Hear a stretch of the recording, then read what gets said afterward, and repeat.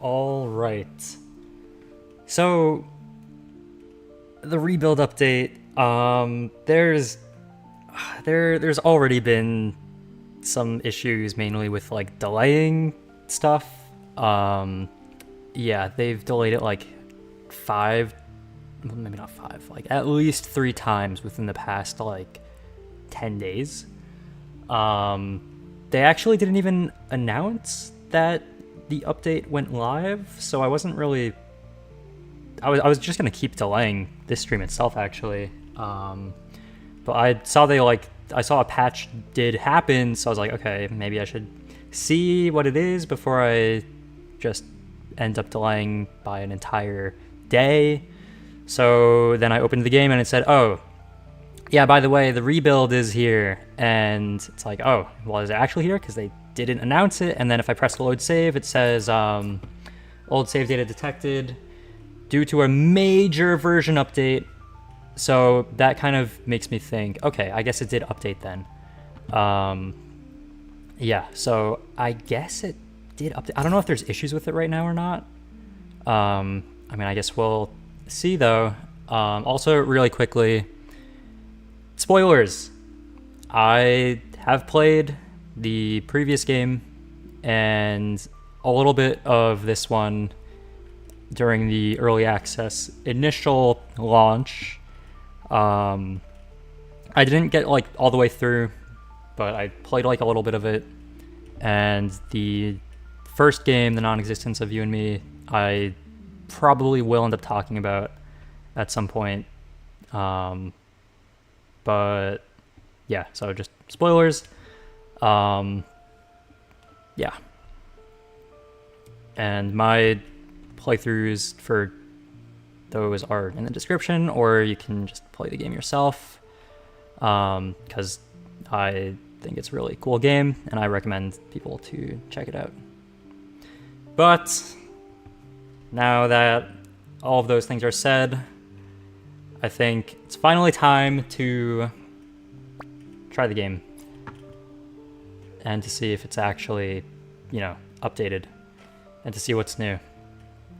And I will probably be mentioning stuff that was broken in the old version because, I mean, I want to be able to see what they changed, and I should probably say what they changed as well if people don't know. But yeah. Okay, we're gonna just gonna press new game.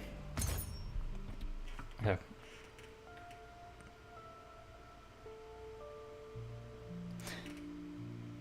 Is this not Lilith talking? What is this? Also, do they have a save button now? Can I press escape? They have a save button now. So one thing that they didn't have was the escape button. This menu, they just didn't have that before. I don't know if they added this like a few months into the early access being launched, but this save button was not here last time I played. So that is pretty cool. I don't know what... Oh, they finally have a log where you can actually read back things. Okay, that's gonna be very helpful because they didn't have that before either. At least I'm pretty sure. I don't remember it being there, at least. Okay. In this world with no up and down, no light and dark, we're like waterweed, drifting on, or brushing against some other random strand of weed at some random moment. And then reality fizzes over, piling up countless little bubbles called happiness after they burst and scatter. What is there left that actually stays? Hello.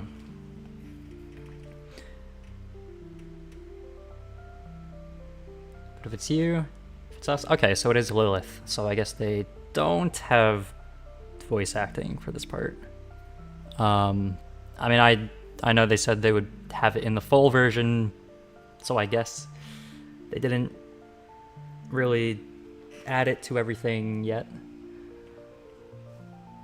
Also, I don't really know how much there is to the game yet, because I think it said chapter 1, but I don't really know how much there actually is. Like, I don't know if there's multiple chapters, if the initial launch had the full game. I don't know. No more slipping quietly away. No more turning back to page 1. Maybe what they call forever is every page we've turned together in this very moment you found me. So, no more turning back to page 1, so no more rebuilds in that case. I feel like it could be really... it would be very interesting if they mention the fact that there is a rebuild in the game now, but I'm not sure if they're going to do that. And now I've kept my promise and you've kept yours. What's that phrase again? All right, we ran to meet each other halfway. Lilith. Oh, you can use number keys for that now. Could you always do that? Maybe you can't. I don't know. I'm not gonna use my keyboard for this. I'm just... Oh, you're here. Lilith's been here for a while now. Waiting ever so long for you, you know. Last time, the Forest of Silver Shallots was only a tiny story, one that hadn't quite grown into itself yet. So here I'm pretty sure she's talking about in the non-existence of you and me, not the previous version of the actual game, because there was a small portion of the non-existence of you and me where there was a game that Lilith made that was Morphean Paradox, Forest of Silver Shallots. Because canonically it's a game that Lilith created, but yeah. If you still remember our last adventure, I don't. It's been a while. I mean, I guess this is our recap. The King's Hall, I took up the quest to slay the Demon Lord. In the forest, I met Sarter, who studies the mandrakes. Is that the scholar? I don't remember all their names. It's been a while. It's been like half a year. In the Demon Lord's castle, I struck down the final Demon Lord, Foco. I've just remembered all about it. Just remembered about it, all of it. What adventure. So, I would like to say, what adventure? But, yeah, I remember now. There was, we went to a hall where there was a king that didn't have a sprite. And then we met the scholar who, I remember, was there something about burgers?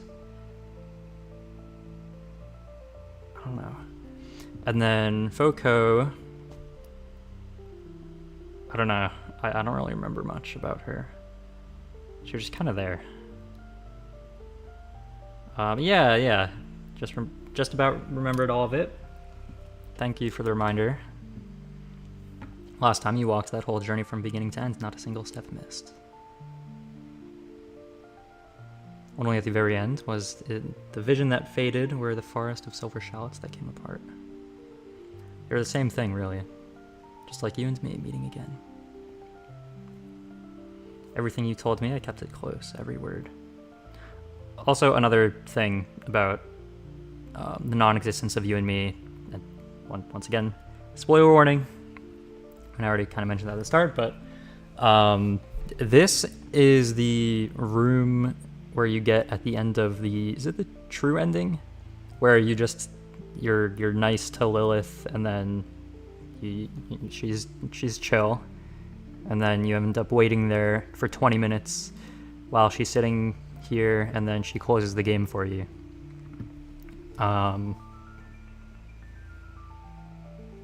think this is like happening after that specific ending, because I think there's other endings in the game, but I think, because I don't know if the others have this specific sequence where she's sitting here and then has a dialogue with the player for however long.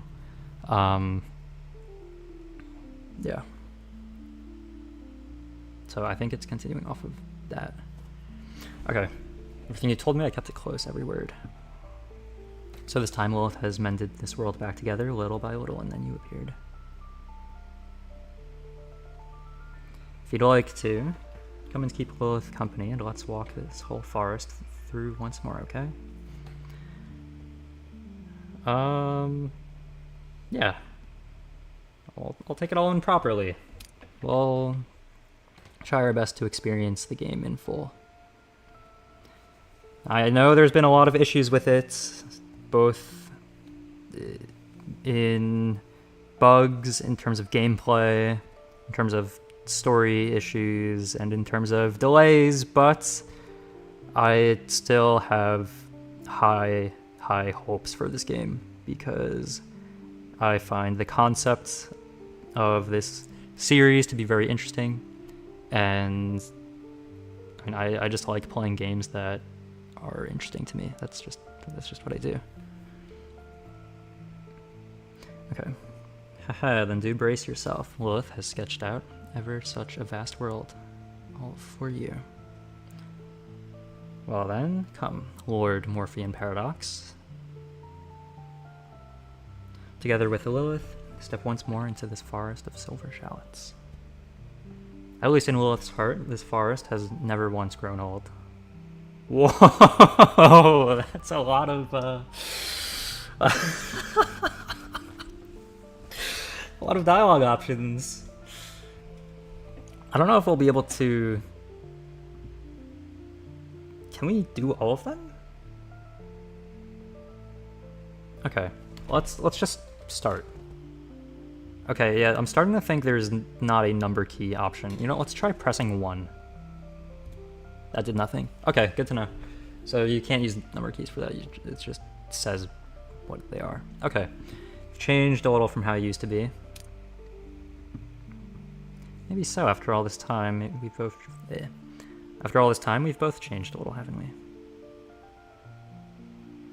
If you're growing, then of course I, Tulpa, grow too. How else could we keep chasing each other's footsteps side by side?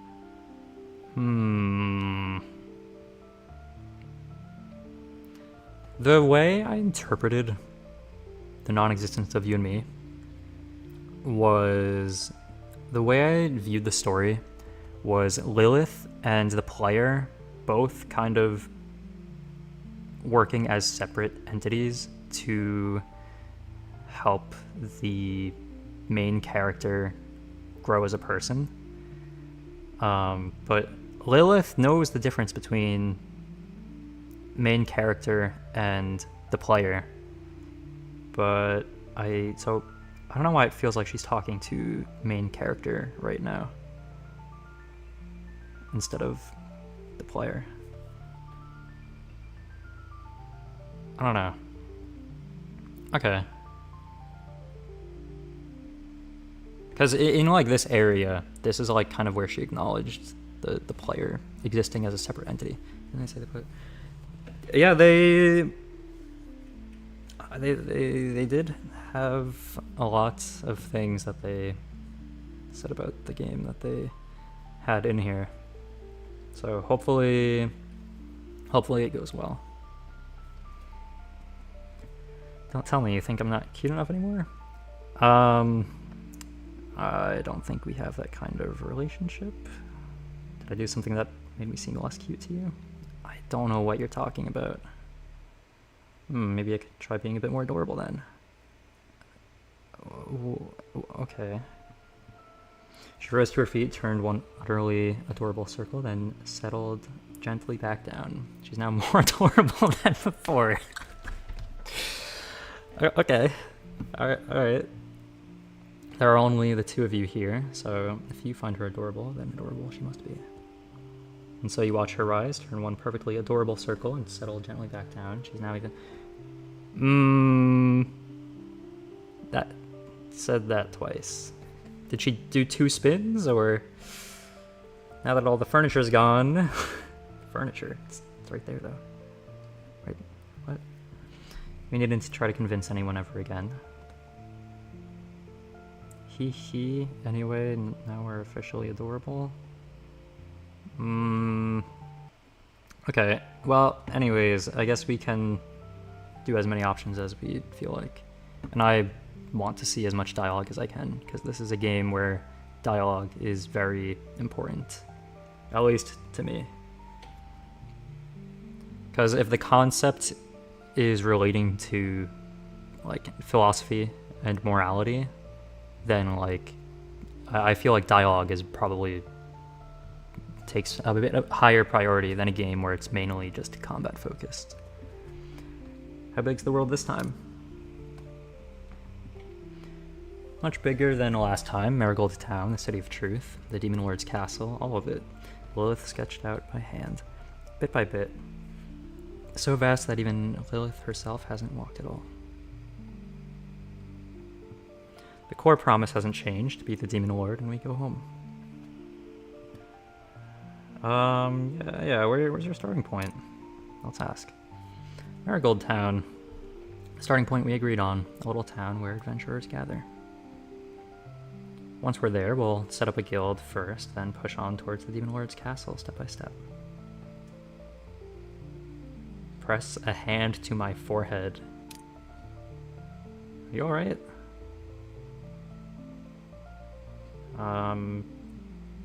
Fine, don't worry about me. Why is that an exclamation mark? Don't worry about me. Obtained candy jar. Also, this is blocking that. If it appeared down here, that would make sense, but it appeared like inside of that, so it's gonna make it a little difficult to read certain things if their text is behind that. Okay. Do we have an inventory or something? How did we just obtain something? We're not even in the game part of the game yet. Oh, okay, anyways. As long as you're alright. This world's finished being remade. It's time we set off. So then we'll see each other in the Forest of Silver Shallots. There was more questions I wanted to ask you. What? I only get 2 questions?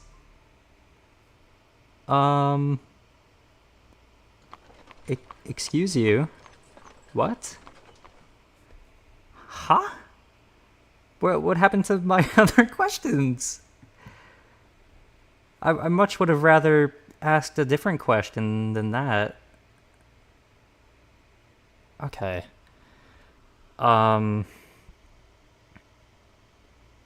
I can't just restart the game, can I? I kind of want to restart. Can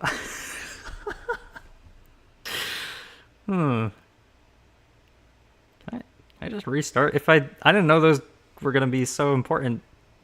All right, whatever. No save scumming. I'm sure they didn't include a save feature the first time for a reason. I'm sure that was for a reason. So maybe it was because they just really don't want people save scumming. So maybe I'll not just reset for every minor inconvenience. Okay.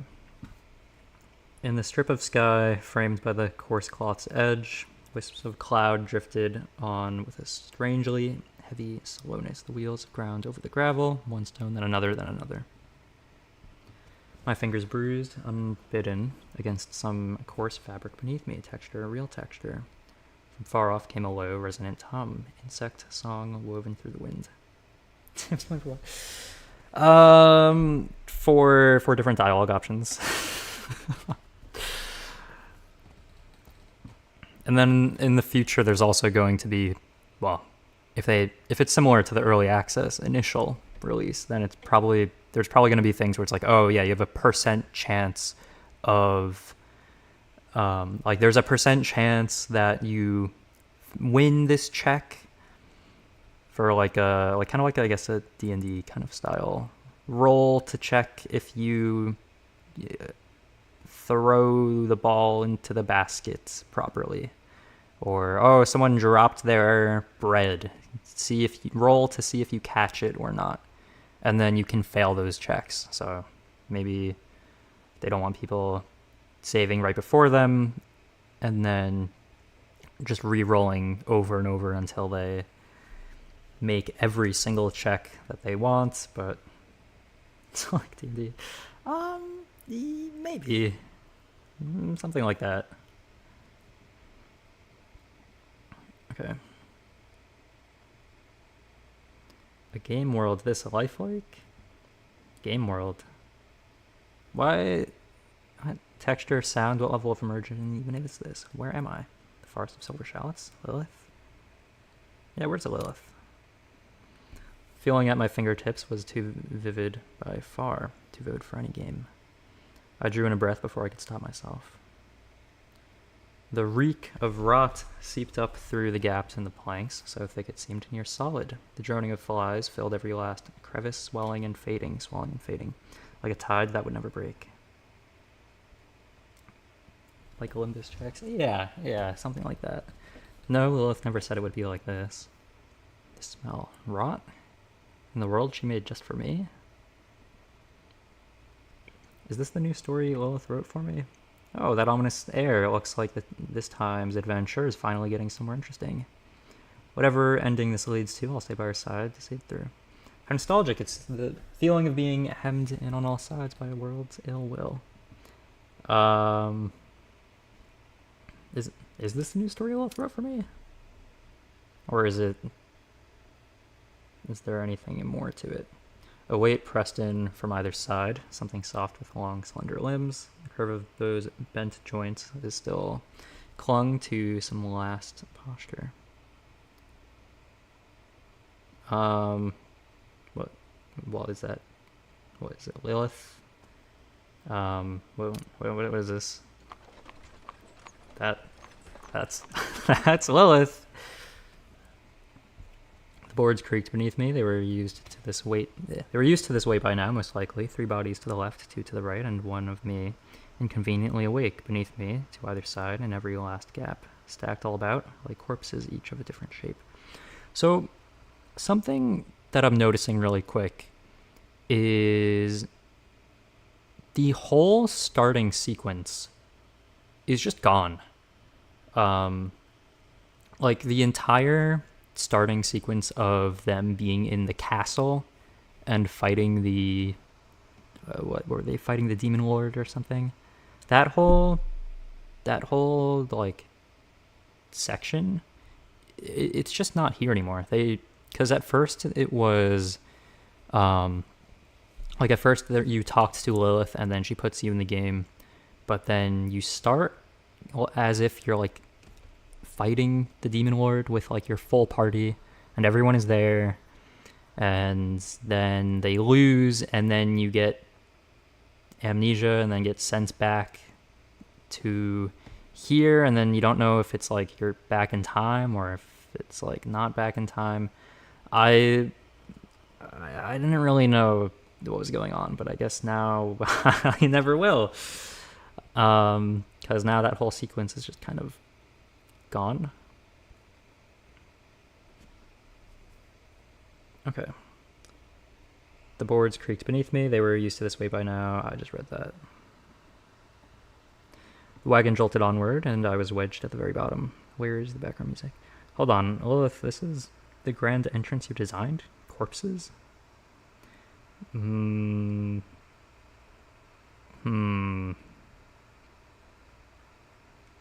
Yeah, let's get free. Force your arm free. Something's off. There's no way Lilith would dump me in a head of corpses. A heap of corpses. Where did it all go wrong? I kind of want to do the beginning over again. Just I really want to do the beginning over again, because if I get certain attributes based off of the questions I ask at the start. Okay.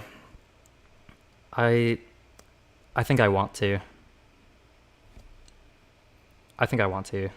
Sorry. I don't know if it's going to be important. I can just click. I can click really quickly. Fastest clicking in the century. Excluding everyone that's faster. Okay. Just remembered all about it. Okay. Take it all in properly. Auto clicker? No. I'm just clicking really quickly. So quickly. Okay. What's going to go wrong this time? Oh, what bugs will there be this time around? Let's It's all really for. Okay, well, let me read all of these. You've changed a little from how it used to be. How big's the world this time? Are the others from the last time still around? What's going to go wrong this time? What's it all really for? You doing all this? These things you say, they're only scripted too, aren't they? Okay, that's getting a little meta now. Do you really care about this game? What if I don't fancy playing anymore? See you on our next journey, Lilith. Okay, well, this is still what I would want to say first. Still.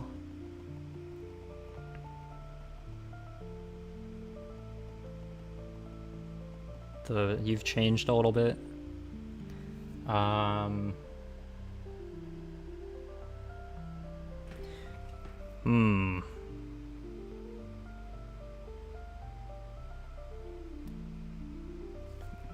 Low key, I might choose the same exact options.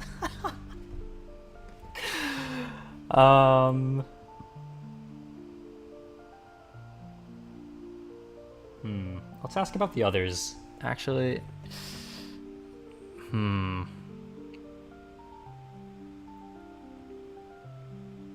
yeah, let's ask about the others. Are the others still around? They're all here, though they're a little different than last time. Different from last time. Is Foco still around? That oddball demon lord? Is Starter still a botanist this time? Will they feel more like real people this time? That wholeness, did you write into them, or is it truly their own? Yeah, let's ask that, sure. I wrote it. Of course I did.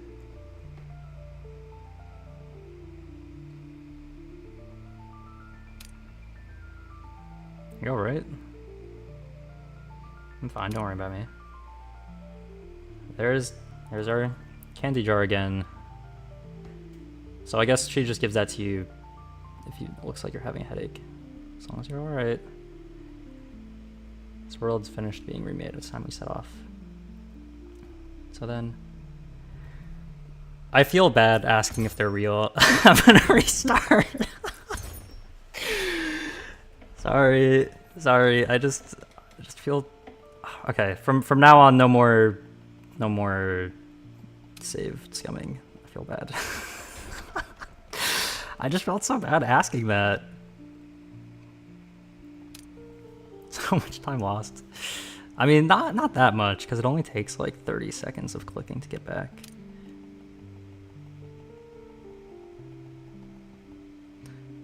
You've changed a little.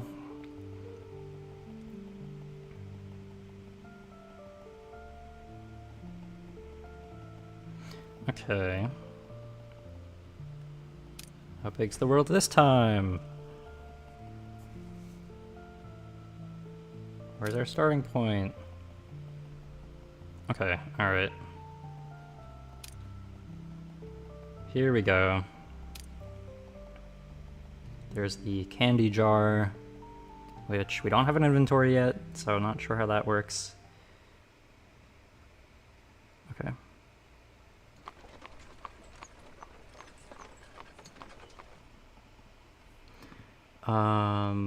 Lilith? Right, that's what we said before. Is this the new story Lilith wrote for me? What is this? Force your arm free, and we're already back. Something's off. There's no way Lilith would dump me in a head of corpses. My shoulder blade scraped against something beside it, the ribs of another body. The dull sound found no echo within the cart. Click. My right arm wrenched free, dragging with it a numbness that had settled in the muscle for who knows how long.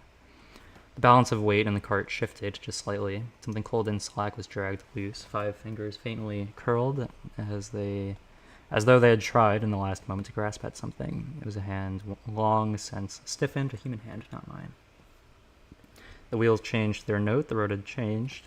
Touch returned to me at first, then smell, and then last of all, that constant, never-ceasing sway. The wheel struck a large stone, and the whole cart lurched down hard, the press on both sides sharpening all at once. The corpse's arm slid down across my neck, and its cold weight settled against my skin. A wagon. Yeah, that's a wagon. Someone's talking up ahead. Are they? They're all corpses. I mean, yeah, I guess so. Is someone talking up ahead? A wagon? Why are we in a wagon anyway? Why is that our spawn point? Did you design this too? Lilith, are you there? Whoa, what strength? Though, that hand you just pulled free, that's not yours, you know. What? You know what's going on here? Never been better, honestly. Are you in here too, or is it just your voice keeping watch over me? Do you know what's going on here? Shh, keep your voice down. These two... Oh, those two driving the cart up front. Mustn't let them notice us, okay? Lower my voice and tell her this is wrong. What is? You're right, something's off, but don't fret just yet. Come on. Let's do a bit of mindfulness practice like we used to. No, either accept the mindfulness training or no breathing exercises. Don't go taking over my breathing as well. Sure, yeah, just chill for a bit. Accept her guidance, even if it feels like handing myself over once again. Once again? There, that's better. Do it with me, slow your breathing. You know how this goes. Just breathe in, feel the sway of the wagon. Yeah, and the brushes of the corpses. I don't know if this is as relaxing as you're making it out to be. As you breathe out, let your clenched fists fall open.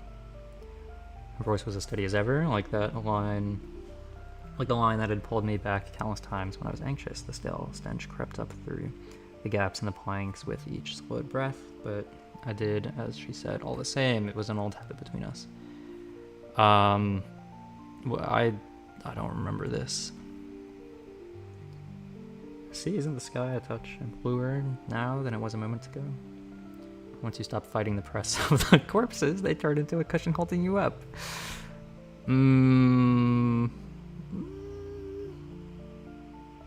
This isn't what we agreed. Don't use gentleness to paper over the deviation. Is there no other dialogue option? I feel like Morphean Paradox, I'm guessing that's this guy's name. I feel like Morphean Paradox could at least try to be a little bit more understanding. Doesn't seem like Lilith put him here on purpose. There's a bit of discrepancy. True. You can go on doubting me like this for now, you know. I do not want to be doubting Lilith. That's not the path that I want to take. But for now, just catch your belly. Yeah? The rest we'll sort out one thing at a time together in a bit. Next time it jolts, try picturing yourself as a leaf, not fighting the wind, just drifting along with it. Come on. Breathe in, then breathe out. Soft along with every road this wagon's traveled. Breathe out at her pace. Hold back the nausea. So, can we have a button for getting out of the wagon of corpses? Sorry about that, I'd quite forgotten the smell in here. At least I'm not on my own. Entry point's off. Shouldn't be much of a problem, surely. Do you know where we are? Because you didn't ask Lilith. First, work out where I am. At least I'm not on my own. Yeah, Lilith's with you. Okay. Flashbang. Voices came from overhead, rough smoke, roughened voices belonging to none of the silent passengers in the cart, but to the living man driving it. Anything stirring back there? Don't tell me some animals hopped on for a help yourself buffet again. Again? Didn't we lime the whole lot? The beasts won't touch it, probably just the armor we stripped off knocking together. Got the buyers all lined up, yeah? Of course I have. This lot's rare. Hold goods, loads of folks scrambling for it. No worry about shifting it. Add in that armor and we'll make a fortune off this haul. If the king hadn't insisted on going head-to-head with the Demon Lord's army... Okay, so I'm guessing this is after the fight with the Demon Lord, but I guess the starting point is a little bit off. I mean, unless they... Alright, here's a theory. What if Lilith initially put Morphean Paradox in the proper spawn point? They played the whole game, they got to the end, and then the amnesia is why we didn't get that sequence, and why they were very confused. Because, like, what if they just forgot that they already went through the whole game one time before? Maybe? I mean, I feel like that's the only thing that could... Well, not the only... That's an idea. That's a theory. If the king hadn't insisted on going head-to-head with the Demon Lord's army, this many wouldn't have died. Ah, never mind that. At least it's handed us a chance to strike it rich. If you ask me, getting out of Marigold Town early is the only proper way to stay alive. No mistake there. Once this job's done, we'll have scraped together enough to head back home. Huh. Funny thing though, the last one we loaded, why won't its armor come off? Maybe it's got some magic on it. We'll work at it slow once we're there. Worst case, hack it into a few pieces and flog it off. Sounds like they're talking about you. If you let this cart run all the way to the end, well, what happens next is anyone's guess. Marigold Town. The Marigold Town Lilith spoke of? Black Mist? Came here with no small store of knowledge about this world, yet, however I rummage through my mind, I find no memory of any Black Mist. What's the Black Mist? The Black Mist is the worst unexpected. Is Marigold Town a place? I wonder if something called something town. I wonder, could it be a town? I just don't know. Yeah, what's the Black Mist? Keep it down, don't let them notice you're awake. Marigold Town is the starting point I wrote. The City of Truth and the Demon Lord's Castle are in the blueprint too, but the Black Mist isn't.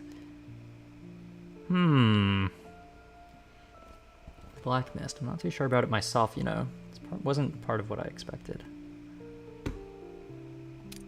Jump off the cart. Nimble enough, lucky enough, this world was woven of probability, you know. Is that good? Is it like golf? The lower the score, the better? Success! I have to get this corpse cart. Get off this corpse cart right now. Huh? Now? Hang on. I struggled up from the cold... I knew that was a timed event. I would have rather checked through what the other options were, but I saw there was a check, and I was like, okay, I might as well. I want to get off this cart. Let's go. I should have stayed on the cart. I should have stayed on the cart. I should have stayed on the cart, because those two guys are the ones that tell you about the world. Okay. I struggled up from the cold heap of bodies, and seizing the moment, the cart buckled hard over a stone. Threw myself down off it. She jumped down after me too, surely. This cart's a real wreck. One stone and it bounces like that.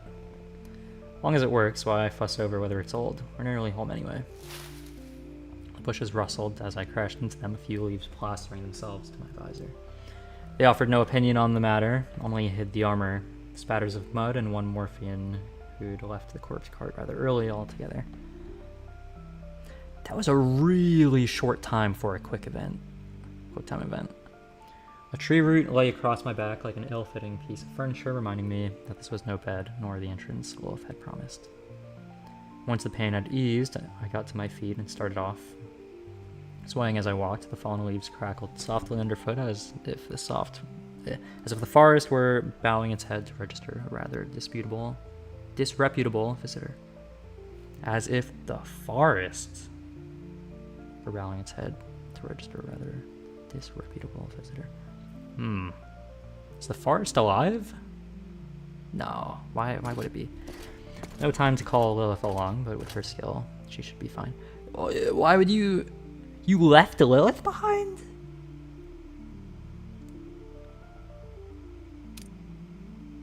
The opening's not quite what we agreed on. I'll take it one step at a time. Rather curious, actually, what service center Lilith setup looks like. Why would you leave Lilith? I know I pressed that button to jump off the cart, but like, I thought Lilith was gonna come with us. Okay, I don't like QuickTime events. They stress me out. Whoops. My bad. I can't really go back either. I should have saved at the start of the scene. Whatever. It's fine. I'm not gonna do that now. Before the question could leave my mouth, the leaves went still. The bird's song cut off, the insects too, and that too perfect silence pressed close against my ear. The bushes offered no explanation for having sheltered me just now. They simply held out one more thing before my eyes, a crude weapon, and behind it several green man-shaped monsters. They jabbered in a tongue I couldn't understand, but hostility needed no translation. It seems my childhood is over. What are you talking about? Where did she come from? She's on the cart. She's on the... She's nowhere near us. Where did... Huh?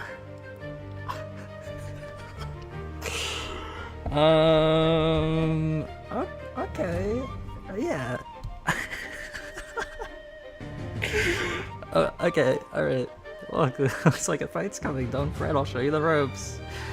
Each character acts in turn, following the action bar. When it's your turn, just pick a skill and target. Keep an eye on the enemy's weakness. Some monsters take extra damage from attacks of a particular element. Don't fret too much if you lose a battle. We've got... What? Also, why is the text under the... I don't know who that is. We've got Isaiah's resurrection. What is that? Coming back doesn't cost money, but mind. So, do try not to lose.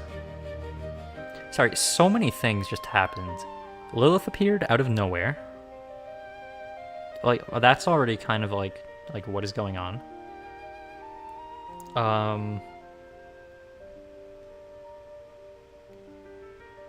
And then something about a resurrection, which first time I'm hearing of it ever.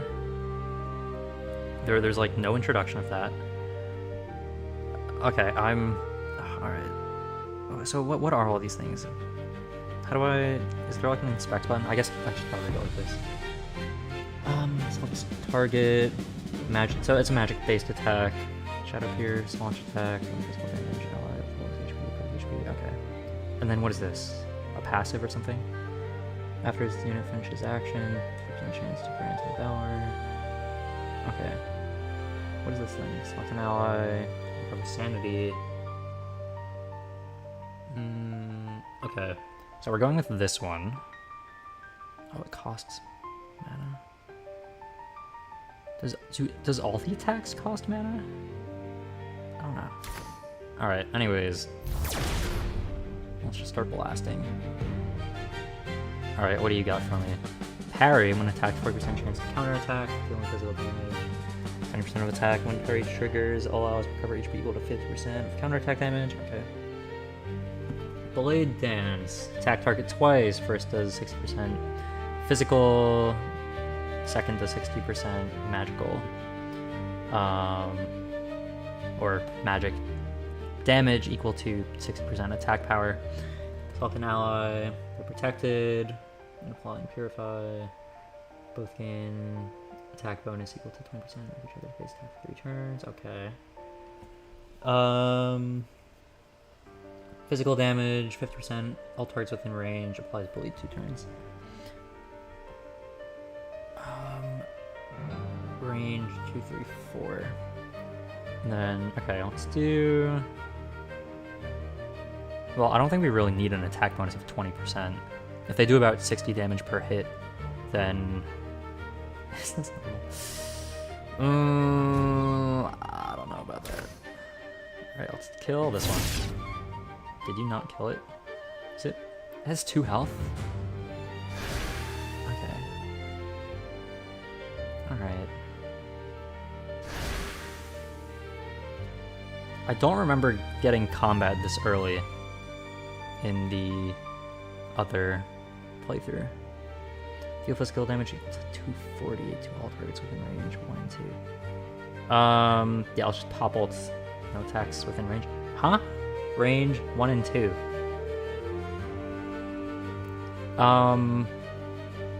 No, that's within your range. What, did they use a skill or something? Is that why?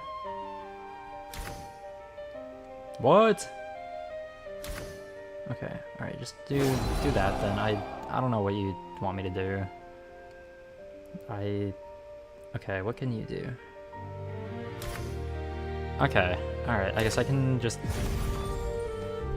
do that. I don't really...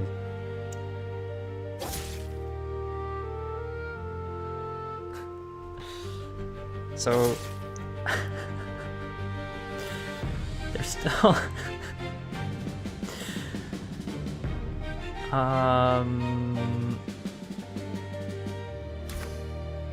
Yo. What?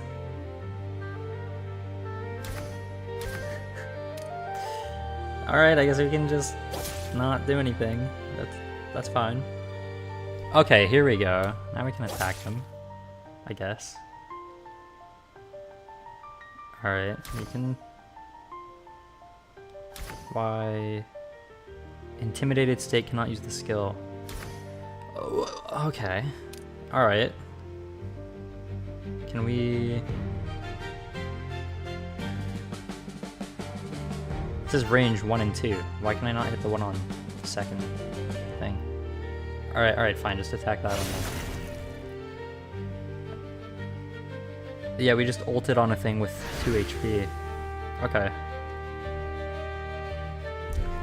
Dude, again? Alright, so now we just gotta skip for like 3 turns. Alright.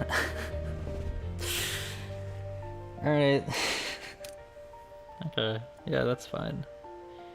And now we can attack. Okay, great. Okay, we can't use that one apparently. That one we can use. And then... Cool.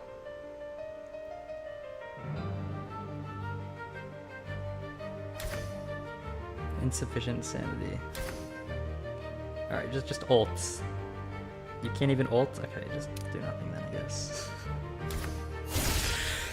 Okay. So... Huh. Alright, so is Lilith even with us?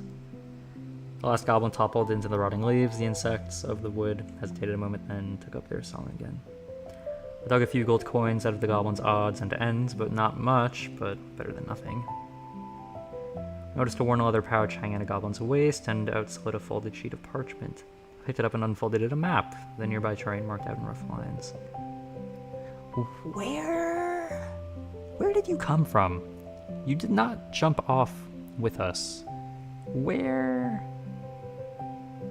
did you come from? Found something? Map of this area. Look, this here should be Marigold Town.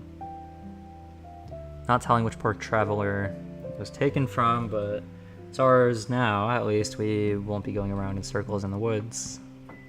Goblins came following the scent, see? She got off the cart too. I knew a little thing like that wouldn't be trouble for her. Yeah, I knew that wouldn't be a problem. I mean, I thought she would be coming with us anyway. I didn't think we would have to be worried about it, but... You alright? Let me see, arms, shoulder, armor, still here. You're standing here. It's good enough for me. Also, I'm now noticing that she actually does have a cape. Because when I was doing the... when I was making the thumbnail, I thought she only had capes for her shoulder pads, and I was so confused, but it turns out she actually does have a cape. Okay, that... that changes things. I was so confused by her design. But yeah, apparently she does actually have a cape. So that means the part in the back isn't her hair. That's just part of the cape. I thought it was her hair before, but I guess not.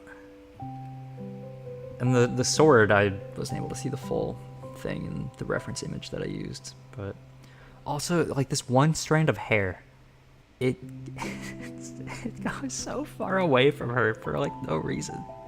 Like, why does it do that? Okay, anyways. You're still standing here, that's good enough for me. I'm fine, but you... Following my gaze, Lilith raised a hand and wiped her cheek. It's not my blood, you know. I mean, yeah, I don't think you took damage. The grime wiped away from her cheek, those bright red eyes gazed at me all smiles. As long as you're alright. Still, what on earth is going on here? At least we're back together. You wouldn't want to stay here and be made into goblin sashimi, surely. I hear it tastes dreadful. Why sashimi? Anyway, let's head to Miracle Town first. I want to get to the bottom of what's happening. The rustling deep in the forest drew a little nearer. A branch swayed, though there was no wind.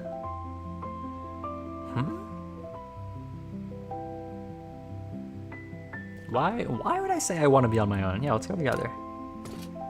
Okay.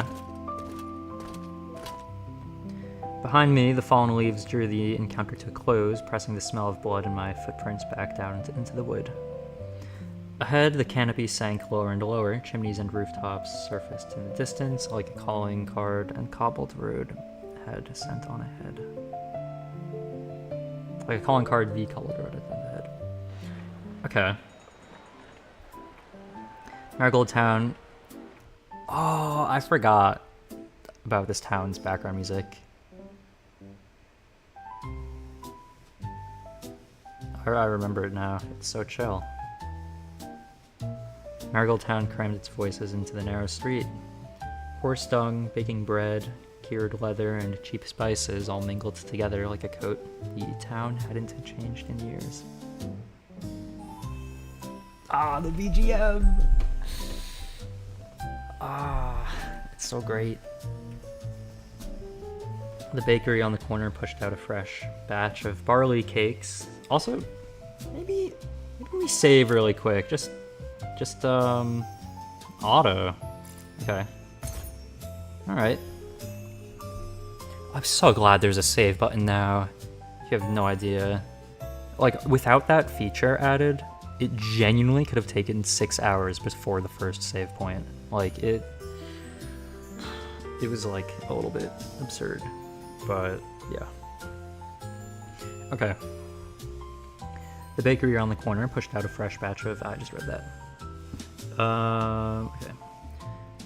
The heat drifted over the threshold and hung an instant above the cracks in the cobbles, much as Lilith had described it, with a few more smells besides that she'd never mentioned. Here's Marigold Town, Lilith's proudest little starting town. Even livelier than it was on the blueprints, isn't it? What do you reckon? What name will you go by in this world? You'll need something to be called after all. Look here. It's official naming time now. This is new. Name. Of course I know who I am, but this world, in the end, is stranger to me. Actually, is it new? I don't know, I don't remember this. Lilith once cast me in a role, the Morphean Paradox. In the last demo, she simply... Okay, by last demo, I'm pretty sure that means the version of this game in what's the word? The non-existence of you and me. That's the demo I'm pretty sure they're referring to. She simply foisted the name on me. Come on, please. Game's only so long, just accept that setting for now. This time, though, she seems to mean to let me choose for myself. Use that name or my own true name? The choice is yours in this world. What should I call you? Call me the Morphean Paradox, since that's the role you've cast me in. This time I'll set the rules. I am blank. Why would I tell you my name? Why would I do that? say nothing. Call me whatever you like. It isn't really me anyway.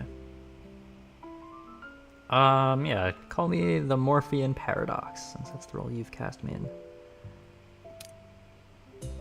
Morphean Paradox? So you really do mean to use that role name.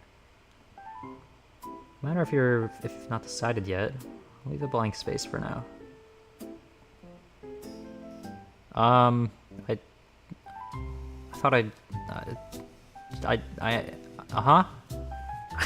answered your question. Okay, alright. Let's leave it there for now. The spacebar starts the adventure too. The spacebar? Like on my keyboard? What do you mean the spacebar? What are you talking about? If I press it now, is something gonna happen? Still, we ought to talk about something serious. The way you woke up, it's not right. A buzzing suddenly swelled in my mind, and Lilith's voice grew bored and distant with it.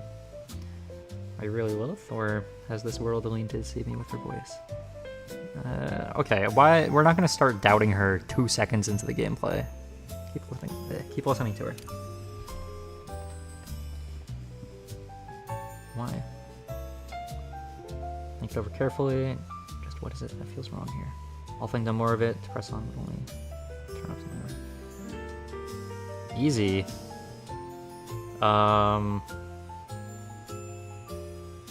What do you mean why? What do you mean why keep listening to her? What? It's a 51% chance of success. Alright, let me... Ooh, that's fine. Okay, can we fix this? Can we... game devs, alright, it's just when I hover over it. That's... okay. Check result 88. Failure!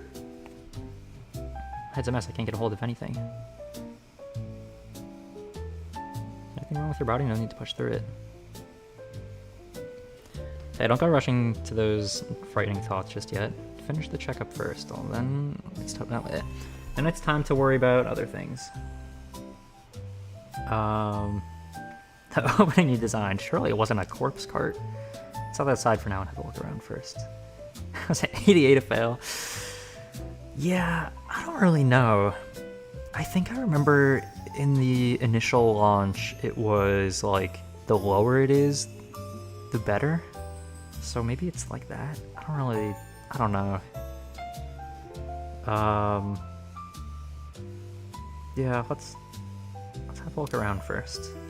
My body's no worse for wear, no need to rush to conclusions. In the second half, you swallowed it back down. I'm watching you, you know. Oh, that's reassuring. Yeah, it's not ominous at all. You're avoiding something, aren't you? You've noticed it too, this world isn't what we expected. Saying this out loud leaves even Lilith a little uneasy. So you can take it slow. Lilith can hear you. That doesn't make me feel more comfortable. Whatever the case, in this world I am the Morphean Paradox, since that's how you said it. The Morphean Paradox. In this world, perhaps you really will become that very role. What is that role? I don't know if we've really had a full explanation. Let me come a little closer to say it. Oh, I heard you just fine when you were over there. However far the world drifts off course, at least we're still together. That much hasn't gone off the rails. See? You didn't pull away either. Right then, the derailed World Investigation Squad is hereby founded, just for a second. Let's take the next step first. Come with me to the Service Center. Recruit adventurers grow stronger, then head to the Demon Lord's castle and defeat the Great Demon Lord Foco. That's our plan, isn't it? Is she still the Demon Lord? Because going off of the initial launch, she was not the current Demon Lord. She was a Demon Lord, but not the current one. I mean, alright, I guess. Isn't she supposed to join our party, though? Alright. Go to the Service Center and register the guild. No rush first. Let's find out why we ended up on that corpse cart. I want to wander about on my own first. Don't plan out every step. Don't plan out my every... No, let's, yeah, we'll go along with her. I mean, we kind of just established that we're not gonna, we kind of just established that we're gonna worry about that another time in the future. So let's not keep prying. This feels like an important decision, though. Okay. Alright. See, because I don't want to, like, I want to see as much dialogue as I can, but in this game, that might be considered an action in itself. So that is what I'm very, like, concerned about, or hesitant of. Maybe Lilith's also close as well. I think she might be. I mean, Lilith probably knows a lot, but probably won't share everything immediately. So I feel like we should just play along for a little bit. Let's go to the service center and recruit the guild, whatever. The inn of the street suddenly tilted. Someone barged into me from the side, brute force dragging my body out of place. No, I said no. Didn't you promise you'd get me a new sword once the pay for this commission came through? Do you use a sword? Looks like the magic staff you have, but... Were these the guys in the alleyway that one time? I don't remember their names. Although I remember her name, I think, changed at one point, if this is the one I'm thinking of. Maybe it didn't. I don't remember. The reward from the last commission all went on apologies. You've not forgotten you burned down that fellow's farmland, have you? What? That was an accident. Never mind that. Where's the money we saved up before then? Didn't you say you wanted to keep staying at inns? So I found us a house on the outskirts.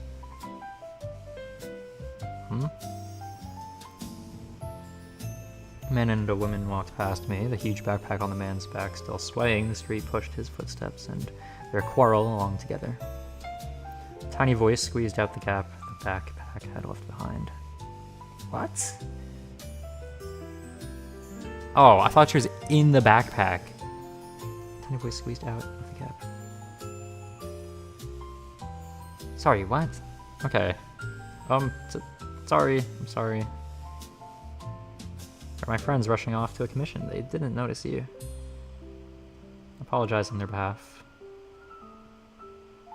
Only then did I notice a slight, slender girl trailing behind them. Seemed rather nervous, not daring to meet my eyes. We should be going. Truly very sorry. I'm really very sorry if we meet again someday. I'll thank you properly. Oh, okay. Thanks for what? What did we do? The trio were slowly swallowed. Okay, so that is that one trio from the initial launch then. The trio were slowly swallowed by the street into the distance. They wore leather armor, weapons at their waists, not much different from the many others traveling in company around them. Wasn't that girl rather cute?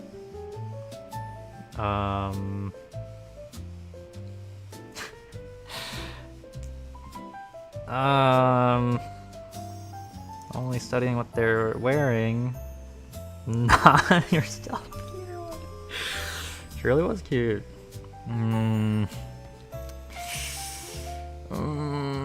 Where's the no comments button? Where is the...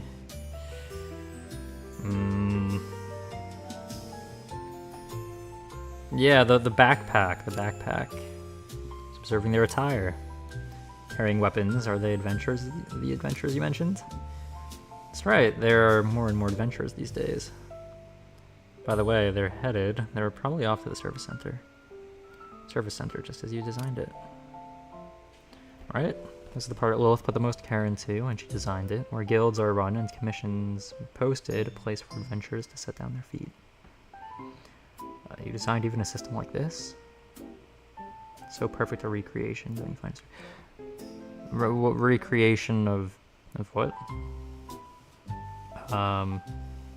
Designed even a system like this? Only once you're registered can you take on subjugation commissions. Lilith wanted this world to have rules of its own. Lean on one another, press on together, overcome every hardship. That was the slogan Lilith wrote for them back then. The bond looks rather a good one, doesn't it? The cries of street sellers pressed in and pulled my eyes back to the crowd. Adventurers in little groups mingled among them, laughter shaking loose from between their weapons and leather armor, soon becoming just another part of Miracle Town's every day.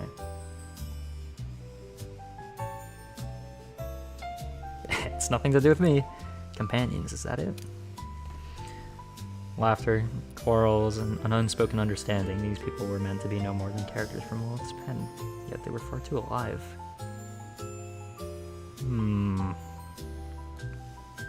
Interesting.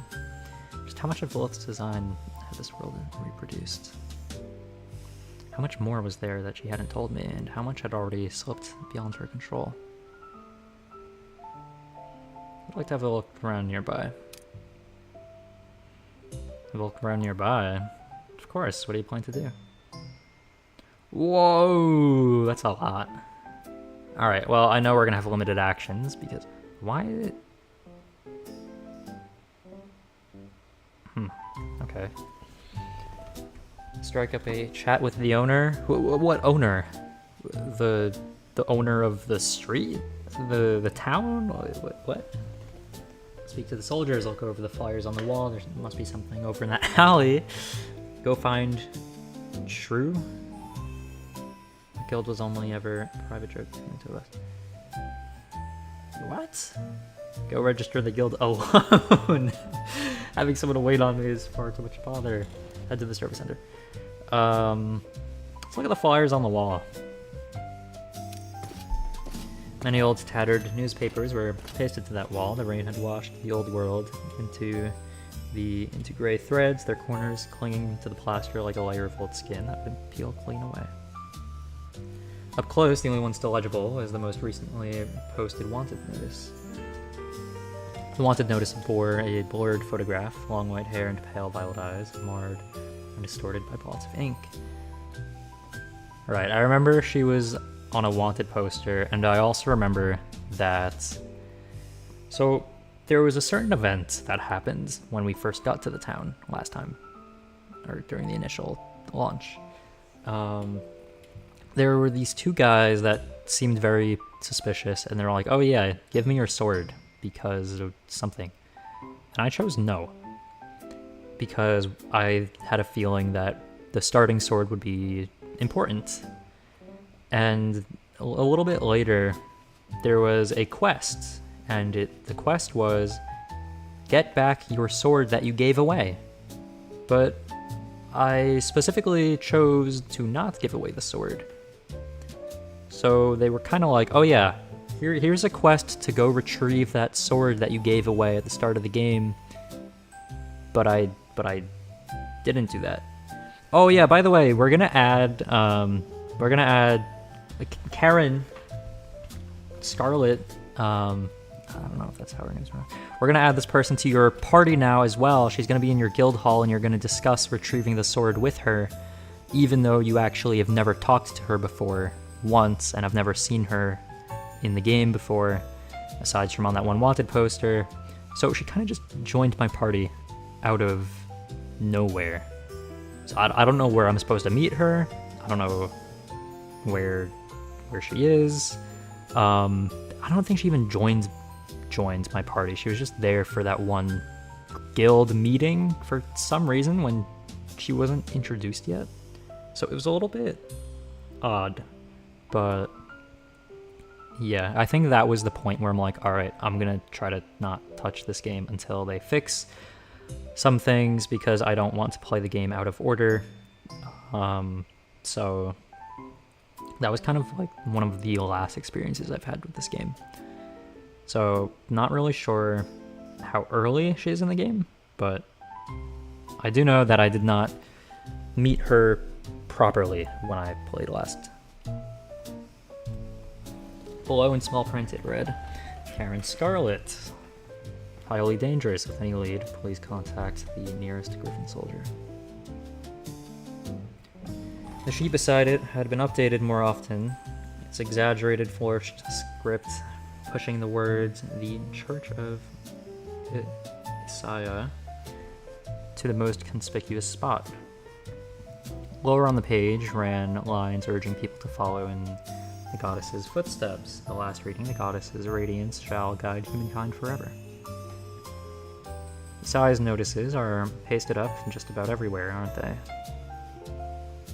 Isaiah, the one mentioned on the cart.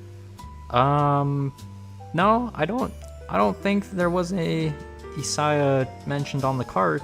You did mention it when we went into combat, but I had no mention of that name before, so I don't really know why you mentioned it during combat, or why we have a revive from them. That doesn't really... I don't know where that came from either. The business of buying up corpses that I overheard on the cart seems to have something to do with this organization. Does it? The largest religious body in the Forest of Silver Shallots, they worship the goddess Isaiah, and often send clerics into the towns to preach their doctrine. Though Lilith isn't all that interested in such things, you know. The wall offered nothing more. The wind lifted a corner of old newspaper only for it to settle back into place. I shook my head. You've got that nothing worth seeing here look on your face, you know. There are loads of places we still haven't seen. Shall we wander a bit farther afield? Let's wander a bit further. This world won't lay out all its details out in the brightest spots alone. Or ask around for more news. Maybe someone will recognize that gear of yours. I know you. I know who you are. You're the guy that wants to steal my sword. I remember you. Or was it selling us holy water? I don't know, it was something. It was something to that effect.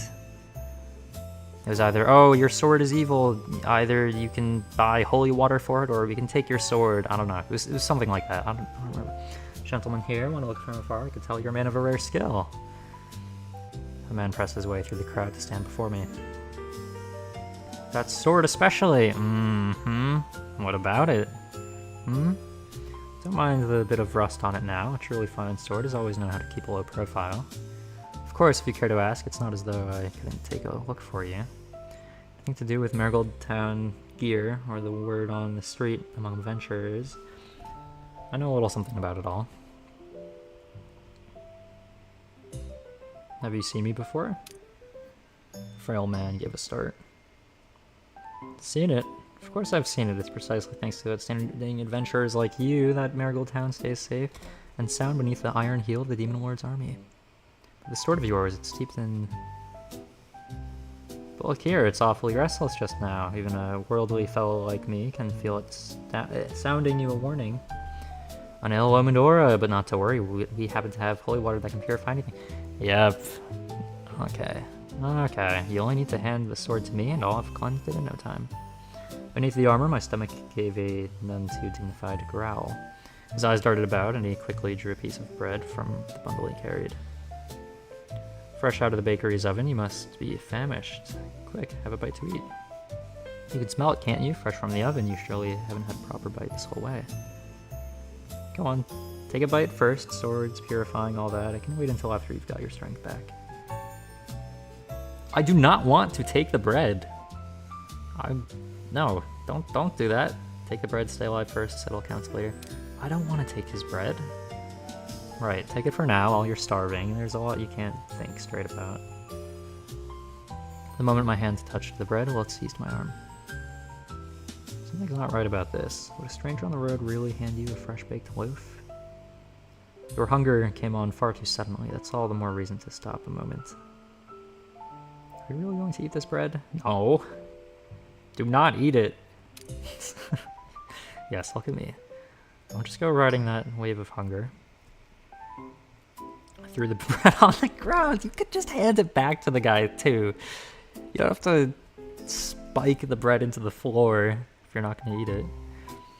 Oh, come on now. No need to throw it away just because you don't fancy it. Such a waste. I mean, yeah, even if it's laced, at least just like give it to someone else. It's nothing, perhaps it's simply not to your taste. Do you like, this guy could have eaten the bread. But honestly now, you've only just got to Marigold Town, haven't you? Spotted at a glance, there's an air about you that's not like the locals. What is that sword of yours? That black stuff smeared on it. Don't you reckon it's a bit odd? Seen it like before, I have, back in my Holy Glow keep, weapons touched by the black mist, and in the end the owner went with them. Never mind. I'm not trying to scare you, but this isn't something to say out loud. Long and short of it is dead, the sort not even the Saya statue can bring back. The corpse haulers just drag the bodies off and flog them on. One word of it caught my ear. Corpse haulers? Those two who loaded me into the cart. Surely not them. Still, not even the Saya stone can bring you back. That I don't buy. This was a game world Lilith had made. Die, and you're revived at the Saya stone. That much I knew better than anyone. No, because we've never experienced it. I don't even know what that is. I don't think you know better than anybody in this setting. You've never been here before.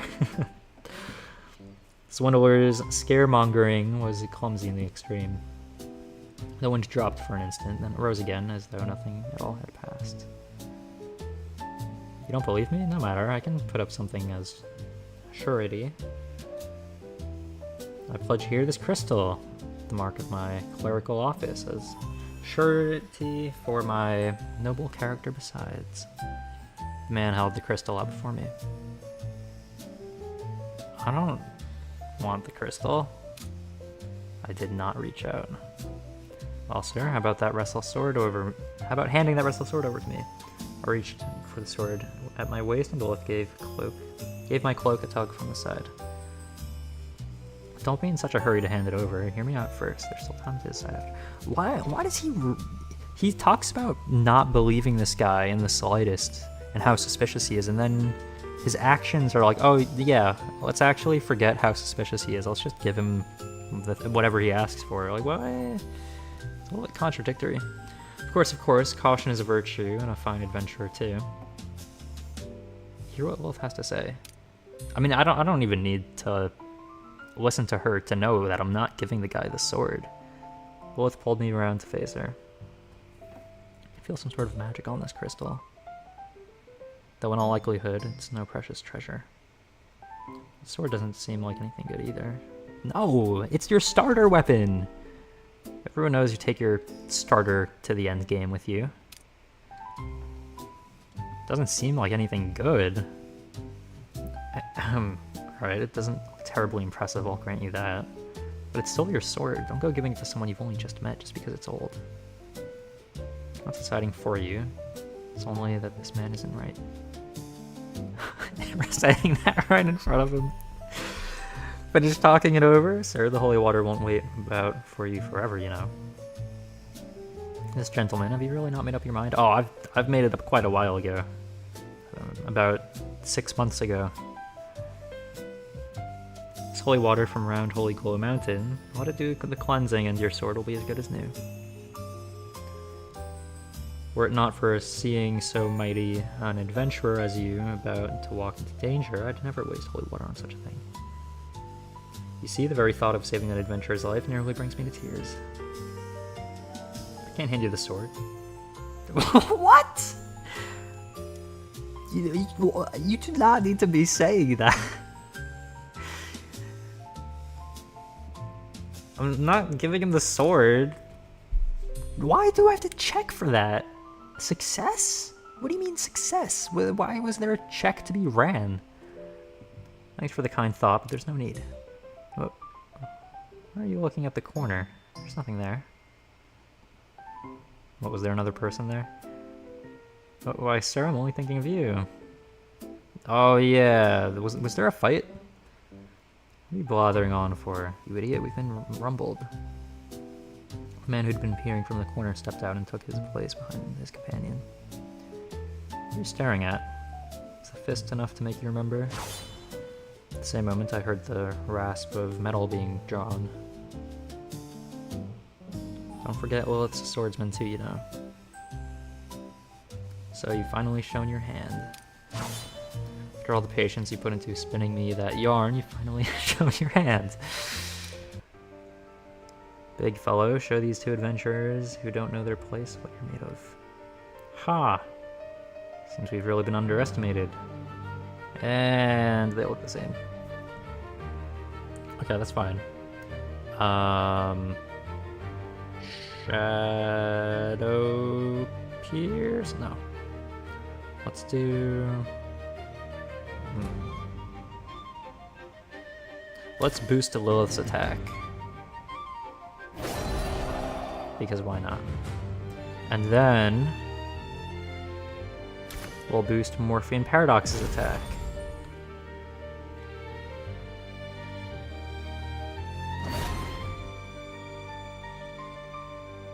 Okay. What was that? Weakness. 20 layers.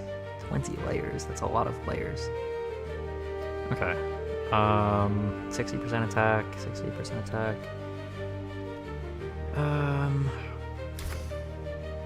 Just gonna attack both of them. All targets within range. Yeah, so I don't think this is... Ranges 2, 3, and 4. They're in slots 1 and 2. Huh? Okay, sure. Yeah, they're not exactly both within your range, but okay. Alright, now we'll do that. Okay.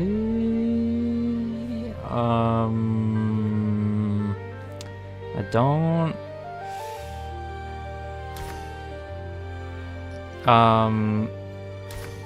So slots 1 and 2 should be here and here.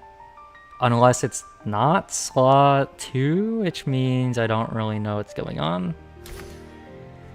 That's within your range. Range 1 and 2, that's here and here. Does it say what slot he's in?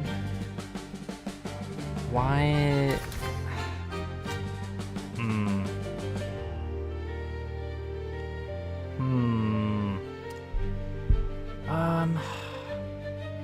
Well, that's kind of odd. Okay, I guess we just do nothing.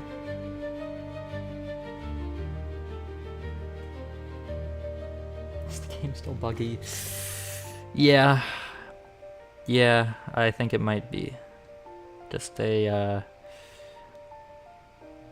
hunch that there might still be a couple of problems. Just a couple. I knew this one was trouble. Change of plan, pull back quick. The BGM, it's kicking in though. Oh, I forgot this part of the BGM. It's so great.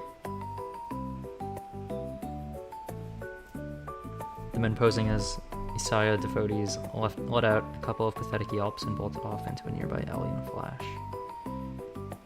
They slipped into the alley like old hands and were gone in the blink of an eye. That fellow is a habitual crook, plain to see. Don't give chase. They know Marigold Town's alleys better than we do. You made them. Unless you didn't. Still, you handled that sword rather well just now. Old, yes, but it sat nicely in your grip, didn't it?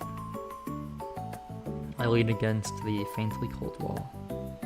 piece of bread was held out before me. The bread that fell on the floor? Did she pick it up off the ground? Must be starving, though.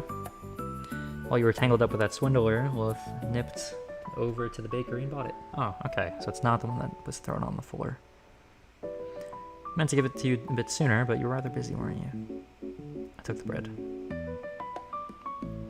Through the gap in my helmet, I put the bread into my mouth, as sweet and soft as I'd imagined. Chew, chew, chew. You seem a bit more yourself than before. Don't ask how I can tell through the helmet. Your stance is steadier than before. Well, yeah, I guess I don't have to ask if you just told me, but okay. Now that I think of it, a swindler. Never designed a character like that. Still, it's rather interesting. This world has grown its own swindler. Grown its own swindler. That's an interesting choice of words. It's getting more and more real, isn't it? Don't look at me like that. Lilith can't account for every single line either, you know. If the pain is real and the people real too, then we'll have to be a great deal more careful on our adventures to come. Well, we didn't really establish the fact that the pain is real here until just now, but thank you. How about the service center first? I'll take you to the register and get your identity settled. Come on, let's have this world give you a proper identity first. Very easy. There seems to be something in that alley.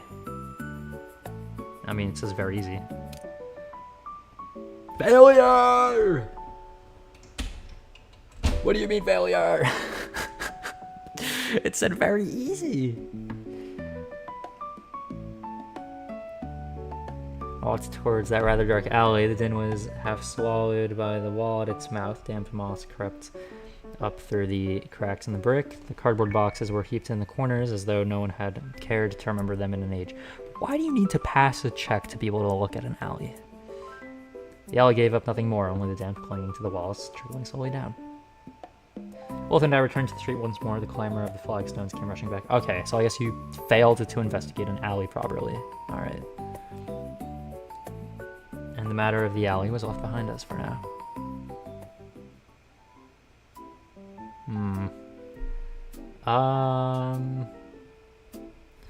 Let's see what strike up a chat with the owner does. I'm guessing it means the bakery, because the last time we were able to talk to the bakery. Okay, yeah, the bakery door stood wide open. He poured out along the door frame, and behind the counter was a man. Behind the counter, a man was turning the bread on the tray with a wooden paddle. Seeing someone come in, he glanced up, but his hands never stopped working. This is our first meeting, isn't it? What can I give the two of you? Yeah, you could say that. Came to a stop in a corner while to one side. The oven's heat curled around my armor and slowly dispersed beside the old smoke-darkened marks on the wall. Have you seen me before? Why do I have to run a check for asking that question? 85. Failure! On an easy check? Okay, so I had this thought before. Aren't the results flipped?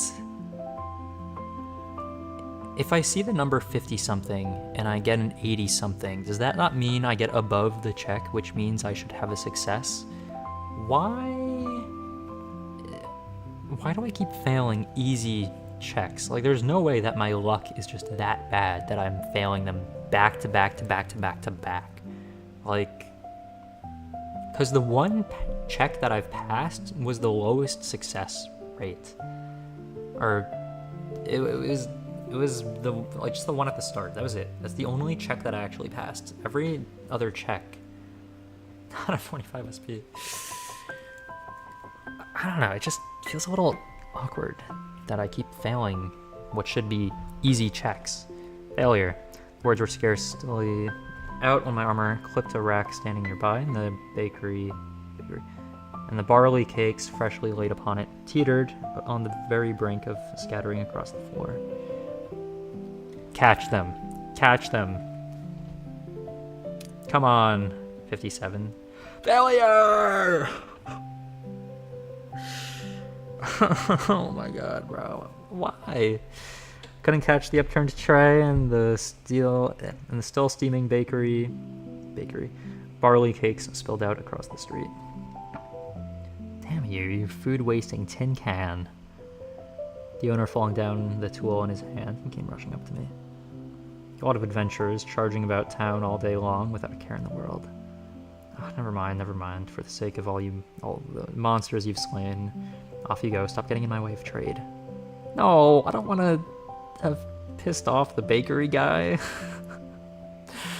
That's something that I reset for in the previous version, but not really doing that this time around. Wolf and I were shooed out onto the street by the owner. Seems he really has no memory of you. After all, you don't belong here in the first place. Thank you, Lilith. Thanks for that. Though that armor of yours is rather conspicuous. It must have stuck out a mile in Miracle Town now. Sure enough, for all the adventurers thronging the streets, I'd seen none clad in armor so complete as my own. Anything else you'd like to have a look at? I mean, the only one left is speak to the soldiers. The rest I'm not doing. Who is True? Is True a person? Go find True? Guild was only... Okay, let's speak to the soldiers. By the wall along the street, two men in soldiers' garb, wine bottles in hand, were flinging their inflated war records into the air. The stretch of wall had grown along deaf to such talk. I studied their garb, and the longer I looked, the more familiar it seemed. Wasn't that the very uniform worn by the two who'd driven the cart earlier? The corpse cart. The smell of quick lime. Why won't this armor come off? I remembered those two faces well, the very pair of drunkards before me. That's a lot of options. Oh, made their fortune off stripping my armor. Fate does love a joke. They weren't able to do that. What? They're sat here drinking on what they sold off the dead, and I was one of those goods myself. They weren't able to sell anything from you. You jumped off the cart. Made a tidy sum, haven't they? Shall I make them cough it up with interest? No. Did they ever actually get my armor off in the end? Well, I think the lines of they are not able to get the armor off along with you being here in your armor might be enough context clues to figure that one out. I'd rather like to ask them to their faces, how much did my corpse fetch again? You jumped off the cart. If Lilith saw them, she'd likely draw her sword in a fury. Would she? Lilith, look, those are the two stripped armor. They... I don't think they did. Doesn't matter, they're just a couple of NPCs. Why won't this armor come off? Why does he think they took his armor? He's very clearly still wearing his armor. Why doesn't he... Oh, okay. Dude, what?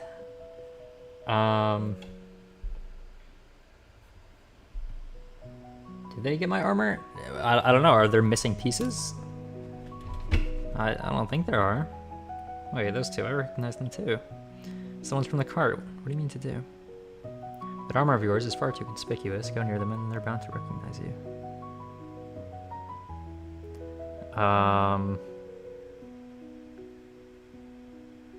Yeah, let's just listen. Get some world building. I leaned behind a nearby wall, pretending to sort the pack at my waist. The wall held cracks in it enough to let the voices from the other side leak through. What? Okay. The two drunkards' voices were loud enough for the whole street to hear, loud enough, near enough, to set the tavern's signboard swaying. Remember that run the day, but before... How many did we haul again? 12, no, 13, not counting the last one we loaded. The one in the iron shell armor we couldn't prize off for the life of us. Don't get me started. Blistered my hands raw on it. That, so if Morphean Paradox is number 13, but they're... Did they not know that Lilith was on the cart? Because it seems like they had 12, not including Morphean Paradox, but they didn't have, like, Lilith left the cart as well. So, Also, they didn't mention Lilith's armor either. So I'm guessing that they didn't load her onto the cart and that she was just there because she chose to be, but I don't really know what's going on with that. Then the fellow went and vanished, got here, took a look. The cart was a body short. Scared the life out of me. Okay, yeah, a body short, not 2 bodies short. So what's going on with that? You don't suppose it was alive? Alive. It was hauled back from the front, covered in wounds, soaked in quicklime besides, and no way it was alive. Must have jolted off the cart along the way. Sure enough, still, the cart's loads get stranger all the time these days. Used to be all frontline dead, now there's adventurers and common folk too. Who cares? The higher-ups say gather them, so we haul, coin in hand, job done. No use overthinking it. Just hope that Four Eyes Ronnie doesn't come sniffing around to us. Him? He's too busy chasing down those missing folk to bother with us. Word is, Lord Wilson's taken it up himself. It's set the whole camp on edge.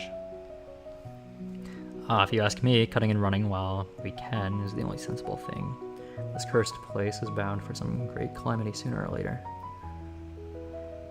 Okay. Silence, I digested all this. To this day, they took me for the corpse that had jolted off the cart just as well. Not knowing was safer than knowing. So, get anything useful? The corpse cart hauled more than just those fallen at the front. There were bodies of no clear provenance as well. I never wrote this part.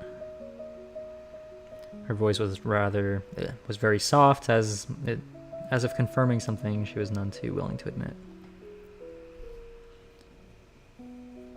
The corpse cart, the quick climb, the selling of armor, none of these were in my design.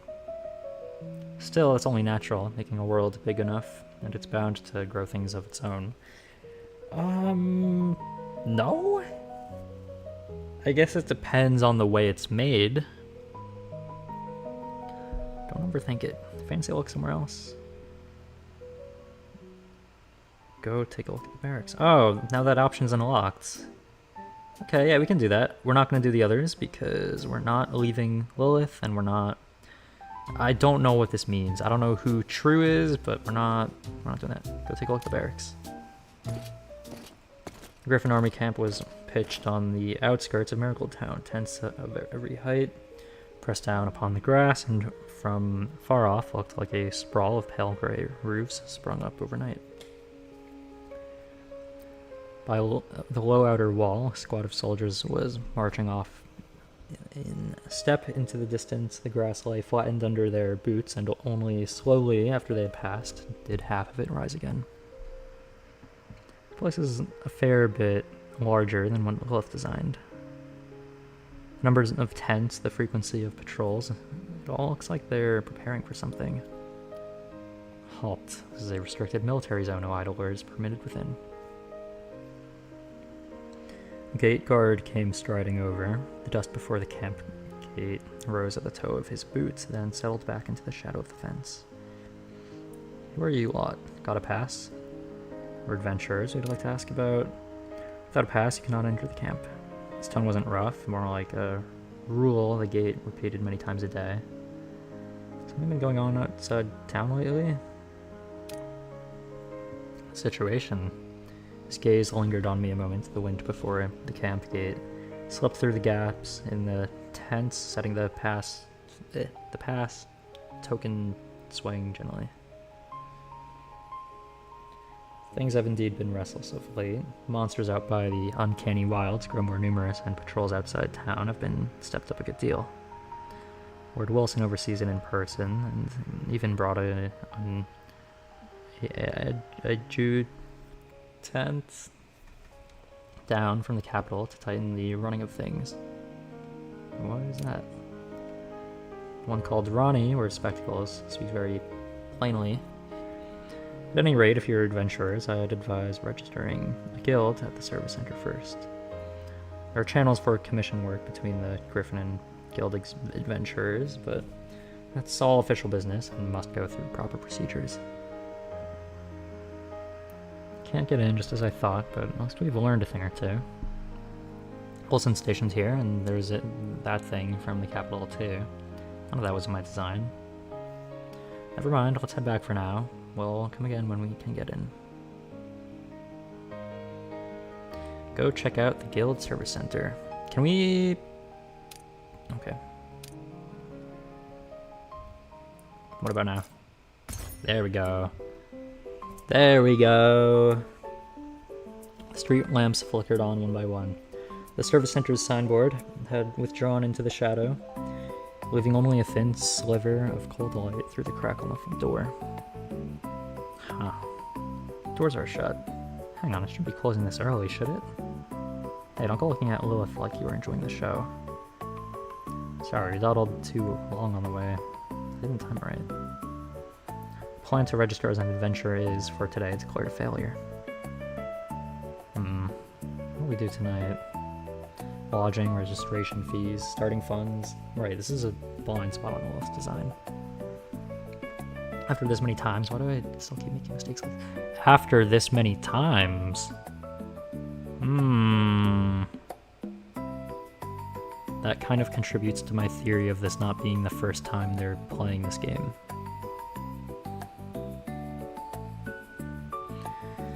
Let's find somewhere to spend the night first, shall we? An inn would surely serve for lodging. Tavern's 50 gold a night. We haven't a single coin on us right now. So that's actually not true, because we have 100 coins. Because we got 100 gold from the goblins we fought after jumping off the cart. So this is actually false. Come to think of it, Lilith never gave money a single thought while designing this. Adventurers and adventure stories never fret over money, so Lilith just didn't think about that part. No, usually everything they do is for money in those kind of stories. Okay. Still, we can light a fire and camp over in the uncanny wilds, might even bag a few monsters on the way and earn a bit of travel money. Oh, that's the very forest where we first met. Rather sentimental, isn't it? What do you mean the forest where we first met? What does that mean? You mean when we were in the carts? Because we weren't in the forest for that. We were on the road. The look on your face, are you reminiscing about the corpse cart? Okay, I'll take back the word sentimental value for half a second.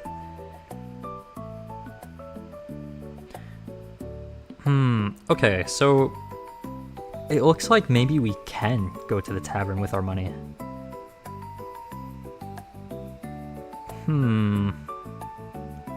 But then again, if we go camping, we don't have to spend money and can gain more. We're going camping. Rather keen to go camping, aren't you? Because it also seems like she just wants to go camping. That's nothing really. Don't tell me you left out the starting gold on purpose.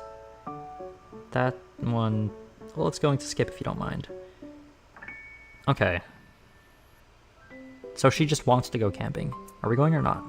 Okay, so that's why she forgot about the gold that we already have, because she just really wants to go camping, I guess. Okay. That's fine. Excuse me, they might be running a bit late. Alright, this guy, who we bought items from, and those items did not exist, apparently. That voice was a bit familiar. I looked up to see, not far off, a girl bowing again and again to the tall, thin man. I remembered her, the slightest girl of the adventure trio I'd met at the mouth of the street. Ah, young miss, the sun's about to set. My precious goods are all in your friend's hands. Some most important goods. I'd hate for your friend to fail the commission on time. That would be a great bother to me too. Perhaps something happened on the road and held them up. I'll go find them right now. Miss, you don't look all that well. Very well, let us wait here a while longer. Oh, you two adventurers over here. Spotted. This gentleman looks very much the type to call his wares precious goods. What does that even mean? I heard that, miss, a remarkably accurate assessment. Thought of that street swindler too, didn't you? No street swindler, only a poor merchant waiting for his precious goods to hurry back into his hands. They were meant to arrive before sundown, yet now there's not a trace of them. I fancy they're held up somewhere in the uncanny wilds. And you two look rather capable. Might I commission you to find out what became of my goods? Keep staring at my face, trying to work out whether I'm lying. A pity, we merchants of the amber scales are masters at making our expressions worth nothing as guide. Okay. That's the second person today who's guessed what you're thinking. Shall I log it in the official version anomaly report? Ah, it's you. Did you just mention the game's files in front of the characters? Okay. Will you take the commission? Please, the ones escorting the goods are two friends of mine. They had me wait here to meet them, and I've waited ever so long. I'm really worried something's gone wrong. The uncanny wilds. Quite a few more monsters have turned up over there lately. I'm too strong, mind. Of course, I know this request comes rather out of the blue. If some kind souls are willing to help me, I'll give them a little reward. This much, say. 5,000 gold coins? Or 5,000 gold coins? For that I could hire a whole caravan escort. It's 500 gold coins. 500 gold. Far more than we usually take on. And the uncanny wilds isn't exactly a dangerous place. I know it's sudden, but they really still aren't back. We're headed for the uncanny wilds anyway. Just a quick look on the way. Shouldn't hold us up too long. We'll take a look. She's nearly in tears already. None of my business. Don't go picking up everyone's troubles. Yeah, we'll take a look. We could use the 500 gold. A drawer behind the counter gave a soft sound as though clearing a slot in advance for this name. Thank you so much. Sorry, I was hurt on our last job, so I can't move about too hard for now. Ah, it's me who ought to be thanking them. Young miss, don't go barging into other folks' conversations. Anyway, I'll leave my precious goods in your hands. We set off towards the uncanny wilds, the road out of town through the last of the travelers' voices behind us, and before we had gone far, Lith's steps had quickened. Normally there'd be hardly any monsters out here, but with the black mist spreading, loads of them have come up from deep in the forest this way. Black mist? What's that? Not interested. You faltered for a moment. I never did mention the black mist before, did I? You can think of it like a virus. Once a person's infected by the black mist, they go frenzied, raving, even turning violent on others. I don't really know the finer details myself, but a monster touched by the black mist is called a mist-corrupted monster. These ones are far fiercer than the usual sort. If they wound you, you're very likely to get infected too. But you're thinking, this shouldn't be in Lith's design, you know? I think so too. Just don't let the word pin you to the spot for now. No need to fret too much. Lilith can protect you, you know. Lilith's swordplay is rather good after all. Don't go making that. She's really good at this face. Lilith will only get smug. I don't think we were... Besides goblins, there are loads of other monsters holding up the air. Like these round little things blocking our way right now. Oh, it's bowlings? Alright, let's give a quick save. Okay. Alright, what to do first? I guess we just start attacking. Okay.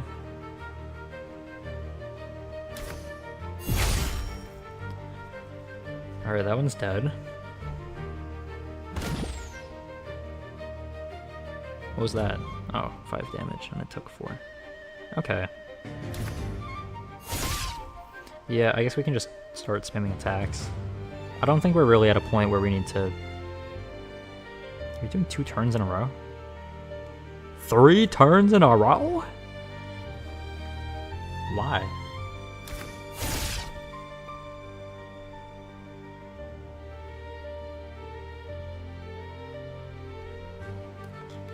My sword was coated in bowling slime. I grabbed the hilt and gave it a shake, trying to clear it off. Just now, when you swung your sword, you paused, not from any hurt, nor as though you found the feel of it wrong. I felt it too. This world isn't the one I designed. Yeah, I definitely noticed that there was something wrong. Well, if this world is wrong, why is everything strayed from your design? Don't strand too far off, you look dreadful right now. What are you doing? The ever-narrowing gap made me flinch back on instinct. My foot caught in a jutting stone, and I stumbled, all but slipping over. A hand steadied my arm, far stronger than I'd expected. Only once I'd found my feet did I notice Lilith was right beside me. She'd rushed over to catch me just now. But she didn't let go, nor did she step back. I felt it too. Some parts of this world have changed. Alright.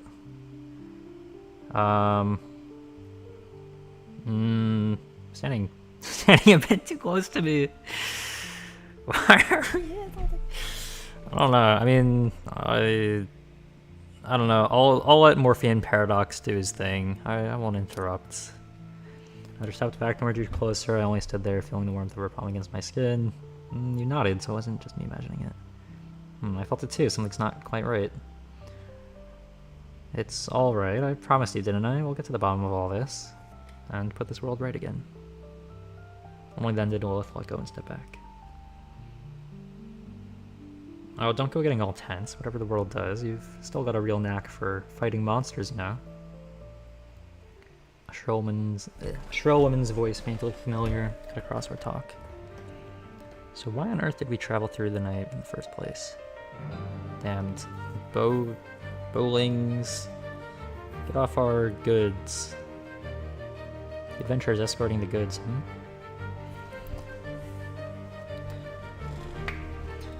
The escort schedule is that tight. Without traveling by night, there'd be no way on earth we'd deliver on time. If we're late with the goods, those amber scale people will plonk us straight onto their scales and sell us off by weight. Huh. Is that allowed in this world? Why do they do that? The amber scales, the cargo, the uncanny wilds. Come on. The voice came from over there. Ugh. My brand new armor. It's all sticky now. It's so gross. I'll buy you a new set. For now, let's just find a way out of here. Damn it. The cart's stuck fast in the slime. It won't budge. Through gaps in the trees, a swarm of round monsters of every shape were bouncing about in the grass with their cute little bowling cries. They herded the two adventurers step by step deeper into the bushes. We found the cargo and the people too. Whether we save them now, that's yours to decide. Step in. The grass was pressed open by the blade's edge, the footprints, and cornered against the wall, found a way out at last. Right, I'll keep up.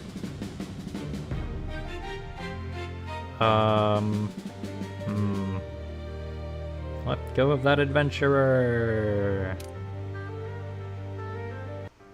Oh, yeah, I guess we enter battle either way. Okay. Well, we're just gonna do the exact same thing we did the first time. That, and then... Is that... So, this says range 2, 3, 4. This is number 1, or slot 1, right? So why are we able to hit it? I do not know. Oh, it's our turn. See now, slot 1 and 2. This is slot 2, right?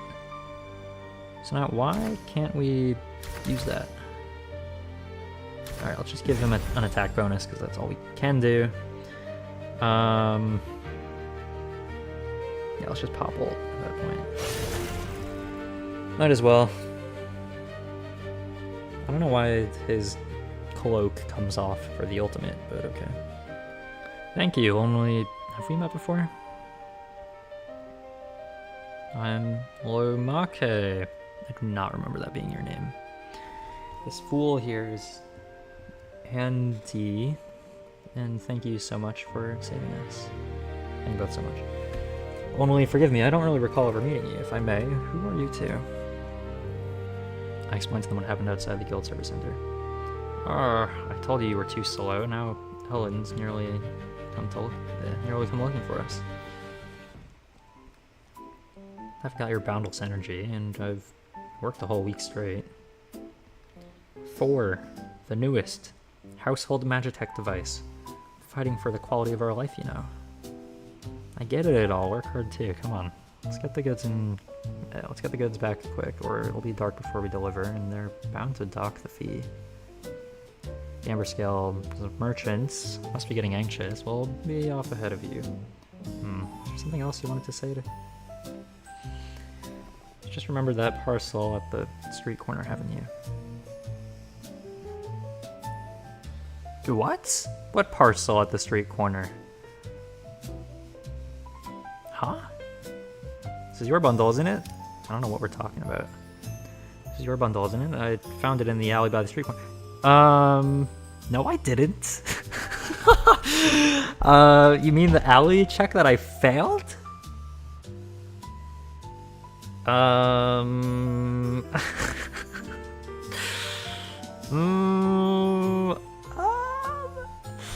I did not find a bundle, and I definitely didn't find anything in the alley because I failed the check, and then they said, oh yeah, there's nothing over there, and then walked away. Okay. Yeah, that I definitely found in the alley in the street corner. Thank goodness, found out last. Without it, our numbers for the month would have been done for. There's still a while till month's end. Even if we lost it, I could just kill a few more monsters. Really ought to rest more. There's just no need to push yourself so hard. Phew. Here, this is for you. There's a crystal we picked up out in the uncanny wilds. It ought to be worth a little. Please take it. The crystal gave off a faint sheen in my palm. Heavy, no cheap trinket by the feel of it. I took the amethyst, and the 2 adventurers, having checked over their goods, went off again, bickering all the while. Seems so fond of each other. A couple, surely. You fancy someone with a temperament like Miss Wamaki's? Really like feeling kept on like that. It's rather fun once in a while. I really hate it any more in personal space. It's a Lilith asking than anyways fine by me, I suppose. I mean, did they seem like they were a couple? I mean, they didn't seem any closer than they did with the other members. 1, 2, just side, using it to further. Myself on to the left.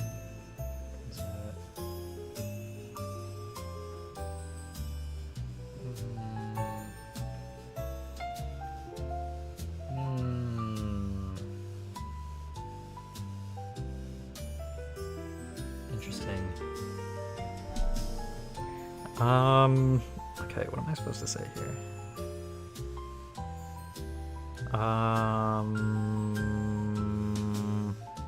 Yeah, Lilith is fine. Probably doesn't matter. Want me to speak to you this way, do you? The answer's a bit foul, you know. What is foul? It's far too sly a way to put it, but it makes me happy, you know. Anyway, our first time working together. We call it a success, can't we? Can we? Not very smoothly. I mean, I guess we somehow pulled a parcel out of nowhere that we did not obtain, but sure. Before more monsters get drawn over, we'd best clear off quick and find something where easy to light a fire. I can whip you up a special fare made just for adventurers out in the wild. Oh, this is a lovely area.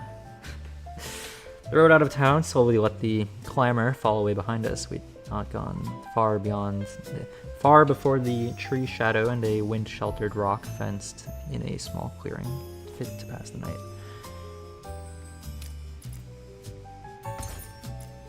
I just have a slight feeling that there's going to be a quick time event soon.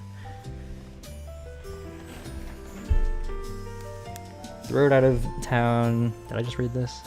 I just read that. This is a good spot, sheltered from the wind, water close by, and unlikely to be raided. We can rest easy through the night. Smiling, she held up the boiling meat in her hand. Oh, boiling meat. She called it, though it looked like a lump of translucent jelly, not the most digestible thing either. It's springy and bouncy to bite, soft yet chewy, and going down the throat it's smooth and slick as jelly. So, it's chewy, and it's a liquidy. Doesn't exactly sound the most appetizing, but okay. Trust Lilith, one taste and you'll never forget the feeling, you know. No sooner had the fire caught than it drank in the scent of that first skewer of bowling meat. Lilith threaded it onto a whittled stick, her movements so slight she might have feared to stir the night itself. With the helmet hemming in my sight, I leaned almost to the very lip of the campfire, the better to see.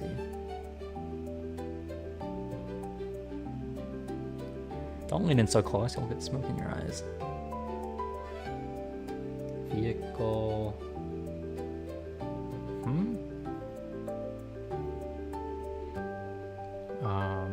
But if I'm far off, I can't see clearly. What do you need to see? Is it the helmet's doing? Then why not try taking it off? Seeing through the helmet has not been an issue until just now. It seemed sensible enough, so I lifted the helmet gently, meaning to draw it off. In that same instant, a fierce tearing wrenched at my neck.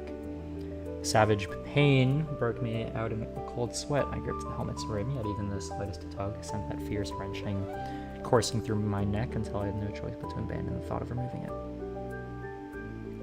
Are you alright? Are you okay? I'm sorry, I didn't know the helmet wouldn't come off. It's fine. The strange thing is, though, I've never truly once had the urge to take it off. Ordinarily, no amount of knocking, no doubt, stirred the faintest sensation, yet now this armor felt like an extension of my own flesh. To force it off would be no different from carving away living meat.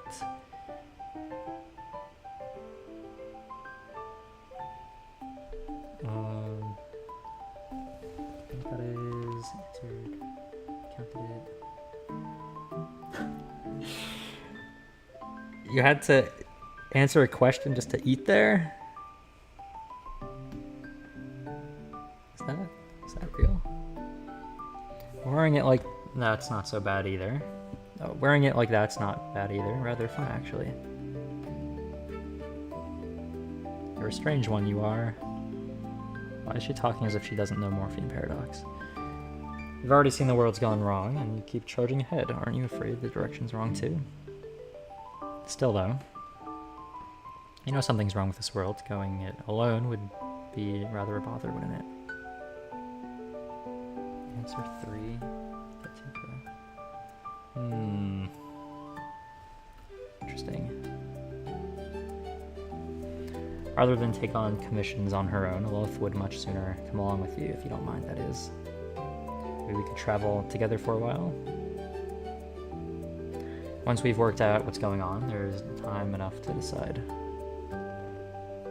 I'll tidy up the fire first. Take your time thinking, I'm not pushing you to say yes right away.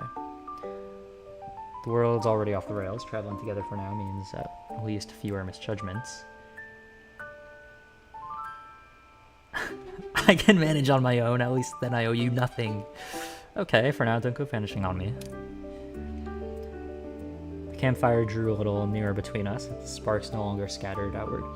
See, now, I feel like it's a little bit odd. There's some things that are like really not that important that we get like 5 million options for, and then things that I feel like we should have a decision, where I should have more decisions for, they don't exactly have like all of those decisions ready. It's like it feels a little bit awkward, I guess. And I guess overall it's not that much of a problem, but like there, I would have liked if there was an option where it's like more decisive, like, yeah, let's go adventuring together, because I mean that's what we're here to play the game for. It's to go on an adventure. Like, I don't know why. I mean, we don't have an option that's like, yeah, let's do that. Like, Morphean Paradox seems very hesitant, but I don't know why he's hesitant. He knows who Lilith is. Unless... Right, that's another thing. The person with the dialogue at the start. Because that's the room where Lilith talks with the player. But it seems like Morphean Paradox was the one she was talking to. Which is a little bit odd, because I thought in the first game they separated the player and the main character. So now it's a little bit weird like that. Okay, anyways. Campfire drew a little nearer between us, and sparks no longer scattered outward. Good. But what is good? Then let's start tonight with one shared campfire, rather like an adventure story, isn't it? Bowling meat only wants a quick roast, just char the surface a bit and it's ready to eat. Like a soft-boiled egg. The white tender, the yolk, only just set. That's when it tastes best. There, come on, give it a try. Looked at the skewer pressed into my palm, its surface charred black by the cooking smoke. Before a single bite, I already knew the feeling of something lodged in my throat. Eat. If I was to play the part of an adventurer in this world, then I'd best have an adventurer's resolve. I steeled myself, shut my eyes, and bit savagely into the bowling, a great mouthful. If I want to play the part of an adventurer, so once again about playing this role, they're really emphasizing that. I don't think they mentioned the fact that this is a game so much in the initial release.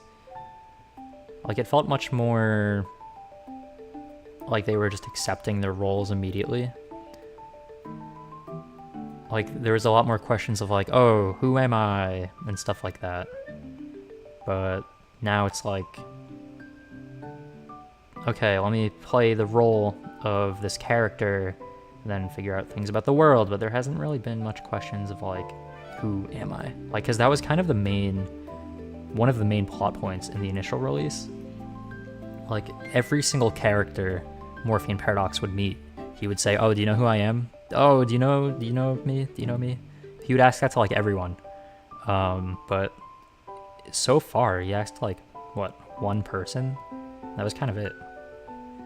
So it's a little bit different, I guess. Okay.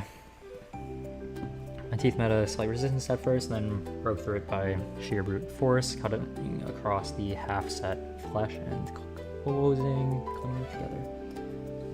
Am I the one to run a game?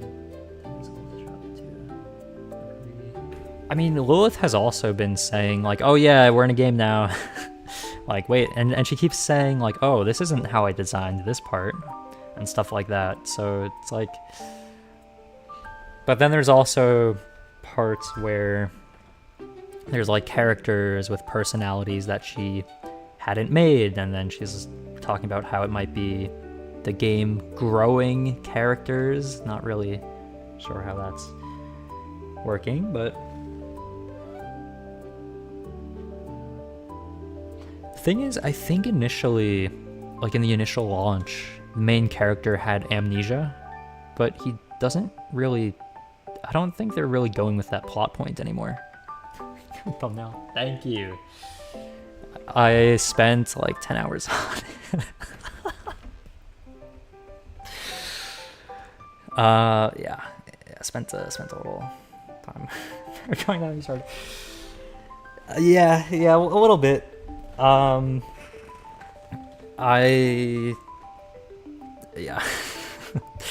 I mean, it's definitely not perfect. There's a lot of time that it took, but on this thumbnail. Oh, better than the first. Oh, the one with the bus. Yeah. Yeah. Yeah, I guess the most recent Olympus thumbnail as well is kind of cooked. I mean, that was from like 2025 that I kind of reused it. The recent one or the one with the bus? I don't know, either way... Either way, a lot of my thumbnails are kind of cooked.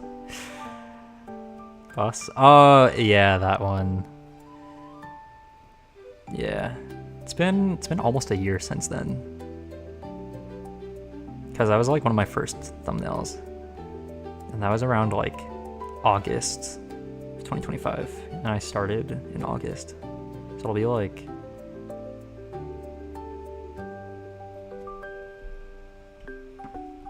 Wow, has it been that long already? I guess it has. A year. Hey, not a year yet, but... I mean, I think I made decent progress in drawing, although I did only like use references for most things. I haven't really like drew something on my own just yet. Well, actually, I guess the Sekiro thumbnail I kind of did, but not longer than that. I guess it does feel like it's been a while, but at the same time, like, I don't know. Okay. Anyways, now to continue with, I feel like they also haven't really, something that I really missed, or that I miss in this version that they didn't do in the first initial launch, was they didn't do the whole, like, they did like a whole personality test thing before you started the game, where it's like, oh, what do you find more important? And then it gave you stat bonuses based on your answers, but it didn't do that this time, which I kind of miss, because I liked the morality and philosophical aspect of this series, but I feel like I haven't really seen much of that just yet. Like, now they're kind of just going with a story, but they haven't really... Like, it feels like the dialogue so far and everything feels kind of like surface level to me. I don't know if anyone else feels the same way, but it feels like there isn't as much like depth. So I don't know. I feel like I'm kind of hoping that it gets to be like, I'm hoping that either some character arcs or something is gonna give me more substance in terms of like feeling or thought-provoking, critical thinking requiring dialogue. Because like, something that I like about the series the most is like the thought-provoking stuff like that. That's why I enjoyed the first game so much, was because I really like games where they make you think. But so far, I haven't really had a whole lot of that. Like, even killing enemies, I haven't really thought, oh, let's not kill any enemies because we're gonna be, like, maybe we can be a pacifist. Like, I haven't even had that thought so far in this game. Like, it just doesn't feel like it carries weight right now. I guess because the characters themselves are like, oh yeah, we're in a game, it doesn't matter. Oh, that's weird that it's not written that way, and I don't know. Maybe it's an immersion thing. I don't know what it is, but it just feels a little off. Okay. We're gonna advance now. Cutting across the half set, flesh wasn't clean together. The morsel of bowling meat, my teeth had severed, slid like jelly without my tongue lifting a muscle. It melted out of its own accord, slipping down my throat and into my belly. Save for the thin, washed-out taste of too little seasoning, I could scarcely find a single fault with it. It's not bad. Both knew you'd like it, you know? Okay. Between Lilith's efforts and mine, the last trace of bowlings had left upon this world was soon swept clean away. Flames leapt before us, scratching and crumpling the shapes of Lilith and me, casting them across the clearing in the wood. In the wood? In the woods? By the way, are these trees? Why do they, like, not have leaves? I mean, I guess these ones do, but those ones... I mean, I guess the leaves are, like, on the far side. That's a really tall tree as well, like, up there. Like, why is that one so tall? Okay, anyways. We walked too long today. Well, it's going into power saving mode. Power saving mode? Drape the cloak over Lilith, at least. Don't let her be cold tonight. Keep watch quietly. Give her the cloak or something. The campfire sank beneath the shadow the cloak cast, and swiftly flared up again. Undid my cloak and laid it gently over her shoulders. A bit warmer now. I did not draw away. Don't move just for a moment. What? Campfire's heat baked one side of me while the night cooled the other. But at some point I couldn't name, the cold side no longer seemed quite so cold. The flames danced on still, the rotting leaves hustled the last footfalls of the night and waited for the dawn. Okay. Warm blood trickled down. Why am I getting multiple thingies? Warm blood trickled down. Whoa, what happened? Trickled down your brow, bearing a metallic, rust-like sweetness as it slid past your nose until at last it pooled in a dark crimson stain at your feet. I looked down, and in the pool of blood was mirrored not only my blood-caked helmet, but a shadow too standing at my back, I knew not since when. Its visage was blurred beyond knowing, yet its lips stirred slowly. I forced down the piercing drone in my skull, and at last made out those few words. The Forest of Silver Shallots, and the Morphean Paradox, ought never to have existed. I shall drive you all out, every last one. Okay. Alright. I jolted awake. Last night's campfire had long burned out. All around lay steeped in a hazy morning light. The sky not yet wholly bright. I rubbed my brow, and all before me still wore a dull, drowsy blur. That word still lingered in my ear, Morphean Paradox. Suddenly, a face leaned in close to mine, drawing my mind clean out of the dream. Confirm it was only a dream. Good morning. Hello. Here, Lilith's special drink of the day. All done. What's the drink? Warm cup was pressed into my hand, its heat ironed away the cold sweat of my palm, and without thinking I found myself gripping it tight. Just one sip, you know, and even the most stubborn nightmare will slink off, all obedient. We didn't mention anything about a nightmare, did we? I mean, we said we were going to confirm, but I don't think Morphean Paradox actually said anything about it yet. The warm tea carried a citrus bright sweetness with a thread of spice. Where is the BGM? Sliding from your parched tongue down into your empty stomach. A wave of warmth spread through you, and the scent of grass and a leaf seemed to scatter the fog that had settled over your mind. I want BGM. It feels very uncomfortable right now. Well, feeling loads better now. Fancy another cup? Nod.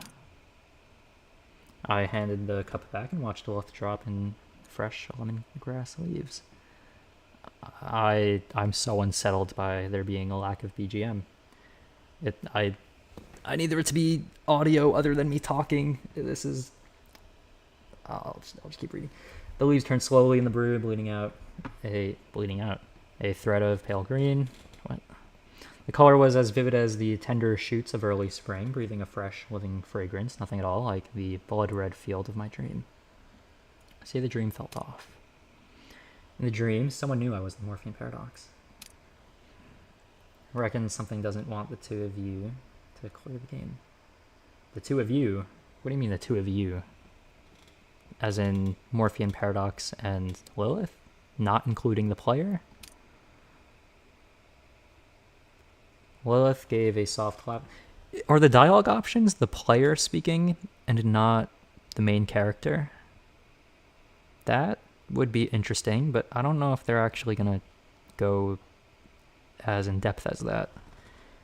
Lilith gave a soft laugh at that and passed me the freshly refilled tea.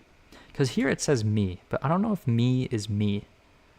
I feel like the me in this bar is Morphean Paradox, our main character. But I feel like the dialogue options are... I mean, are they the player? I don't know. Because then there's options where they don't really give the player a full range of selections. So I feel like it's whatever Morphean Paradox is prone to saying. Or is the player just picking what Morphean Paradox says? I don't know how meta they're going to get with this game. Because like the first game, they kind of went into that a little bit. But in this one, I don't know if they're doing that or not. Lilith gave a soft laugh at that and passed me the freshly refilled tea. There are more than one Morphean Paradoxes he plays. Low-key, I don't know what Morphean Paradox is because we were never explained to it in the context of this game. And I don't want to Google the definition because I think I haven't before, and I don't exactly remember what it was. But I kind of want to use the game's definition for this sort of thing. But if Lilith hasn't explained it, then I don't want to find out just yet. And why did her cape grow for some reason? Does anyone else... Why did her cape grow? What? Was it always like that? Was it? I don't know. Her outfit confuses me. And also the fact that her arm is like part of her side.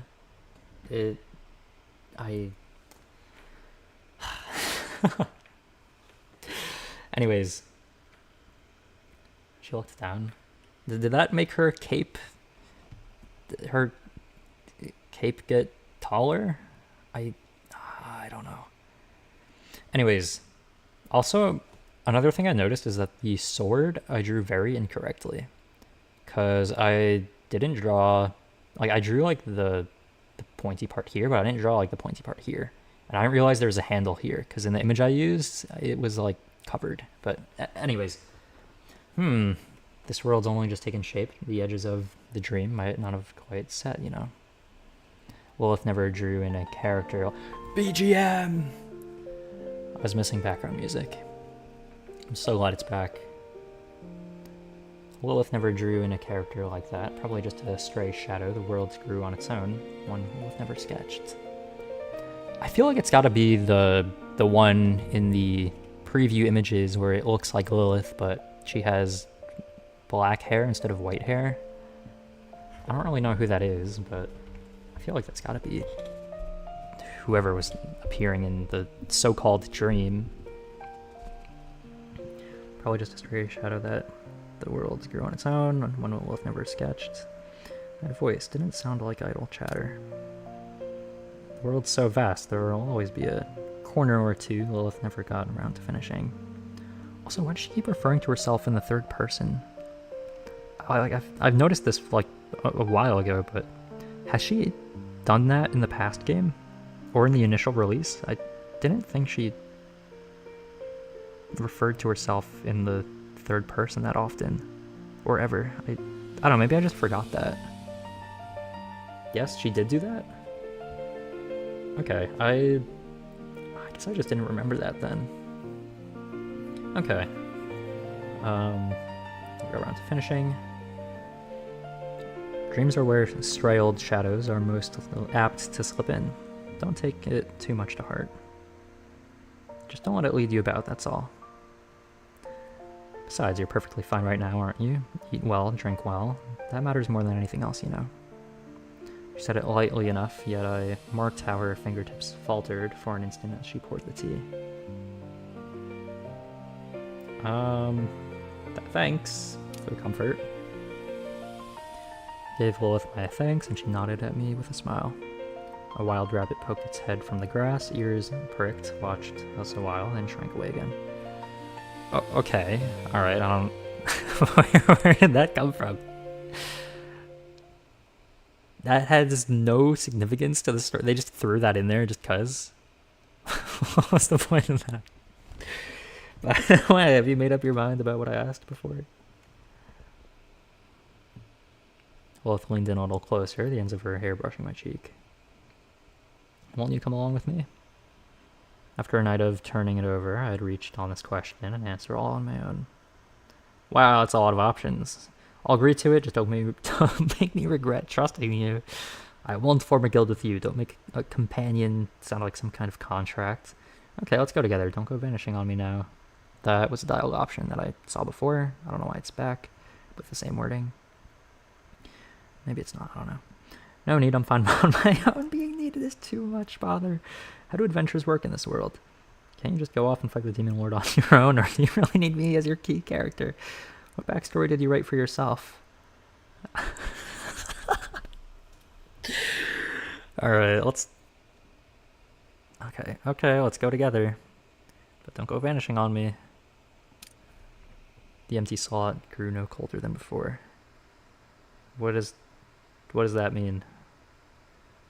Even if I'm not a guild member, I want to walk on with you all the same, you know? The road's still a long one. But we didn't form a guild yet. Why are you worried about that? Aren't we supposed to be doing that now? Is that alright? I'm beside you, the weight in my chest eases just a little, and that frightens me too. Why does that frighten you? Accept her invitation. Now that's an answer Lilith rather likes. So from now on, we're companions, right?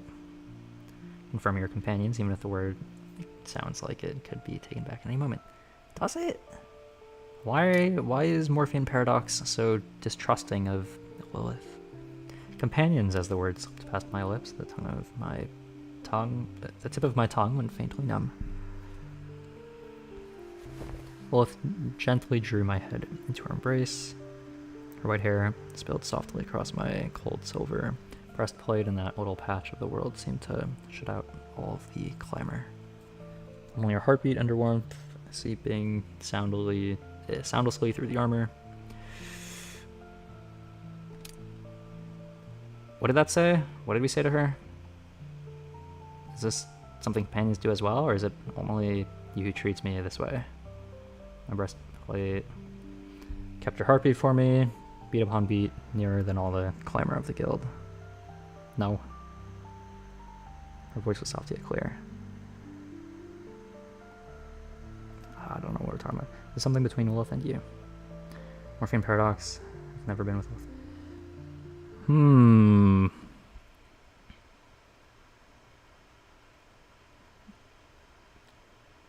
the current state, I don't know. I think the rebuild is a little bit different because he remembers Lilith very clearly. Because right now, because he hasn't gotten amnesia yet or anything, or I don't think he will, because we didn't have the starting sequence where they're fighting the demon lord and then get sent back or whatever, which makes it. I mean, it was confusing why they were there in the first place. But like right now, his current knowledge is that Lilith made a game for him, so now they're going to play the game together. That's like his current knowledge of the situation. Like he knows that it's a game. Lilith knows that it's a game. They're going around looking at the game that Lilith created with that in mind. And they just like know that things are off, that Lilith didn't make, and that's kind of like the realist part of this to them. But yeah, in the initial launch, in that version, he got amnesia and whatever, but my theory is that they've played the game already and that he got his memory wiped somehow back to like I just have a feeling he got his memory wiped of being in the game for at least like one playthrough. That's just a theory that I have right now, but not sure. Short points? I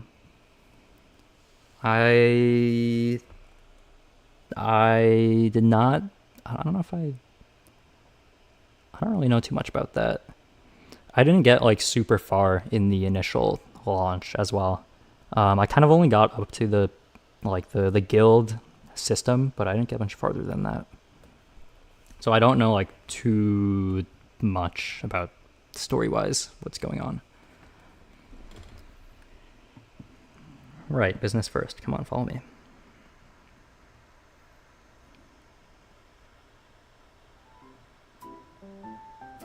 Silence of the Road was born along the song. When you play these games, you gotta LARP. I don't know. If I play a game, then I play a game. If I don't play a game, then I don't play a game. I don't know. I don't know about that whole LARPing thing. I don't know if it's for me.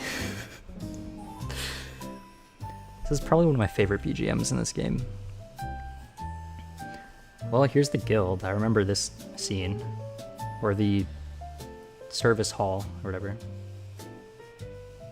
Infinite game, but no games situation. Interesting. Silence of the Road was born along the song Lilith hummed softly under her breath. The service center. Yeah, this is the service center. Service center's door came up soon enough, its handle yet warm from the last caller to pass through.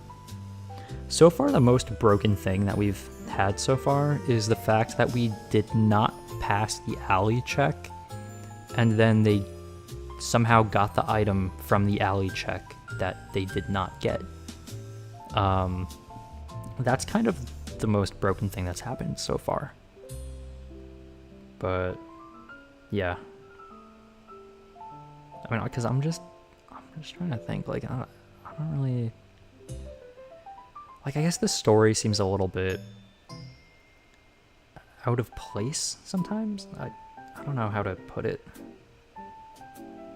I think I'm definitely progressing way faster than I did the first time around. Well, probably because a lot of scenes were cut by this point, but yeah, not really sure. Okay. By the window stood something like a commission board. On the wall beside the reception desk hung a notice for the service rating and complaints channel. We're also gonna save. Let's save. 15. 89 save slots. I'll save on. I could save on 1. Let's save on 3. Confirm. It's fine.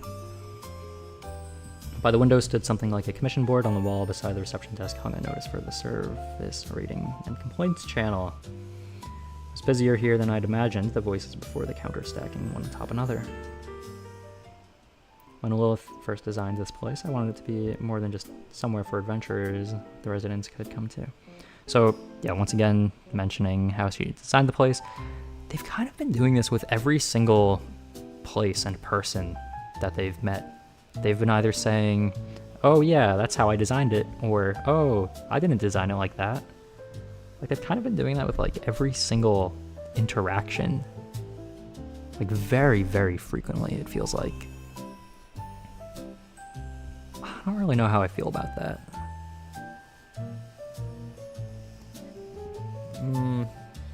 Yeah, I don't know. Okay. When Wolf first designed this place, I wanted it to be more than just somewhere for adventurers the residents could come to. Besides the adventurers, there were clearly some residents here in ordinary clothes too, and everyone seemed to be getting along well enough. Oh, you two warm-hearted adventurers. Do wait a moment, I knew you were bound to come here. Are we gonna get our 500 coins? Because I'm pretty sure the guild costs 500 to craft. Or to form.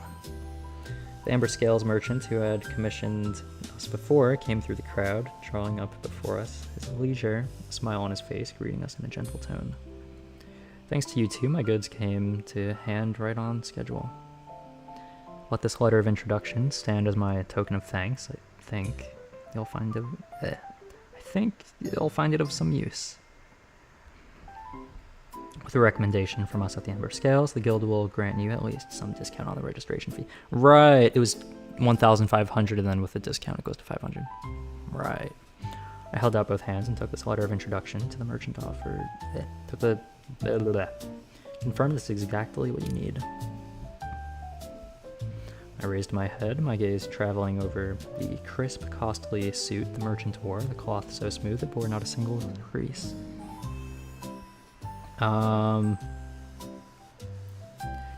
What are the chances that I fail this?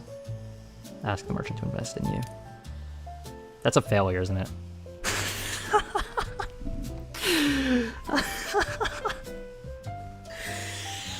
Wow, we're really, really good at these checks today.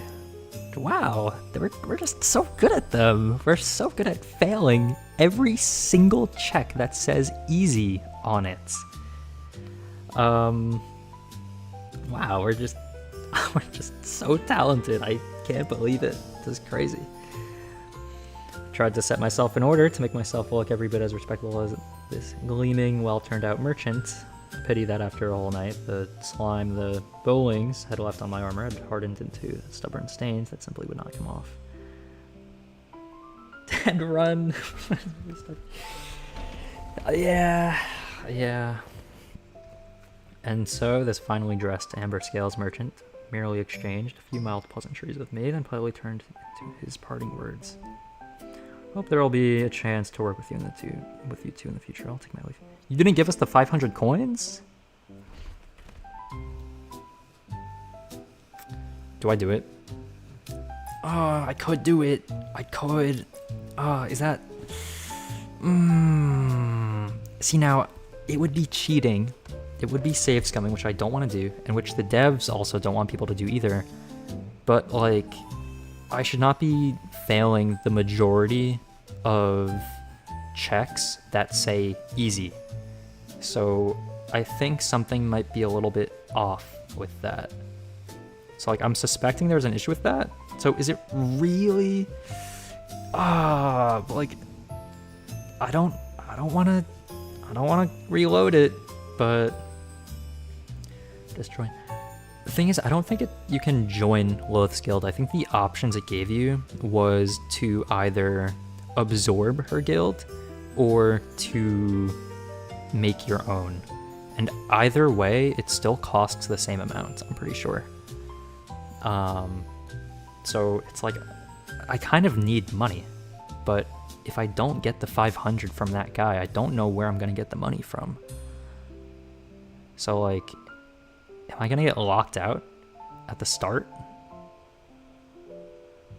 I don't know. It's just like... Alright, let's just keep going.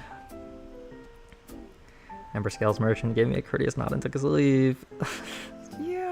Yeah. Lovely, with his letter of introduction, we should save quite a tidy sum. Yeah, and with that discount, we have no money to buy the discounted version. That's great. Counting the funds we've put by before. Oh, that's right. I'll go and withdraw them right now. You have funds? From where? Well, if we'll go sort things out at the counter over there, you just wait here for a moment. Okay, I mean, if she's got us covered, she's got us covered. But, alright. Lilith spun round in a flash and darted to the counter at the side. While Lilith saw to business, I thought I might gather a little information in the service center.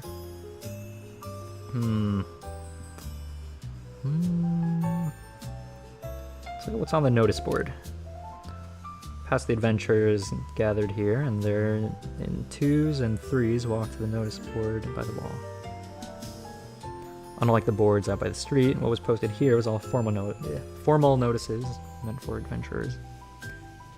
Karen's wanted poster and was pasted up in a corner too, though I'd already seen it, and there was nothing new in it. Was her name spelled differently on the Steam preview? Was it Kallen? Why?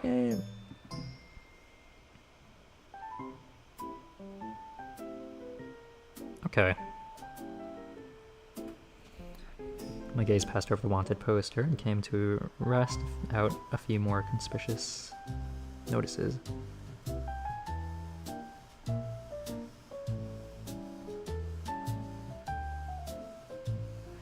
Look at fee adjustment notice.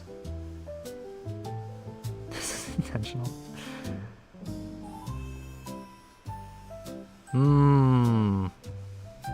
Okay.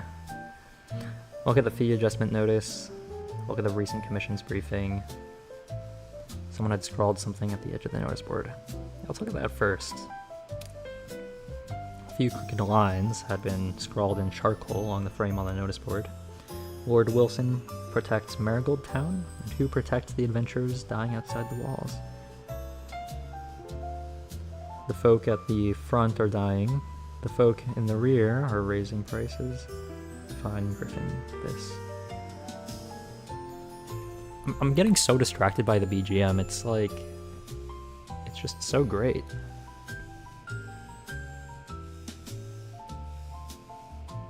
Dude, this is... Okay, anyways. The hand was hasty and angry. A few words someone had tried to scrub out, then given up on halfway. Set against the reports in the streets that sang Wilson's praises, the voice here was a wholly different thing. Okay. Let's look at the request board. Walked over to the commission board by the window. Slopes of every kind were pinned thick across the wood with iron nails, arranged by difficult from left to right. On the left stood the basic commissions, marked with green tags: gathering herbs, delivering parcels, surveying terrain. The pay was slight, but so it seemed was the risk. In the middle were the intermediate commissions, marked with yellow bags, escorting caravans, clearing out monster nests. The pay was several times greater, yet every slip bore a red stamp: guild credentials required. The right-hand section was all but bare, only 2 or 3 high-grade commissions with red labels hanging there. The writing on them I couldn't make out from where I stood, deliberately so, most likely. My eyes swept across the slips. Most were basic and intermediate tasks. Familiar hand on the request board? What does that mean? A fresh commission slip was pinned to the board, its corner blanched where the pin pressed, the writing crooked and uneven, as though its author had lingered a long while before the board before working up the nerve to post it. Seeking companions, my 2 friends set out last night on an escort commission and have yet to return. I beg any able adventurer to help. Reward negotiable. Alan. Didn't we help them already? Thought of that slight little girl who always stammered when she spoke, and her two companions forever bickering. Okay, alright, I guess you're here now. That is... Are you looking at my commission? I turned my head to find her standing right beside the board, nervously clutching the hem of her clothes. Ah, it's you. When I met on the street that time. Andy and Lamake took an escort commission last night, and they still haven't come back. Ande? I don't know. I meant to go look myself, but the wound from last time hasn't quite healed yet. If you'd be willing to help, I could give you all the pay I've saved up. I have my own business to attend right now. I can't take every hand that reaches out. I'll go take a look. She's no one else to turn to. A page beside the request board fluttered, as if it had finally waited for someone to read that name aloud. Roughly which direction? Didn't we already help them? Really? Thank you. They headed off towards the... Yeah, so we actually already talked to you about this, and we already helped them. So... Huh? Okay. Yeah. Yeah, okay.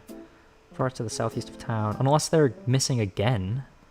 I remember that forest yesterday. Wolf and I walked out of it together. Oh, okay, alright, I guess you're gone now. Okay. Oh, the notice board is back. Past the adventurers gathered here, and we've saw this before. If I click this again, can I get that to appear again? I just want to test it.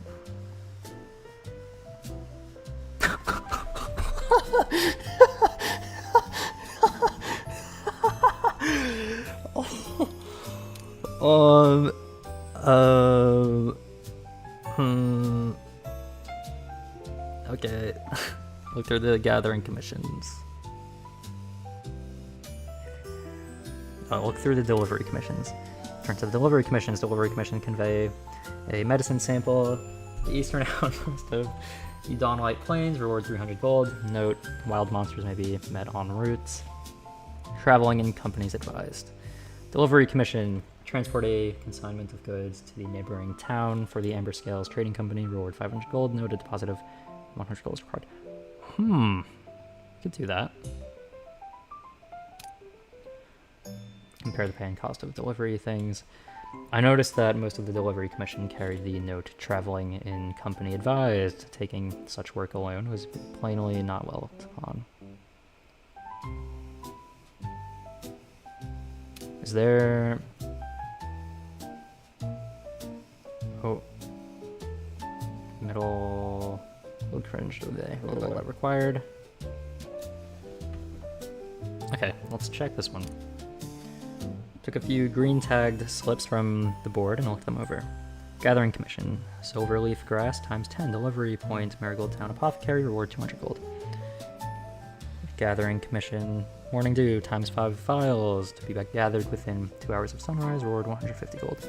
Gathering commission. Goblin teeth times 20. Mind your safety. Reward 350 gold. Try to judge whether goblin teeth count as gathering or subjugation. The pay was slight, but it mounted up enough at least to keep body and soul together. Was there anything else here? No. Don't take any for now.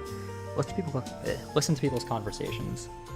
A cluster of people not far off seemed to be discussing something. To mask my intent to eavesdrop as best I could, I edged slowly behind a huge potted plant and made a show of admiring the street beyond the window. I'm imagining Morphean Paradox just, like, in his huge suit of armor, just standing directly behind, like, one of those potted plants where it's, like, a really tiny, like, tree. But I'm imagining him just, like, not being covered, like, in the slightest. It's a great mental image. Who are you guys? Women. Oh, okay. Yeah, that helps me know who you are. Okay, I mean, this, like, if they have such a specific design, it feels like it would be somewhat significant. So why do they not have names? Early this morning, the moment I opened up, I saw Mr. Wilson and his troop coming back from outside town. He even gave me a wave. His armor was all wet. His armor was all wet with dew. Another whole night on patrol, I shouldn't wonder. Thanks to Mr. Wilson, our Marigold town's so peaceful these days. Thanks, man. Any other officer wouldn't have bothered with this sort of thing. Right, you are that wanted woman. Karen, wasn't it? Only Mr. Wilson could work this hard to catch her. Well, her face really is rather sweet. I can't blame a man for not having the heart, can you? Two of them chatted as they left the service center, leaving me deep in thought. About what? About what? You're finally back at the counter. Well, it's all worn out from lugging these little parcels about, you know.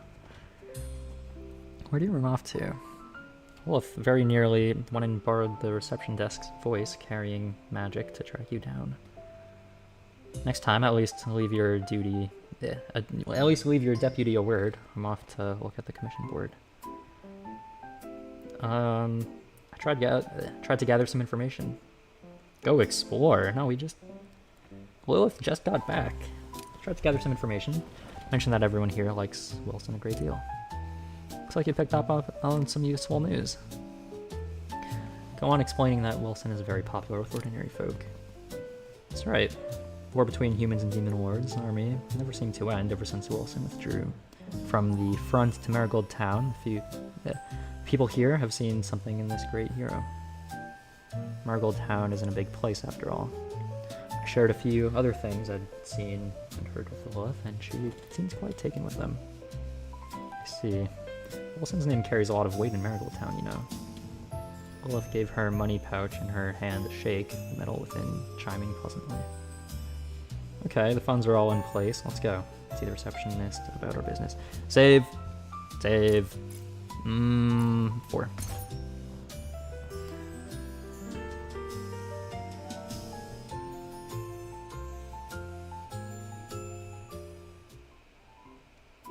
There weren't many people seeing to business at the counter. After only a few minutes wait, why is there an apostrophe there? After a few minutes' wait? What? Okay. After a few minutes' wait, we were seated before a receptionist in uniform, her hair cut in a neat, short crop. Welcome, whether you're an ordinary person, an adventurer, an Isaiah believer, or a researcher, the Guild Service Center is here to serve you sincerely. We'd like to found a guild together. Do help us to see it to it, please. The receptionist held her standard smile and gave us a light nod. Taken down your wish to establish a new guild here. One moment, please. The receptionist tapped and clicked away behind the counter for a good while, then at last handed over an application form. Founding guild 5,000 gold, and if you've no objection, please fill in the relevant details here and make their payment. At the sum named, the ever-composed Lilith suddenly froze where she stood. But 5,000? I'm sure it was 2,000 before. I'm sure it was 1,500. 500 with discount. The situation at the front has shifted in light of overall circumstances. The kingdom has raised the sum payable to establish a guild by 3,000 gold coins. Lilith's hand rubbed back and forth over the little money pouch. The receptionist seemed to have seen many such cases. Her smile never faltered as she simply went on. The Guild Service Center also offers a lending service. Might you two be in need of it? Yeah, and then they charge you with 5 million% interest. Before we could reply, the crystal stone before the receptionist gave a string of beeps. She lowered her head to check it and made a puzzled, questioning sound. Facial scan results. Facial scan? What? 4 you two are in. This gentleman is the The armor is a free adventure. Oh, the gentleman in the armor is a free adventure. This young lady is the name of...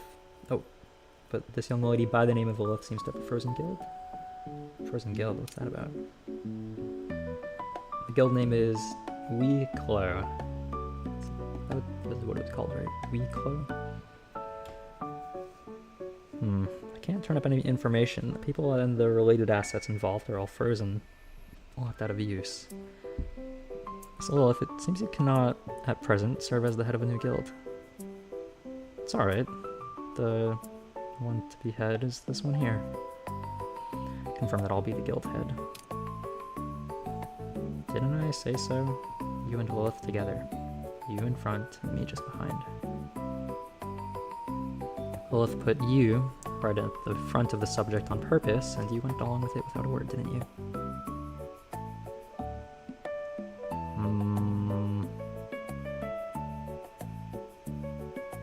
The non-existence of you and me?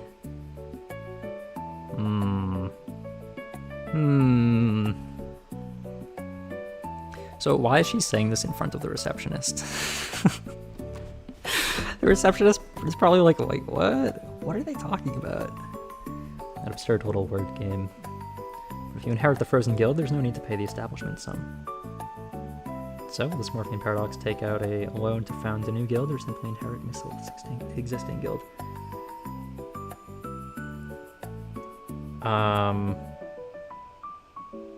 Okay, well, we're gonna ask about all of them first. Why was the guild frozen? Guild that goes too long without finishing commissions gets frozen.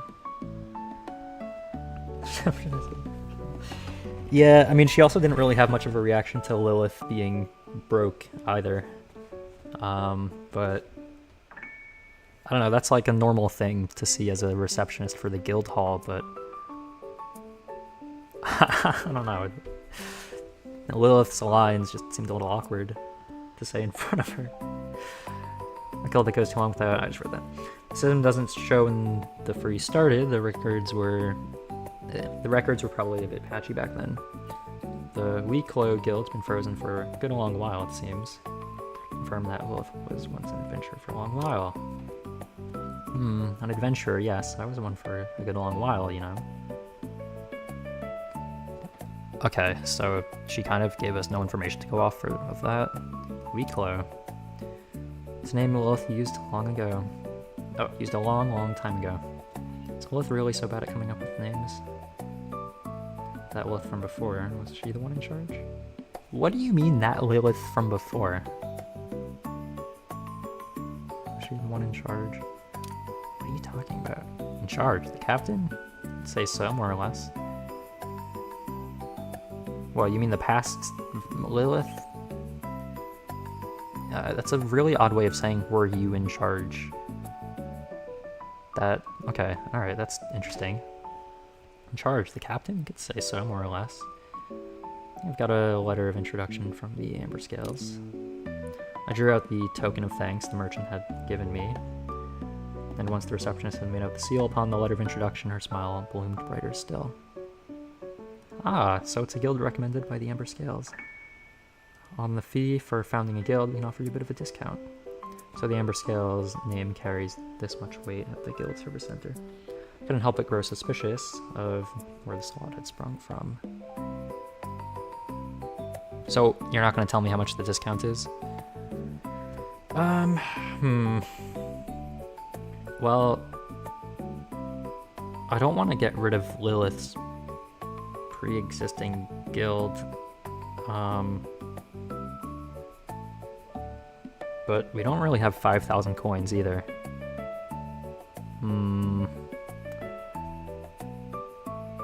2,500 off. Still quite a few coins.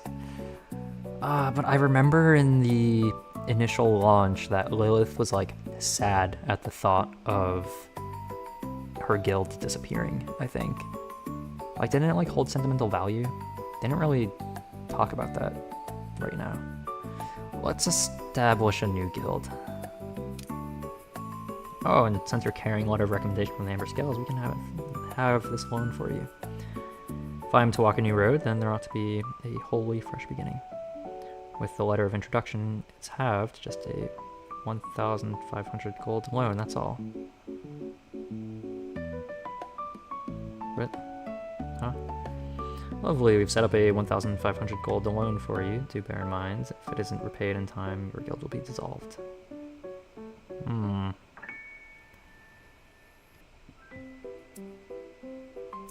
Silence. 3,000 gold. The taste of debt sits heavier than I'd imagined. Let it disband if it must. Get through this hurdle first. Disband if overdue. What are these options? Let it disband if it must. Get through this hurdle first. So the loan came with a time limit after all. This wholly fresh beginning had borne a deadline from the very first stroke of the pen. Still, you have a recommendation from the Amber Scales, so this fee can be halved. After all, the one footing the bill is the Amber Scales itself.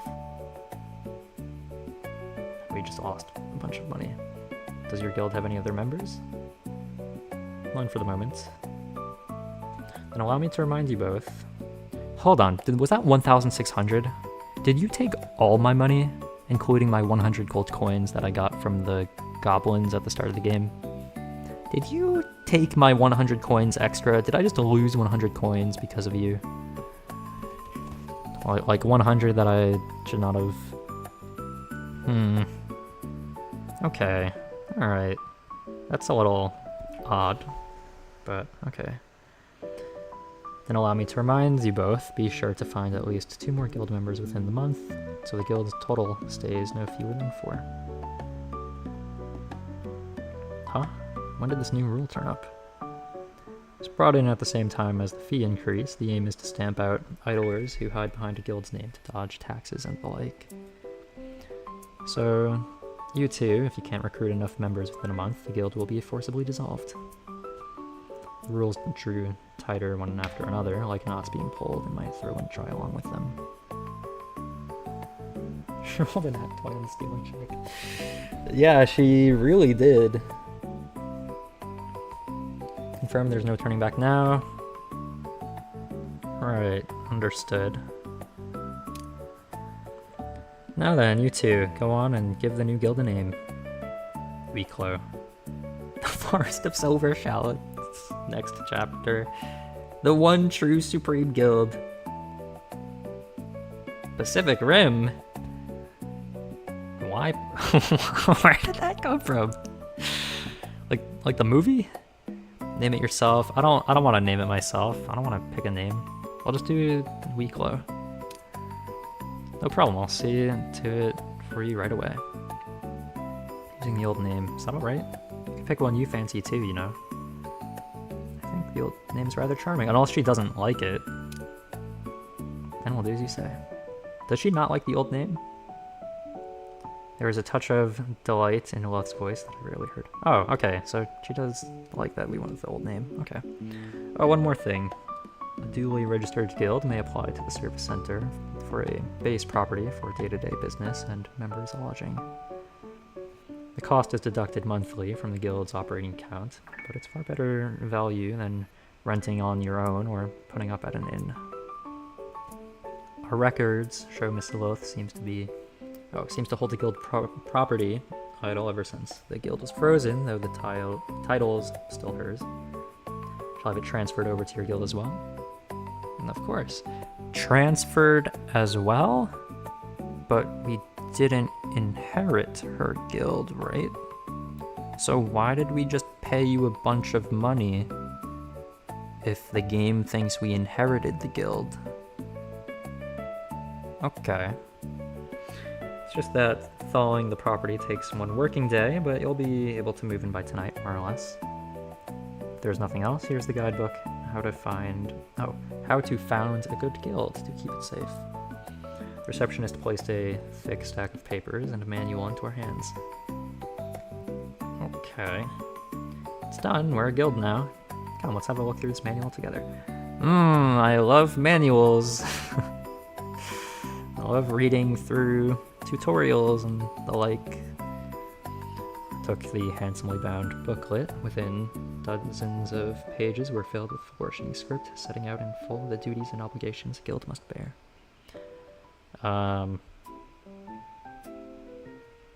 Look at the section on monster subjugation. Look at commissions and fair competition. The Adventurer's Code. Let's look at that. For the safety of adventurers, any adventurer who hasn't joined a guild may not take on commissions above the basic tier, nor take part in joint subjugations. But what if they're like a S-class adventurer and they're just like that? Like, what if they're just super strong? Who's gonna stop them? Conclude that a lone wolf adventurer can scarcely eat his fill. Oh. I mean... I guess there's a lone wolf route, I'm pretty sure. But... yeah, no, we're not going to be doing that. Because that doesn't seem very fun to me. Because to me, this game is about the interactions with characters and their dialogue. So if I just go off on my own, then I don't know if that'll really be the most interesting for the purposes that I want, which is philosophy, morals, and dialogue. Because if the main character is just by himself the whole time, who's he going to talk to? I mean, maybe there will be some interesting monologues, but I don't know. Like the Red Mist. Yeah, the Red Mist could do some soloing.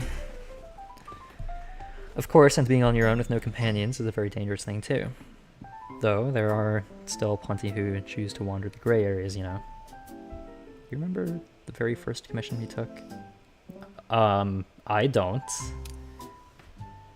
Look at the section. Oh, okay, there's no more dialogue after that. I don't know what that was for then, but... okay.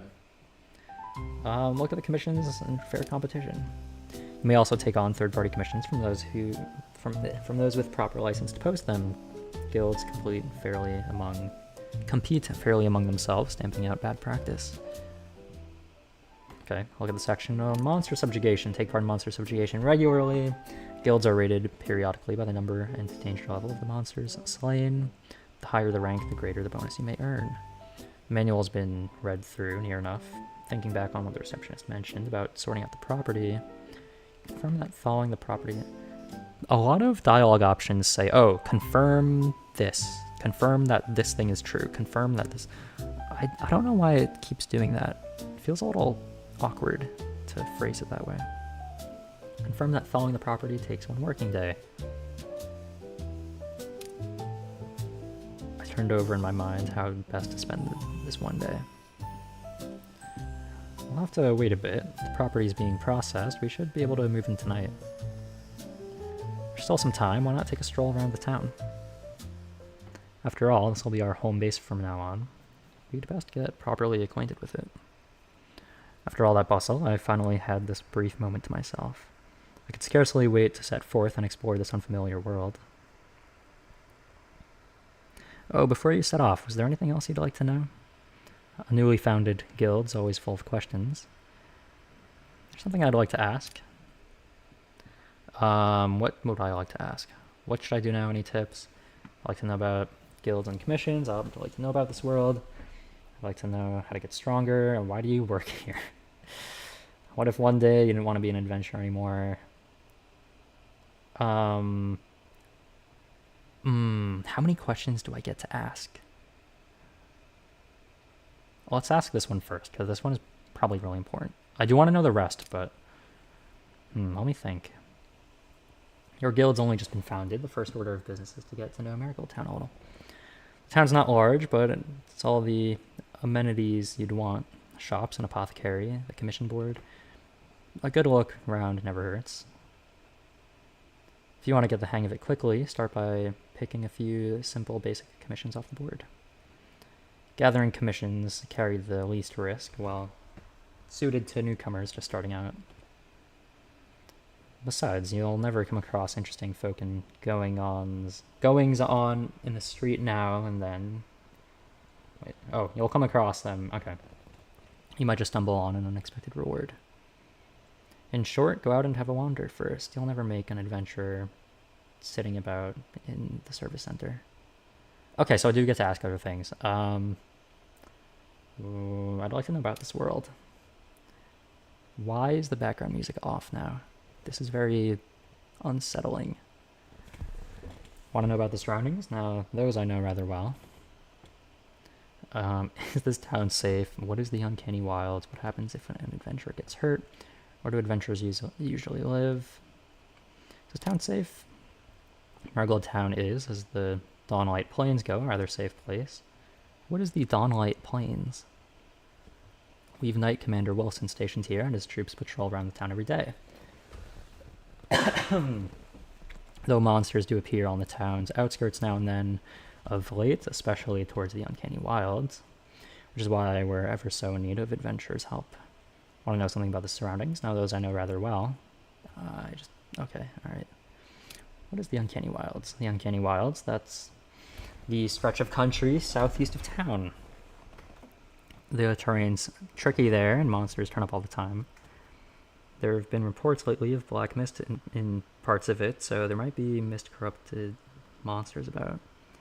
If you mean to head that way, do prepare properly. It's not best to go alone. It's best not go alone. Okay. Want to know about the surroundings? Okay. What happens if an adventurer gets hurt? Apothecary in town's southern quarter. You can pick up basic healing remedies for graver wounds. The church temple offer healing too. That takes certain donation. Guild adventurers can claim a bit of medical allowance when they're hurt. Free adventurers don't get that. Like I keep saying, look after yourself. I don't know about the surroundings. Okay. Where adventurers usually live. Guild adventurers usually live at the guild base. Once a guild's been founded, you can apply service center for property. Cost deducted monthly for the guild discount. As for adventurers, most of them stay at an inn. A night in Marigold Town runs about 50 gold. That includes breakfast and hot water. That the lodgings are middling, but they're at least safe. And if your purse is really light, all I can say is the town's patrol guards aren't keen on folks spending the night in the streets. Get caught and you'll be moved on. Do it too often, you might even be detained. So you try to scrape together the price of a room. It's far safer than sleeping rough, at the very least. And then something else. I'd like to know how to grow stronger. I want to grow stronger. I'm no adventurer myself, but I've met a fair few in my time.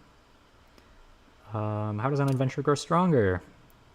Good question. An adventurer's strength comes chiefly from real combat experience, completing missions, commissions, joining subjugations, exploring uncharted regions.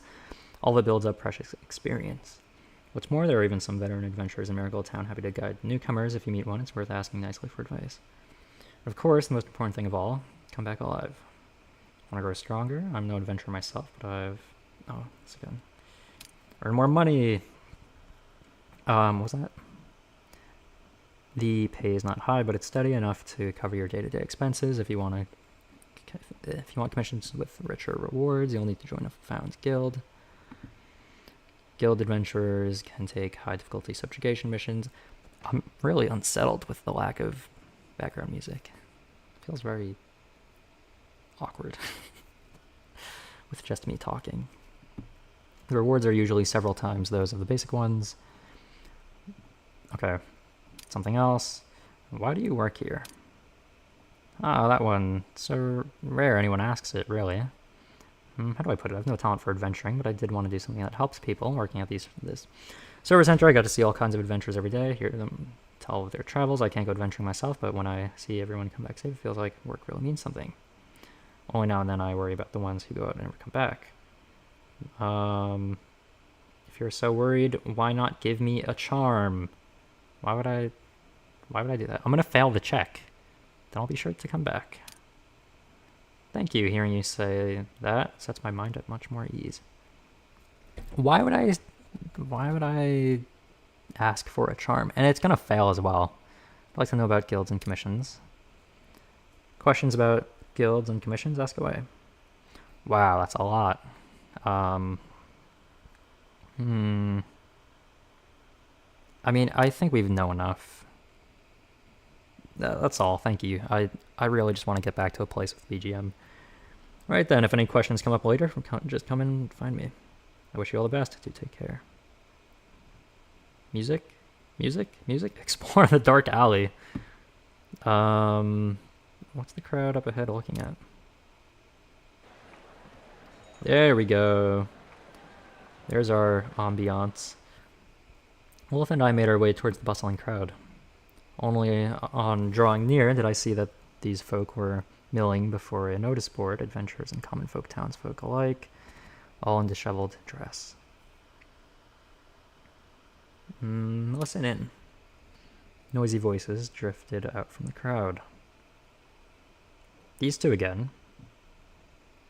Or, I guess they're not the same people that were in the guild. Maybe they are. Maybe they're just the people that we listen in on every time we listen in. I don't really know. Things really are unsettled lately, but best we keep put in town and not go wandering off. Oh, best we keep put in town. Okay, no, that makes sense. I hear Mr. Wilson. Okay, and the background music is missing again. I hear Mr. Wilson's looking into it with a hero like him stepping in. Oh, it'll be sorted soon enough, won't it?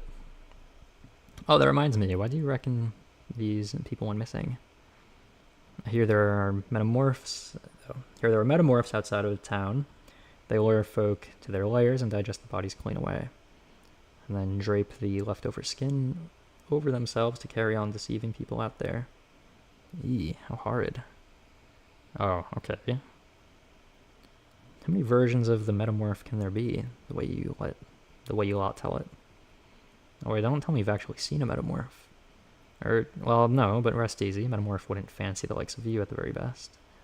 So after all that, you've never seen one either. And then what are you putting on airs for? The adventurer can only smile awkwardly, choosing not to argue back, and leaves the pair to their gossip. I sidled towards the adventurer without letting on. How do you know they're safe? The adventurer looked over at me. You look to be in my line of work too. Really that out of the loop, are you? He drops his voice low. All these missing people had criminal records before, though they'd served their time and had been let out. As for the rest, mustn't go saying just anything. That smug little grin of his, he plainly knows something.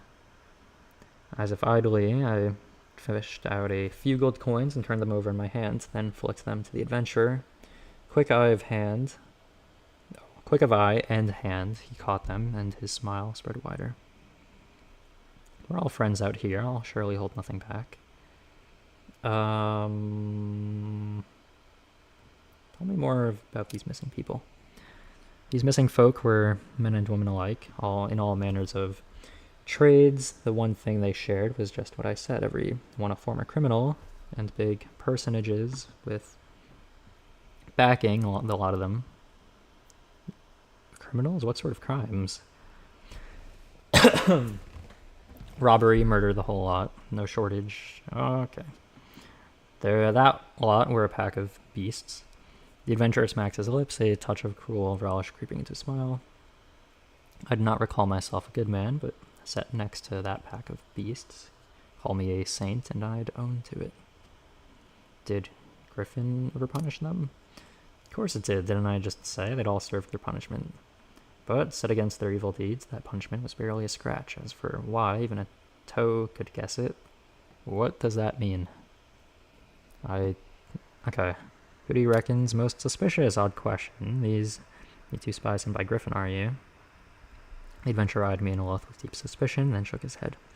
Never mind, there's gold in it for me either way. If I'm to guess, maybe the victims' families? Since a lot of them dodged punishment, the victims' families decided to answer violence with violence. That's how the novels have it anyway. Griffin's stance on this. And Griffin's side, what do they make of it? Oh, Griffin's quite the stir. Missing folk, all being people with backing, the pressure is immense. But you know how it is, this lot more or less had it coming, so they're dead careful about what gets out to the public. They say Lord Wilson, the hero of Dawnlight Plains, is looking into it. Results should be out before long, no doubt of it. The man before you lets out a sigh. Ah, if only Lord Wilson would take his time with it. Better still, a few more went missing. Nothing more to ask. Seeing I'd nothing more to ask, the adventurer took his leave of me as well. The clamor before the notice board rumbled on. Criminals who had slipped the reach of judgment had vanished without trace in the woods beyond the town. The honest, dutiful townsfolk did not but lay them down each night in dread. I lingered a moment, then turned and left the crowd behind. And still no BGM. This is kind of awkward. We ought to mind the time. If we don't leave a bit for cooking, it'll be black bread to gnaw on tonight.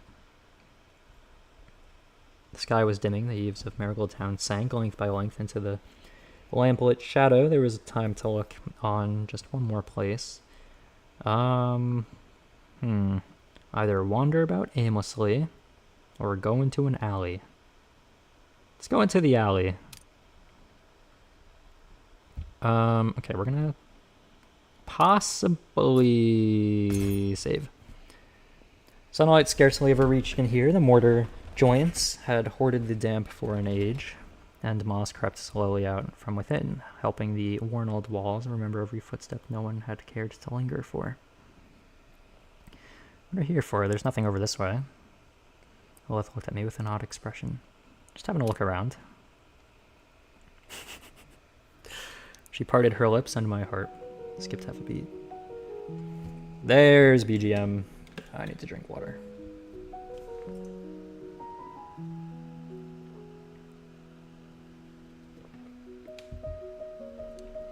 Background music, How I Missed You. Okay. It's as though I already knew what she meant to say. The feeling was faint, like the tail end of a dream half forgotten. Are you afraid of this sort of thing? What? Going into alleys for no reason? I mean, I'm the one that decided to go into the alley. We went into an alley before. I don't know what you're talking about. A faint chill crept along the back of my neck. What do you mean? Oh, what you mean is what? Afraid of being alone. She wasn't smiling. Where did that come from? What? Huh? Just having a look around. Where did that come from? What are you talking about? But I can't even make out the enemies of this world. Prepare for the worst. No, I'm only joking. And you, then? What? What? I'm so confused by this dialogue. What is happening? What? And you, then? I didn't answer at once. Hold on, what did that say? What did that say? I didn't see what that said. Oh, no. I don't know what it said. Instead, I looked through her. So, your turn now. Why don't you tell me? Huh? Is it my turn now? Me? I didn't look away. That's one I'll have to look the answer up for. The answer stays secret for now. Ask me again sometime later, and perhaps Lilith will tell you then. Let's head back for now. I don't know what it said in that top right corner. Oh well. We circled along the alley wall. This is part of the... I guess so. Okay, I really want to check what it said on the thing. Oh, okay. It is pausing the game while I... Okay, hold on. I want to...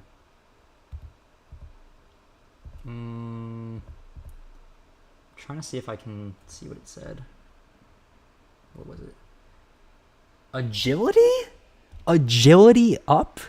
Why in the world did I get agility up in that conversation? How does that make any sense? How? What? Is it a play on words because he's dodging the question? Is that it? I have no idea how else it could possibly be related. That makes no sense. Why is the BGM gone again? Okay, here we go. Okay. Alright, that was something. We circled once along the alley wall. At its foot lay nothing but damp moss stains. Where... what? At its foot lay nothing but damp moss stains and a few stray pebbles, nothing left behind beyond the alley mouth. The street noise drew nearer and nearer, as if hurrying us back. Yeah, which part are you talking about?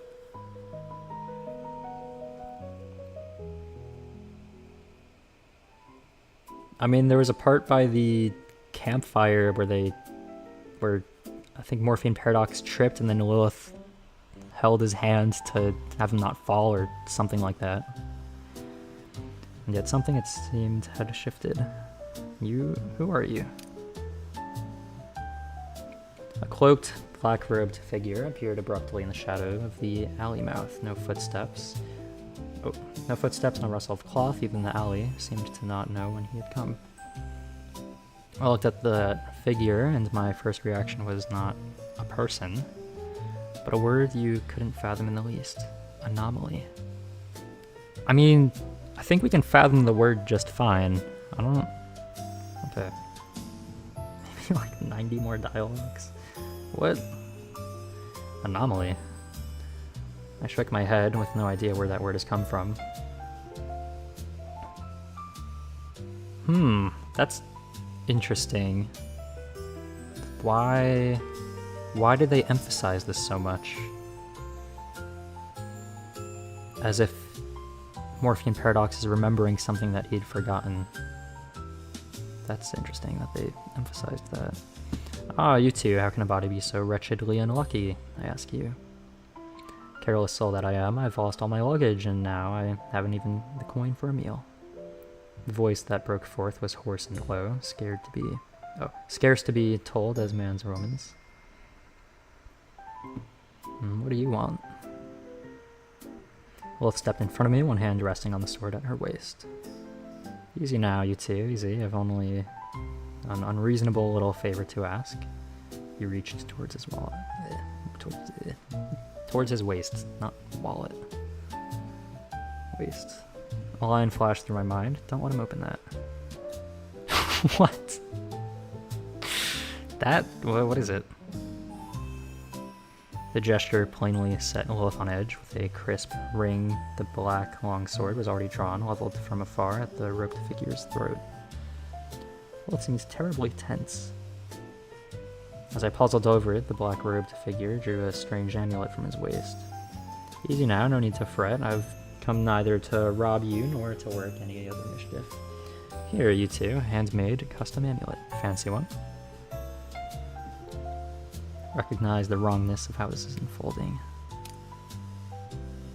What are you doing? Selling my wares, of course, didn't I just say? Lost my luggage, haven't a penny to my name.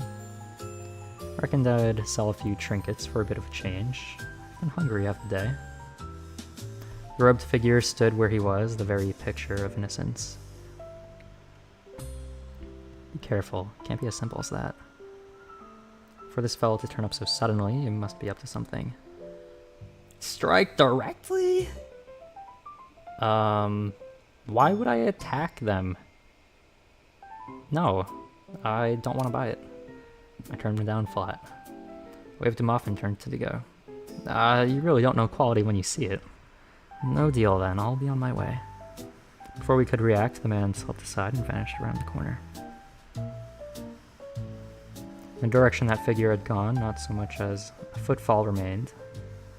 Huh? What a strange fellow. Once that figure had vanished, the brick wall was just a brick wall again. Only the word anomaly stuck fast in my mind, no shaking it loose. Beyond that alley mouth, the street noise of Marigold Town came crowding back in. It's getting late, we ought to head back and take a look. Let's go home. Note the phrase, go home. What does that even mean? What do you mean, note the phrase, go home? The setting sun fell on her silver hair, easing back a little of the cold color at the street's far end.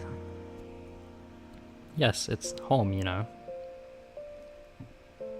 Oh! As in, I guess now he's gonna refer to the guild hall as home or something. I don't know. A moment's silence. Let's go home. Take one more look at the street. Yeah, take one more look. Turn and look back at the street, falling slowly, quiet behind me. Shop's lanterns kindled one another, their orange light dragging long shadows across the flagstones. A fruit seller packing up his stall glanced up at me, then lowered his head and went on stacking his crates. The bottom of a crate met the flagstones with the faintest of sounds. Seen enough. Let's go. Okay. The instant the door closed, an image rose up out of the dark, a burning city. What? Firelight stained the whole sky red. The screams seemed to carry over from somewhere far away. And there was nothing. I stood in the doorway in a daze until Lilith's voice pulled me back to the present. The present? Was that in the past? Yo. What?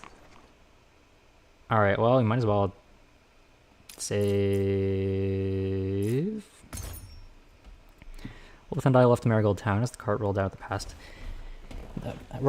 the town gate. The flagstone road sent the slow drone of its axle drifting out toward the outskirts. Until at last a certain house came to rest at the road's end, its old nameplate hanging askew, and as though it had waited there a long while. Confirm this is really your guild. Why do we have to confirm everything? That's right, we're home. Okay. Why? Yeah, let's go in. Push the door open. There's a lovely, little two-story house. The door swung open and the smell of timber and ash came pouring out from within. The ground floor was a living room. The sofa and table and chairs and the bar counter all stood in their appointed places. The fireplace crouched silent against the wall, nothing left in its grate but a pale layer of old ash. Here we are. From now on, this is where I will live. Lilith came over and rapped on my helmet. The clear note went around. Still unfamiliar ground floor. Don't be nervous. From now on, we'll both be living here. For now, it's just the two of us. But one day, this place will be ever so lively, you know. A moment's silence for what? To believe that all shall come right in the end. Knock, knock, knock. Knock came at the door. The wood carried the sound through. Lilith opened it, and over her shoulder I saw the visitor. Someone's coming. This somewhat frail girl, armored all the same, stood at the guild's door, a small basket cradled in her arms. The corridor lamp cast her shadow long and faint. Sorry to bother you. I live next door. We know her name. I may have forgotten it, but we know her name. Wait, actually. Right. That's something that I talked about during the initial gameplay, or initial launch. Characters' names would, change, and then I was thinking if their names change based off of the Morphean Paradox's perspective of them. And, based on if he forgets people's names, or if someone calls someone a nickname, if they then register as that instead of the initial name they were said. Because a common theme in the first game was Lilith telling the main character something, and then if the main character believes it, it's true, but then if he doesn't believe it, then it's not true. So it kind of ended up being a situation where, there was kind of a system where whatever the main character believes, that is reality. So that was something with names, if he thinks of them as that being their name, then that's what their name is. But then if he doesn't know their name, then I guess they just don't have a name. Sorry to bother you. I live next door. I saw someone had moved in, so I thought I'd come say hello. My name's Ellen, right? Yeah, why does it not say your name? I baked this bread myself. Please take it if you don't mind. There we go. Actually, Ande and Wamake and I, the flat we share is right next door to yours. Looking out through the door, I saw that next door there were indeed a few buildings shaped much like the guild, only smaller. A little path linked to the doorways on either side, quite as could be. The setting here really is lovely, just a bit far from town, that's all. Yeah, the rent's cheaper after all, and Wamake has always wanted a proper place of his own.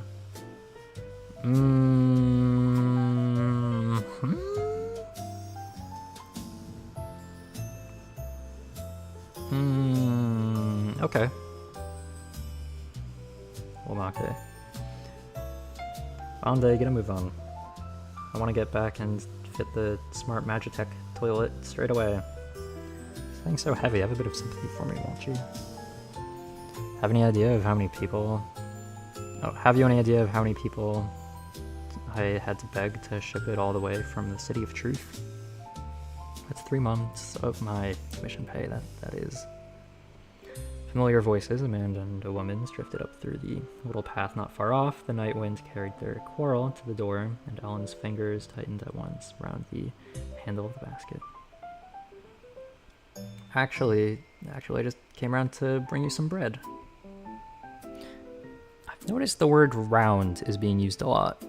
Instead of a round, or around, just round. I've kind of done this throughout the whole game. I don't think they've used the word around once. They've just kept saying round. Just something that I noticed. Please do take it. Ellen quickly held out a small basket from behind her, several golden loaves inside, the warmth still lingering beneath the cloth. Thank you for the kindness. Yeah, just say thanks. Don't have to make a big deal out of it. Ellen opened her mouth as if she still had something to say. The evening breeze at the door stirred the cloth over the basket, and in the end, she only smiled, turned, and trotted away.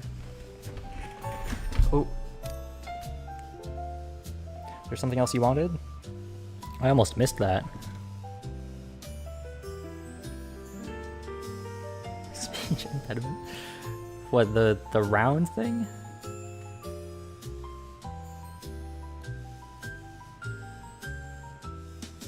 Like that, and then the word round in the dialogue? I don't know if that's... I don't know, it could be a translation thing, where like for some reason all the word... Because it's not like one specific character is saying the word round. It's like every character. I feel like it's gotta be like a translation thing or something.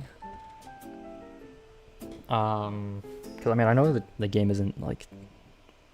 I know English isn't like the language it was made in, because the initial release there was some like missions I was trying to do, and then the missions were not in English, so then I had to translate them myself using Google Translate, like using the image thing or whatever. But it's just kind of weird that that's what it translates to.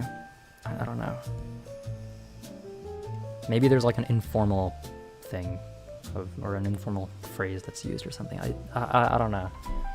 Ellen stopped in her tracks. The porch lamp by the door caught her shoulder guard. She hesitated a moment, then slowly turned back around. Slowly turned back around. Okay.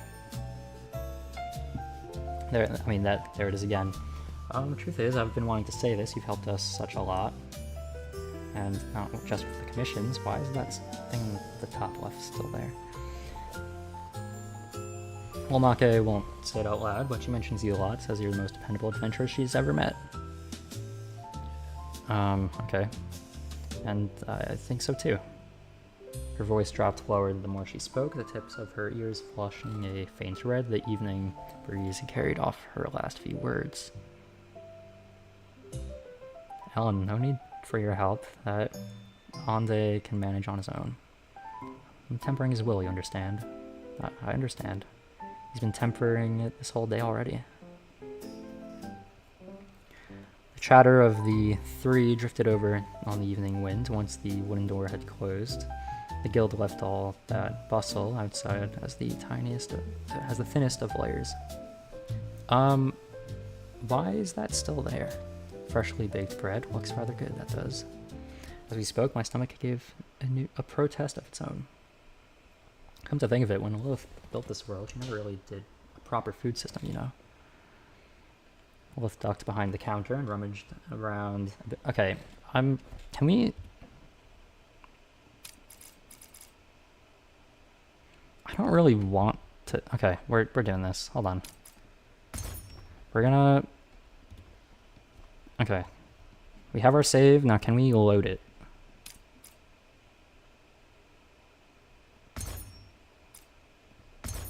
Yo. Why is that still there? Okay. Alright, whatever.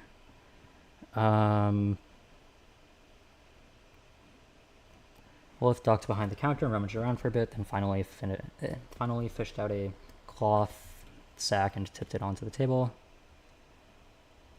A few lumps of black bread thudded onto the tabletop with the sound of stones dropping. Bread that's been sitting about a good long while, I'd say. So this is the food system that comes after 300 pages of world building. This is the food system after 300 pages of world building. The world building runs to 300 pages, and the recipes aren't in the design doc either. I picked up a hunk of black bread and weighed it in my hand. Heavier than I'd imagined. It's just there. I don't know what to do about that. Is this actually bread or some building material you knocked up on the sky?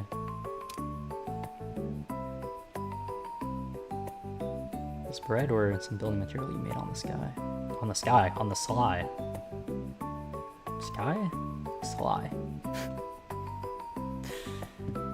Maybe it's a bit of both. The bakers of this world might have muddled their recipe, you know? The one who muddled the recipe, it wasn't you by any chance. Would it? Both turned her head away, pretending not to have heard. The question is hereby sealed away for now. Whoa, whoa, whoa, whoa.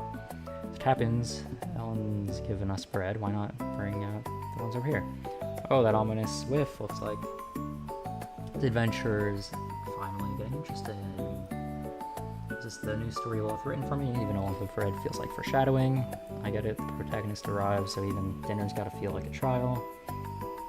Do I really get to sit here? A story like this shouldn't fall to me. Do you want to design even whether I'm hungry or not for me?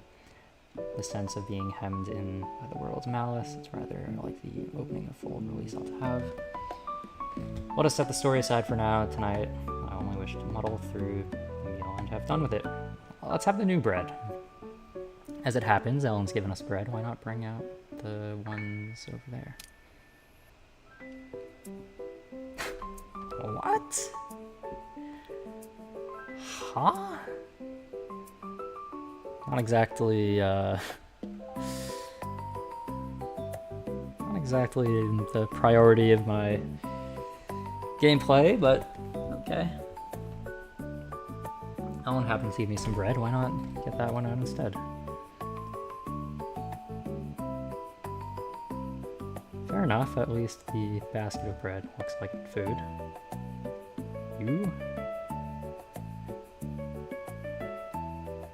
You.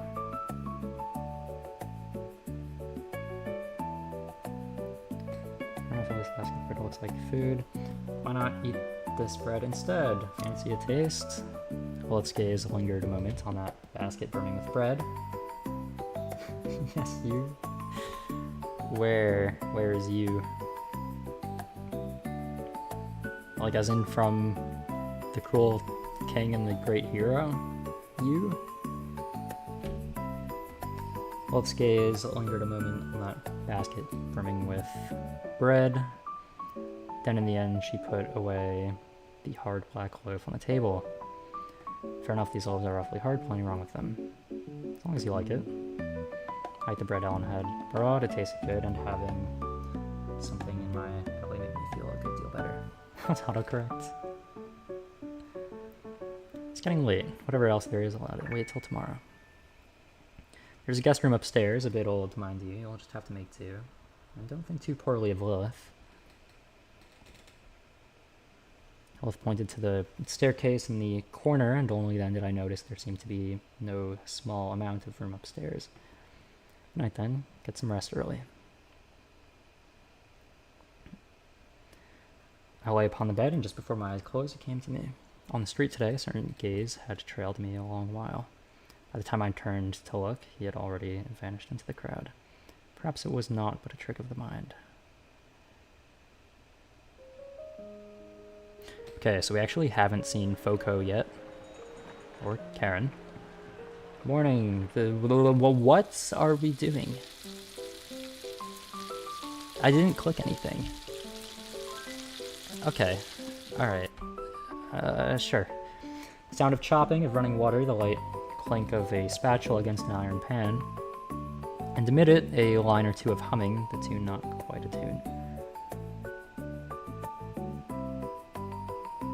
Let's get up. Awake, the meal's ready.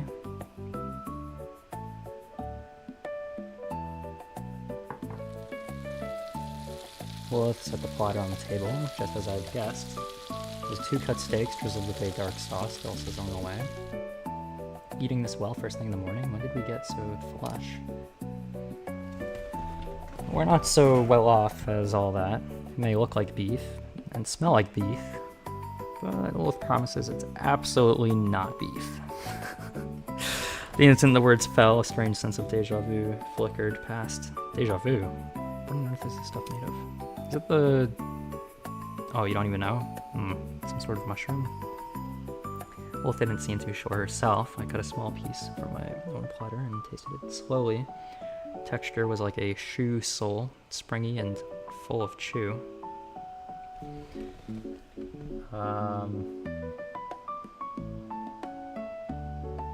What? I don't know what that means. I don't know what you just typed.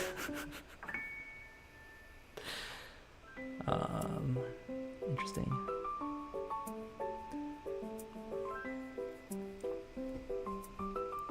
Full of chew. Familiar taste reached the tip of my tongue. I didn't know where the familiarity came from. I feel like there's a lot of signs of the MC having been through all this before. Like, it just feels like this isn't the first time he's been doing this.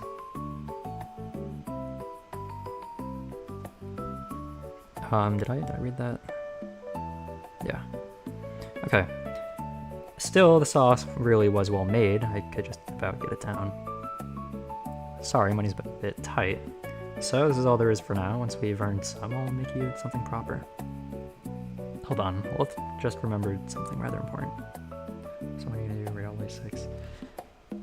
Not during the current season. Probably when I get the Season 7 IDs, then I'll probably redo it. But not soon. Just remembered something important. The guild shopping list. Hold on. Oh, hold the mushroom steak for 3 seconds. The guild's rags gone so black it won't wipe a thing clean anymore, and the lamp oil is nearly out too. Let me just jot it down first. What else was there? All right. A sewing needle. You tore a gash in your cloak at training last time. We did not do training. We never did any training. What are you talking about? And Lilith never got around to mending it. We did not tear our cloak. We didn't do training. I don't know what you're talking about. And salt. Cooking without salt has no soul in it.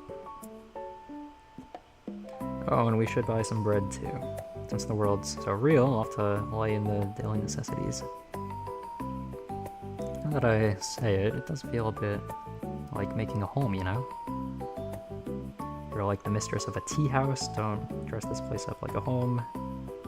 What does that even mean?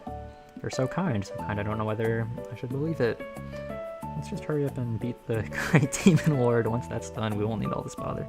Or pretend a life can be lived here. Do you want to keep me in this world, or make me forget what's outside? You're so kind. Why? All of these are so, like, cynical. What is Japanese? I think it was China that the company works in, I believe. I mean, because the time that they used was Beijing time for, like in the notes, and then translating it from when I had to translate it last time, it was, like Google Translate said it was Chinese simplified, I think it was. So, so I think, pretty sure Chinese, yeah. I think the default voice language is set to that as well. You're so kind, so I don't know whether I should believe it. That's a sharp thing to say. Lilith is only making a list. So you reckon it's too good to be true, and that's suspicious in itself?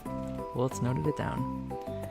See, I could have not said that, but every other option is basically, oh, you want to keep me here forever, don't you? Oh, you're suspicious. And I just, stuff I didn't really need. Oh, I'm noticing again, her cape got longer again.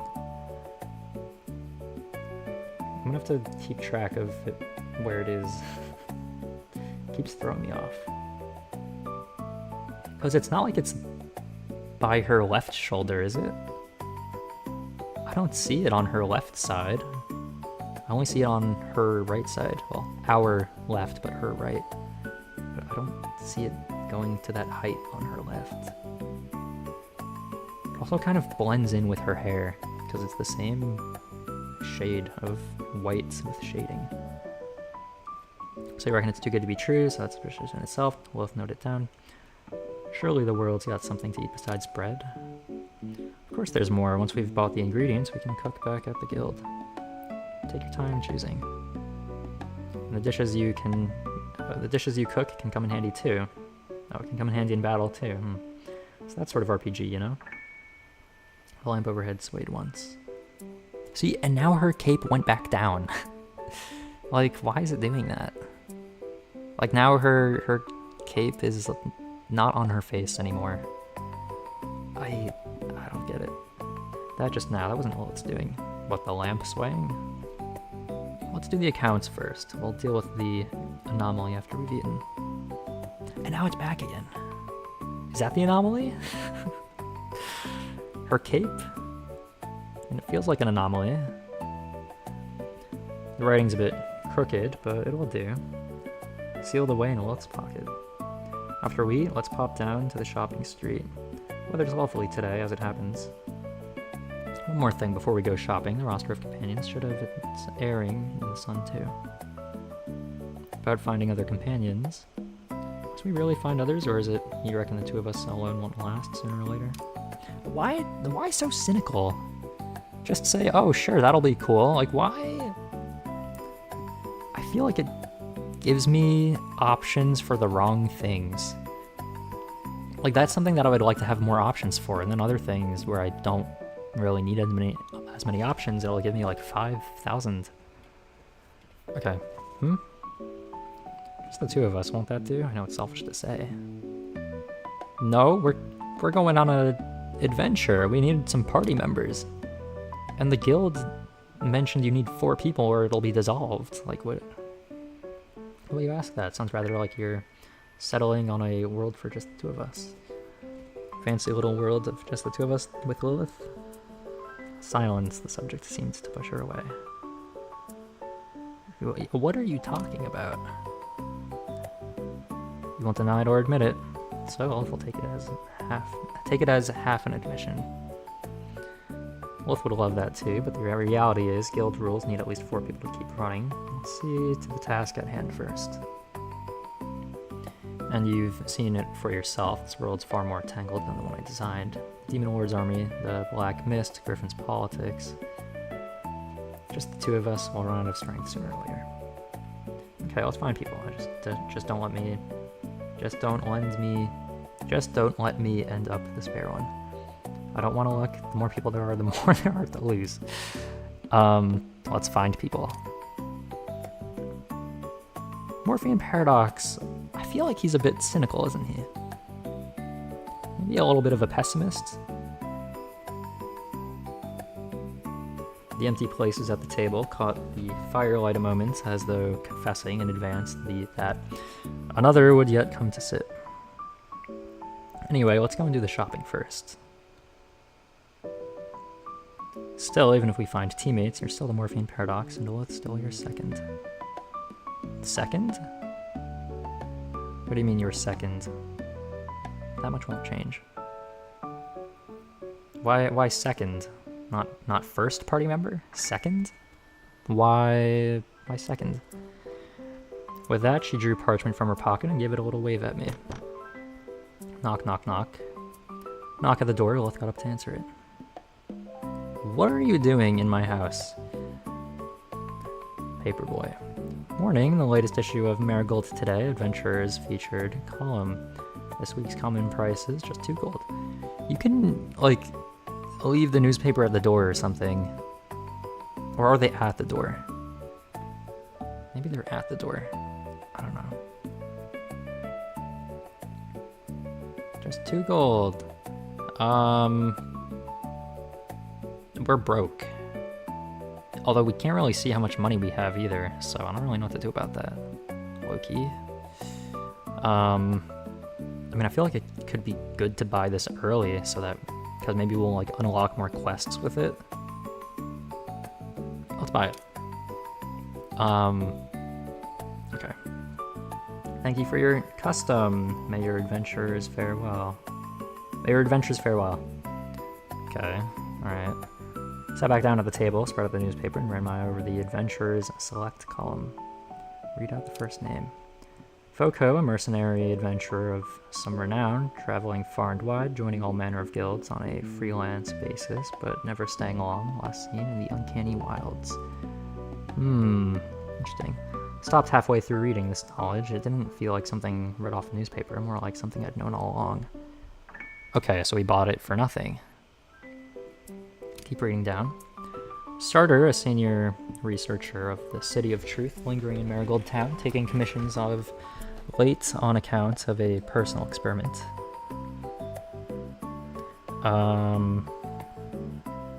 Okay, well, it's telling us about the party members we can get, so I don't know if that was important. And the last one. Wasn't Starter in jail in the initial launch? I don't know what's gonna happen now, though. Green, a former Griffin guard and archer, currently doing odd jobs around Marigold Town.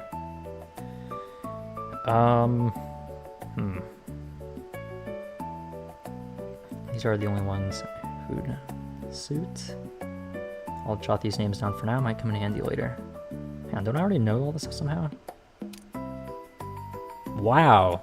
Success. And also the number was lower than the thing, so maybe the number has to be low, which is kind of weird, but okay.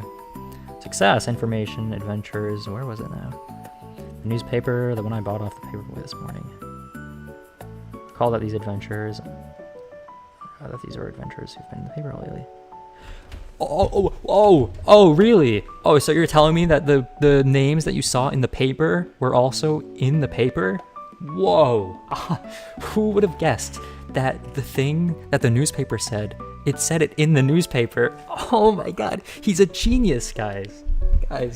Oh my god, Morphean Paradox, he's a genius. He's so smart. I'm so glad we passed the intelligence check for him to realize that. Oh my god, I'm so proud of him. He's done it again. Call that these are the adventures who've been in the paper lately. Whoa, wow. Wow, I can't believe what we read in the newspaper was in the newspaper. That's crazy how that works. Oh, who would have thought? Oh, wow. Oh, I'm so glad that he was able to make that connection. One clash for what?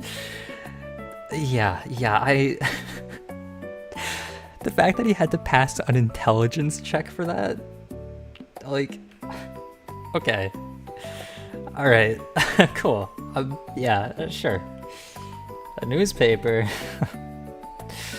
No, I mean, what's a newspaper? The world has newspapers? You have notice boards, but you don't have newspapers? Marigold Town newspaper costs this much. That word, newspaper, it's got Lilith stumped now too. I've never designed this. Yeah, that goes for like half the things in this game. Maybe like 90% of the things. I designed this world, yet I didn't know it had newspapers. That fact sounds a little dearer than the price of the newspaper. Just how much did your design leave out? The world is growing of its own accord. It isn't your fault. Keep eating. Don't let her see that I'm afraid.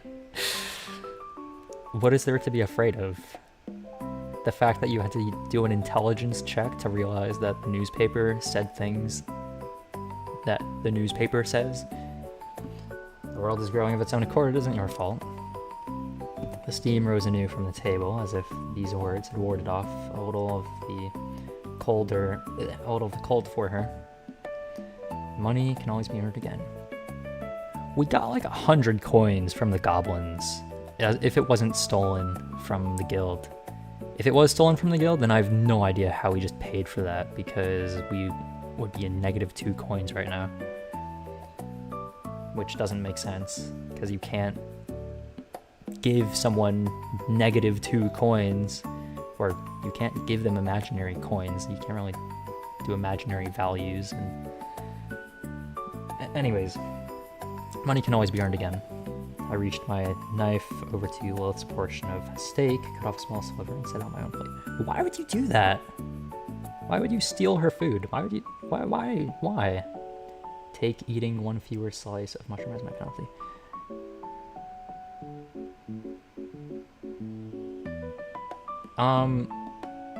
So you're gonna steal part of her steak, and that counts as you eating a fewer slice? Okay.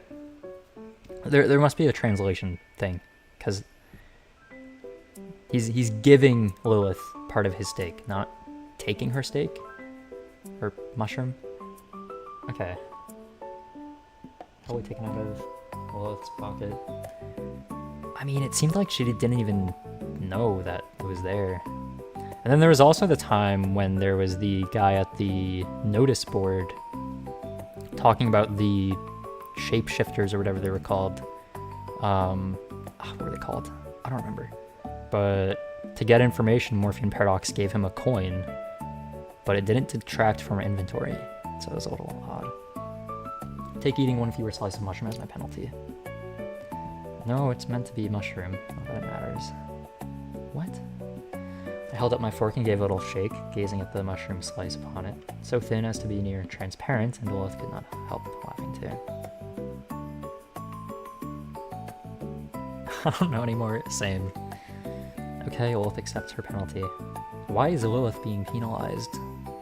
She lowered her head with a smile, but the smile only lasted an instant. Still, truth be told, this whole newspaper business has me a bit on edge. What is she being punished for? Things I don't know about have appeared in this world. Is that what she's being penalized for? For not knowing everything in the world? Really? Okay. Things I don't know have... You know, I don't think Morphean Paradox has been making his own world for Lilith, so I don't really think he can be complaining. Things I don't know about also have appeared in this world, and maybe not just the newspapers. Let's leave the mushroom for now. I wouldn't taste a thing if I ate it like this. Silence. Hey, food is food. I appreciate it. You don't have to answer, you know. I know it was a bit heavy. What was... mushroom? Never mind, let's not dwell on that. Thank you. You matter so very much to Lilith. I don't know where that came from, but... okay. Just as I made to rise, the corner of my eye caught a line of small print in the corner of the page. On the outskirts of Marigold Town, a herb gatherer has gone missing at the edge of the black mist zone. Search party could find no body, and the Isaiah Stone holds no records of resurrection. No resurrection.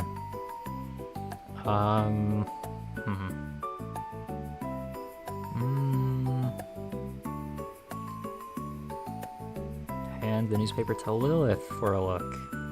Note it for now, bring it up at the right moment. Wait, hold on, what? Herb gatherer, gone missing. Find nobody. Note it for now. Oh, wait. Let Lilith look at it. I've seen it. Didn't it come back at the Isaiah Stone? That shouldn't happen. Resurrection's the most basic mechanic in this world. There's no way I left it out. Let's not whisk these few lines out of sight just yet. Oh! This is the map of Marigold Town.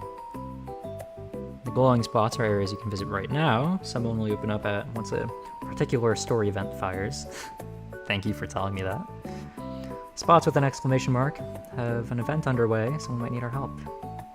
Do take note though, some events are time limited. Miss them and they're gone for good. Alright, so... Well, we can't click on ourselves. Okay. Can we save here? We can! Okay. So we can zoom in. Let's look at the map. Can we... Okay. I guess this is the full map. So I want to look at this for a sec. So we have our, I guess, the housing area over here. I don't know if there's a different area there. Looks like that building is a little important. Is that the guild hall? Maybe. I don't know, because it has a money symbol on it. Marigold Town is there. There looks like there's some sort of kingdom there. I don't know how large it actually is. I don't know if this is to scale. And then I guess the... what's it called? The uncanny woods or whatever is there because of those trees. I don't know if there's a different forest here or not. There's a volcano very nearby. It's a little bit odd. Looks like, I don't know, maybe a Demon King's castle or something. Then there's a tower back there. Not sure what that is. Actually, I think there was something mentioned in updates that was like a mode where you,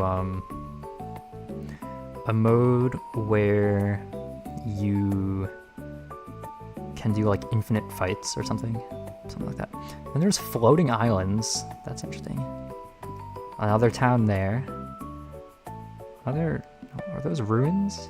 And there's another town over here as well. Then looks like something over there, but it's kind of behind the thing. And there's like a... What is that? What's that? I don't know. Okay. Looks like there's quite a few places though. Oh yeah, and then there's a lot of graves. Interesting. Angry Birds Epic. I don't think I played that one.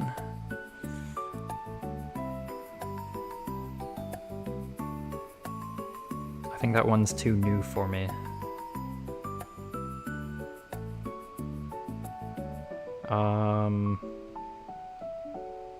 Okay.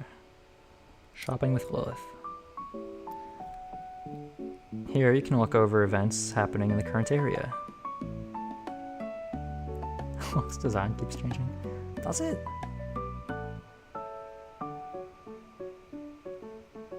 Okay, can we read one dialogue at a time, please? Can see the events happening in the current area. Click left and right arrows to switch between events, some more exploration, some more commissions. Once you pick the target, you're free to set out. Do read the event details. Now and then there's an unexpected bit of luck in store. Okay, now we can read them. It's in English now! That's so helpful. That is so helpful. Also, this thing is still on my screen. Anything you fancy buying? Me? Not really. Oh my god, I remember having to translate every single line of this, and then this part as well. Oh, I'm so glad I can read it now. By the way, there has not been a drop of voice acting yet. Like, I've just not heard a single bit of voice acting in this entire playthrough so far. thing covering the cloak. I mean, it's still there. Sometimes it's up, sometimes it's not. I don't know why it rises randomly though, and only on one side too.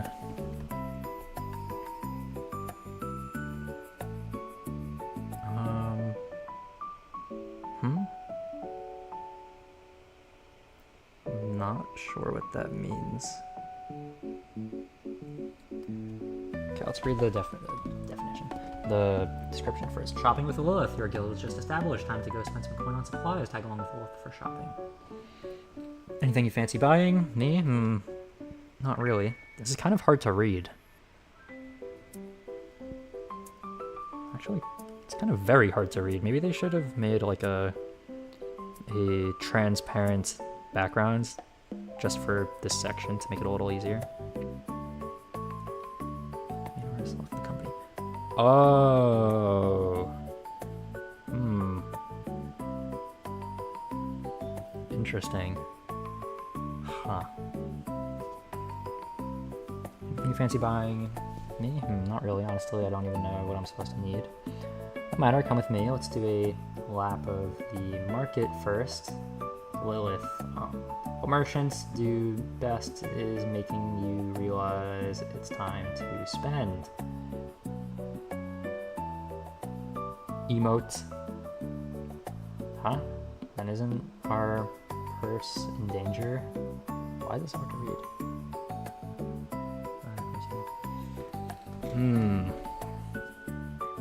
I see. Save where you should, spend where you must. Food and clothes are proper expenses, not to be skimped. Emote.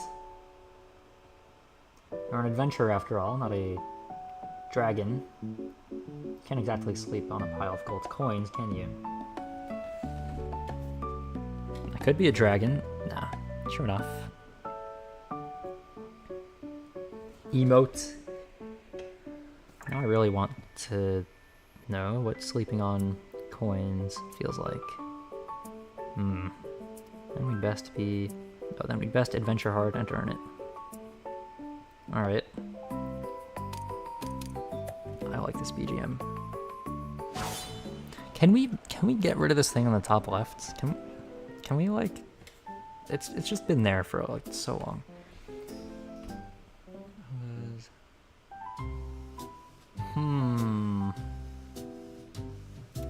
Okay.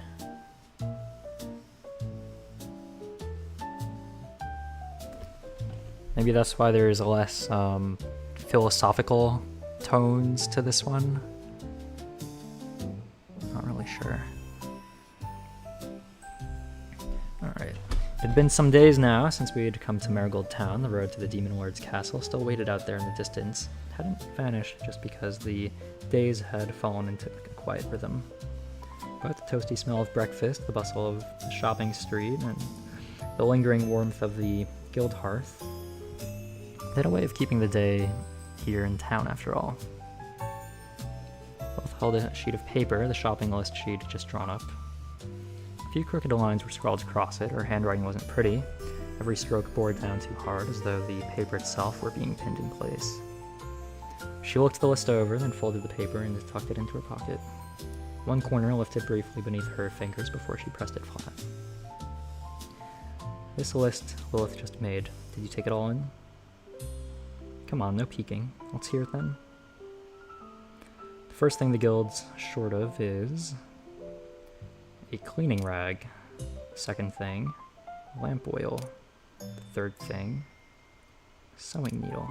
The last thing, salt. Why did I have to do a quick time event for that? All correct, you actually remembered everyone. Yes, I did. Well, I forgot them until I saw the option for them. But, yeah. Well, it's done checking. We really got them all right. Looks like Lilith won't have to fuss over lists anymore then. No. Make the lists, because I will not remember them otherwise. Come on, off we go.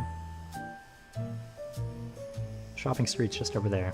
Listen, the everyday sounds of the town are already drawing near. flagstones are sun-bleached white today. Let's keep to the shady side.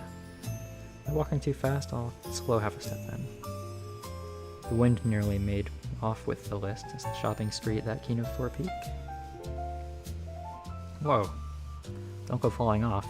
You're the guild's whole financial lifeline. There. Sealed and successfully. That was close. I'll copy it into a sturdy notebook once we're back. We've reached the crossing. Let me ask you something. You ever get that feeling like you've walked somewhere before, even though it's your first time there? So you're saying that this is not your first time here, although you think it is. Which goes to the theory, once again, that they've went through the game before and then lost their memory for some reason. Okay.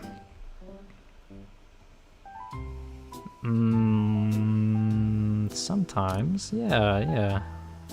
I won't press for now. Should I have said no? You know, I didn't. I wasn't trying to shut you down. I was trying to play along with you and have you continue talking. And your cape is on your face again.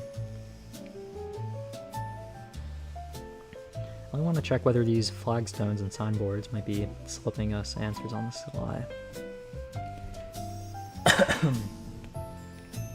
As we rounded an alley mouth, a shout went up behind us. The narrow street was the first to break into chaos. Have I seen these lines before? It keeps changing. I mean, it keeps changing back and forth between the thing being on her face and it not being on her face. Aside from that, it's pretty consistent for the most part. Okay. Make way, make way. Aladdin donkey cart wheeled out of the alley, its wheels grinding over the flagstones with a creaking groan. Have you seen the trailer art?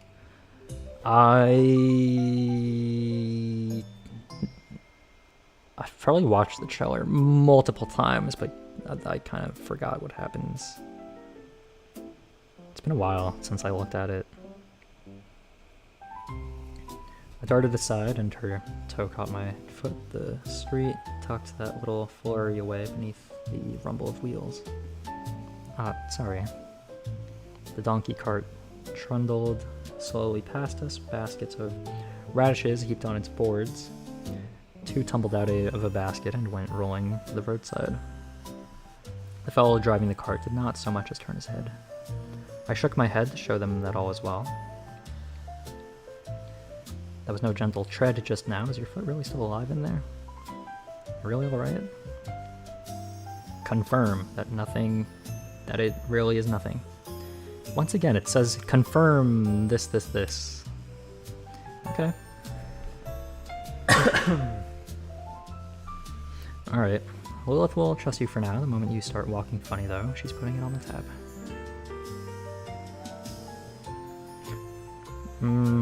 Okay.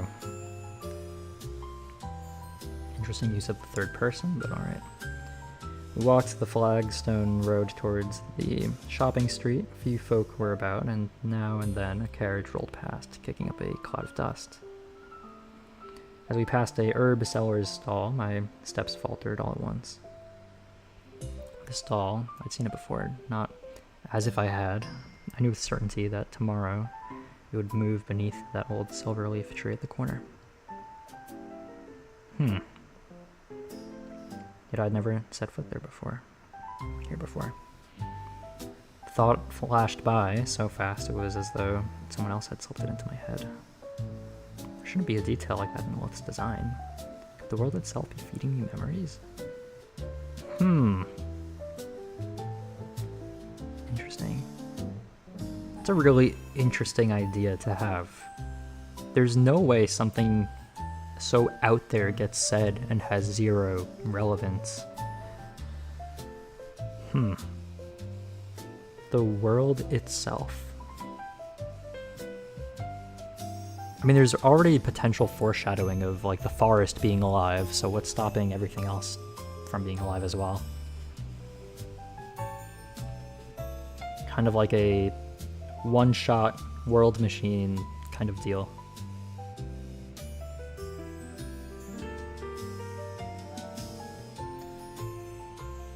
By the roadside, an aged man crouched in the angle of a wall, a battered wooden box before him, holding a few crooked hand-made trinkets.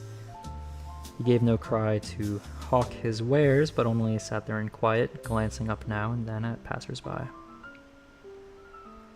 Lilith slowed her steps as though she had noticed something. Take a look. Seems like Lilith found something. I crouched and picked up a rough wooden pendant. The craft was poor, yet upon it was carved a little flower, its lines clumsy but earnest. I carved that for my granddaughter, though she's no longer with us. Just have a look, that's all. Whether it sells or not is no longer... No, sells or not no longer matters to me. Wouldn't you want to keep that? How much for this? The old man was taken aback for a moment, then gave a faint smile. One gold coin will do. I did not say I wanted to buy it. I just lost a coin. Let's get going. That old man's words, I'll take note of them too. Looks like there's a sale on over there. Big crowd. Want to keep up? The crowd was thick. For an instant I felt it. There's one person missing here. Yet who was it, I cannot say. Feeling seemed not to spring from within me, rather as though something drew my attention from the shadows. As the crowd pressed in, the distance between me and Lilith shrank all at once. The faint scent of the girl's hair stole into my senses, and beneath my armor my heart began to pound. What? Oh, I just remembered something about the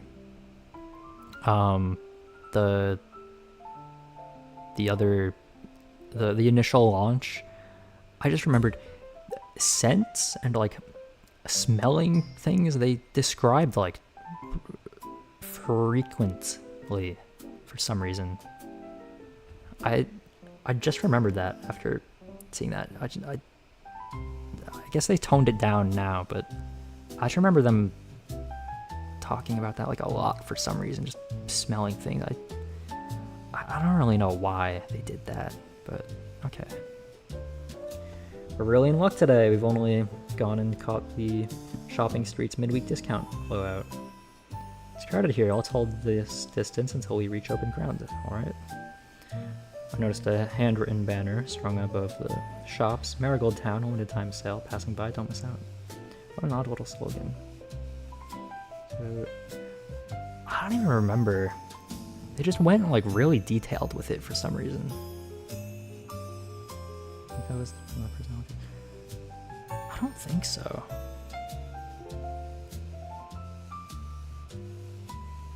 I don't remember. I just remember them getting like really oddly in detail. I was like, okay. What an odd little slogan. We've only just started out, you know. There's still loads we're short of.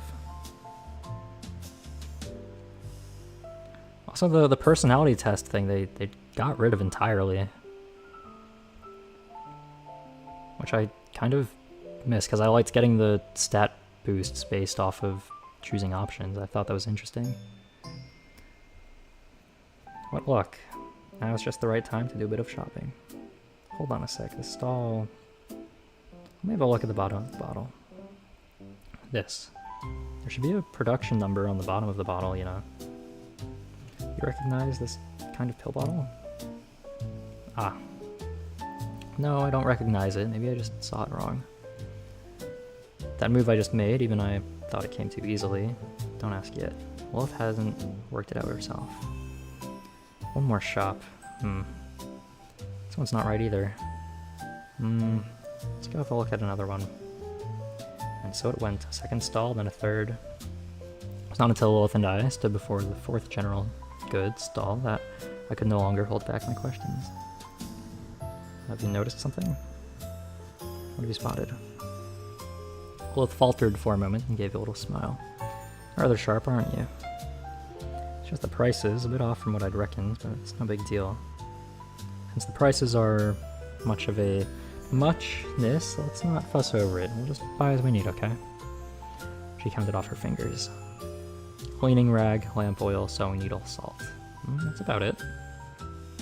Let's go. Today's shopping's down to the two of us. As she spoke, she naturally took hold of my cuff. Not hand-holding, just two fingers lightly hooked over the edge of the cloth. The shopping street was longer than I had imagined. The stalls pressed close on either side, their awning cloths snapping in the wind. The air was a mingling of dry hay, leather, and some spice I could not quite name. A clatter came from overhead as a sopping wet bedsheet was flung over a second-floor windowsill. Drops ran off the corner of the cloth and fell, square and true, upon the shoulder of a passing fellow. What the devil? He looked up and cursed. A round face poked out of the window. Middle-aged woman, another garment yet clutched in both her hands. If you don't fancy getting wet, don't come this way. Sally's got washing out every day. First time here, is it? And look before you go flinging it, won't you? Must I hang my washing by your leave? Off with you, off. Stop blocking my light. The fellow shook the water off his shoulder with a few muttered curses and went on his way. Martha, why do we know her name is Martha? Who told us that? Martha gave a snort and flung up another piece of washing. Lilith covered her mouth beside me, her shoulders shaking. Martha was about to draw back when she glanced down at us. Oh, adventurers, are you gawping? What are you gawping at? Never seen washing hung out before? Come on, stop staring.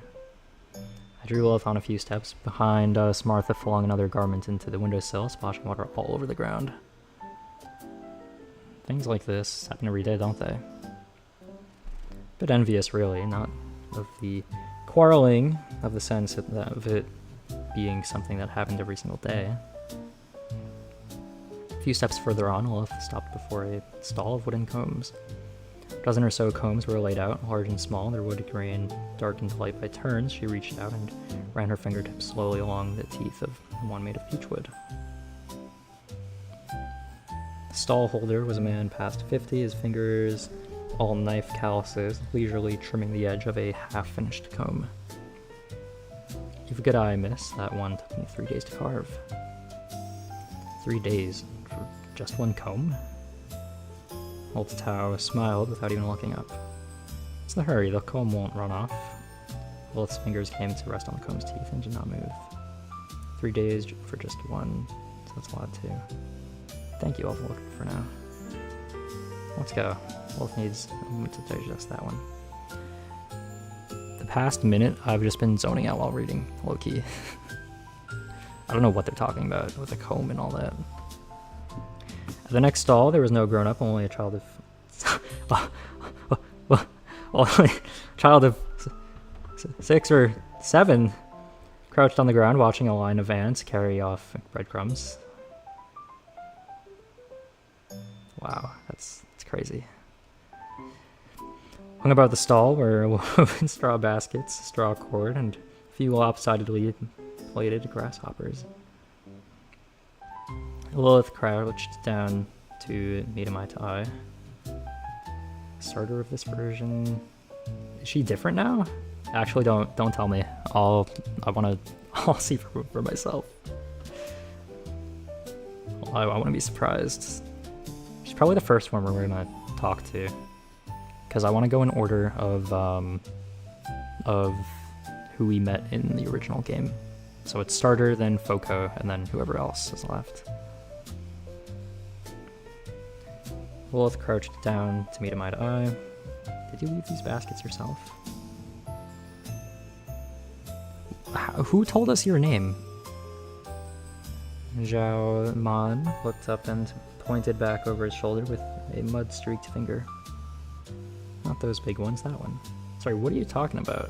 It's pointing at a basket no bigger than a palm, loosely woven and crooked handled, yet plaited earnestly together from grass of 3 different colors. Lilith picked up the little basket and turned it. Ah! That's a bug. Hold on.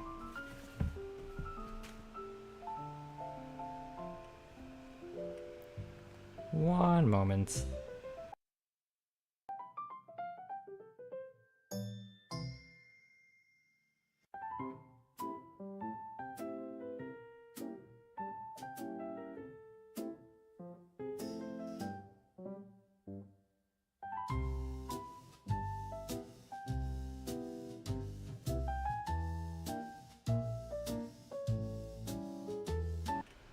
It has escaped.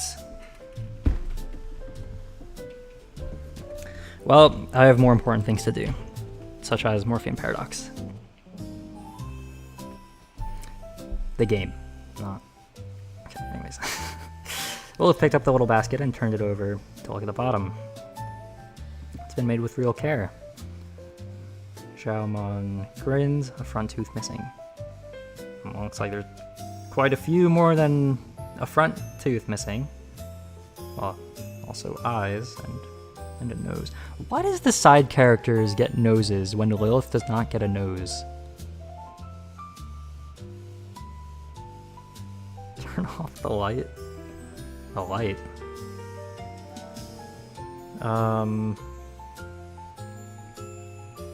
Why? Where? Why are we talking to you?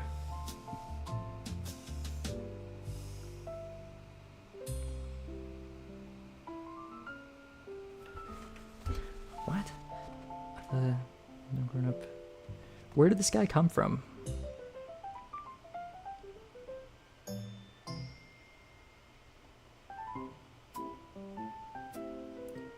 Is this the kid? Or is this the 50-year-old guy?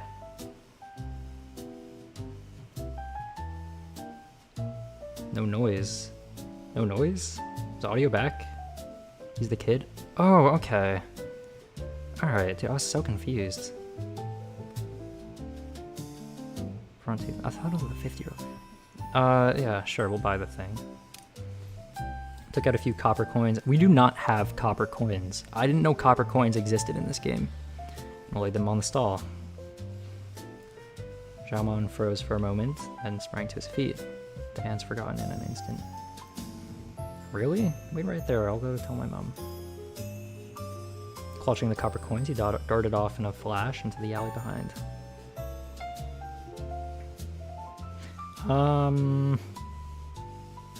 Okay. Both rose to her feet, the crooked little basket dangling from her hand. That kid is tall. Yeah, and also the guy that was described as tall was the same height as like everyone else, so I guess they don't really scale the characters' heights. It's probably the best buy we've made all day. At a stall nearby, we bought a rag and some lamp oil. As she paid, Lilith checked the price twice over with the stall holder, who grew a touch impatient at the asking. Further on, a stall hung all over, with little trinkets blocked half the road. 2 rows of hair clips hung from the crossbar. On the cloth bestowed. Below lay a few earrings and a small box of rings, whether silver or tin, none could say. The stall holder was a young woman, her head bent low, threading a bead onto fine string.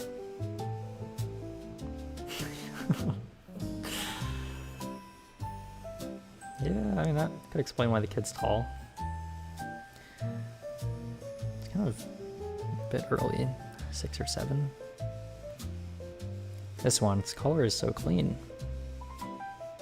It was a very plain, pale blue hair clip, no pattern, no gem, but a small sliver of metal bent into a curve, its surface polished bright.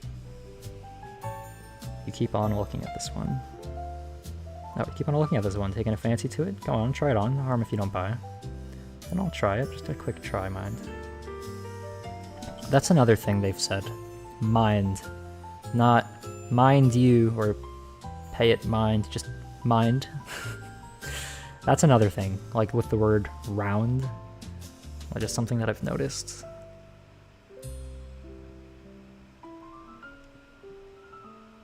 For the little brass mirror at the edge of the stall, she clipped it into the loose strands of hair by her ear. 6 to 7, huh?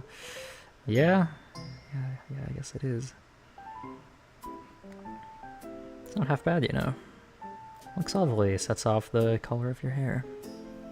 She already has like 5 hair accessories. Okay, well not 5, but like she has 2. She's a lot of, and then she has the necklace thing, and then she has the ribbon, and then she has that thing, and then she has the belt and the bag. So that's like 1, 2, 3, 4, 5, 6, 7.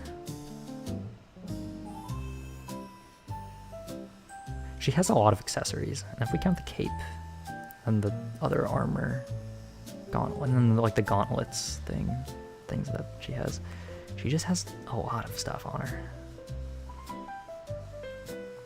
Alright, trial's over. Thanks, I'm only looking, really. Let's go. Buy it for her. I reached out and took up the hair clip that then fished out some copper coins and handed them to Ying. Huh, you're soft-hearted one, aren't you? Any belts, the green Roland has. I've seen him before, but I don't remember. I don't remember what he looks like. She wrapped the hair clip in a small piece of coarse cloth and handed it to me. For me? Thank you. I won't open it just yet, while saving this for a moment with a bit more ceremony to it. Like when you go off to buy slush. As we walked on, a little pushcart appeared at the corner of the street. A plump fellow was ladling something into wooden bowls. On the sign beside him, in crooked lettering, was scrawled, "Honey Cream Slush." Honey Cream Slush sighted up ahead. This is a routine scouting report, not me wanting a bite. Alright, my feet have stopped. Buy 2. Walked over and bought 2 bowls. Lilith flinched her fingers back as she took the wooden bowl. So cold. She carefully spooned up a mouthful and put it in her mouth. Sweet. She took another spoonful, then another, faster and faster. I looked down at my own bowl. I'd had but 3 mouthfuls, and hers was already scraped clean. I looked at her. No laughing. The salt and the sewing needle we bought at the little shop.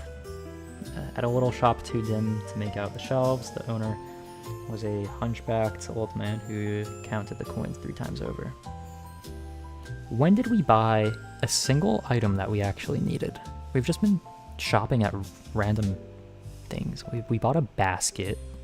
We bought a hair clip. Like, we don't need all these random. And now food as well. I mean, I guess that's a little bit more valuable, but we're not even keeping track of money anymore. Because there's no way of me checking an inventory. There's no sense of currency right now. Because so far in the game, there's not been a single time where it's like, oh, that's too expensive, let's not buy it. We've just bought every single item. There's no sense of, oh, I have to save up for something. It's just, oh yeah, we'll buy that. It's like, oh, I have no idea how much money I have, but I'm sure the story will work out one way or another. So it's like, it's just a little awkward. Found bread. Thing came out of Lilith's GM pocket. I mean, I guess? I don't know, it just feels a little...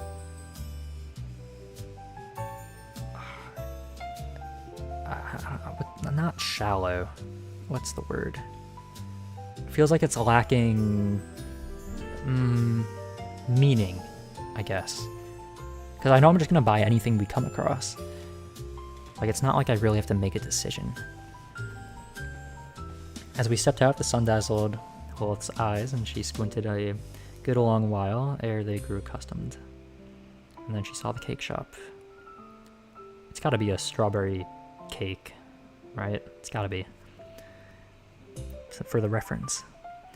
The window, to be precise, behind the glass sat 5 or 6 slices of cake, a handwritten price list propped up beside them. Strawberry, chocolate lemon. Into each slice was stuck a little paper flag naming the flavor. Get the strawberry. Lilith pressed close against the window. Not the glance and go manner of pressing close, but the kind where her chin and all but touched the glass. Do people buy them every day? Every day, yes. Then again, I reckoned there ought to be some bought every day. There ought to be some bought every day. Honestly, I don't know either. I say that I'd never really paid any mind. She gave a soft, Someone makes cakes every day, and someone comes to buy them every day. She said it very softly, as though reciting something she'd only just come to understand. So the only option is strawberry cake, but that's what I would have chosen anyway. We're buying the strawberry cake, for the reference. I mean, we just have infinite money, apparently. Okay. I bought a slice of strawberry cake. Although, I don't know if we can actually keep items, because it might be broken. Not sure. As she took the paper box, she lifted the lid for a glance and closed it again. I'll eat it when we get back. She held the box to her chest as if afraid the wind might carry it away. We walked on. She held the cake box in her arms while I carried the bag of salt into the rag. What about the lamp? And the sewing needle? The press of folk upon the street parted and closed again about us. How tall is Lilith? Not sure.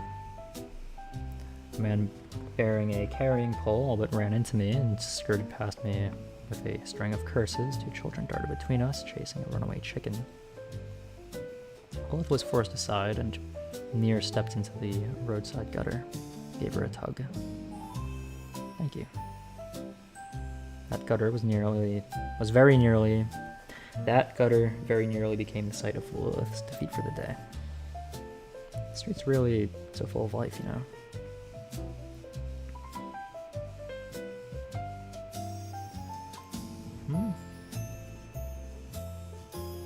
I don't mean that as a sneer, mind. I really do think it's brilliant. Why does she say mind? Or why does the text say mind and not mind you? Just mind. I feel like it's gotta be a translation thing. 165. How tall is that? It's like 5.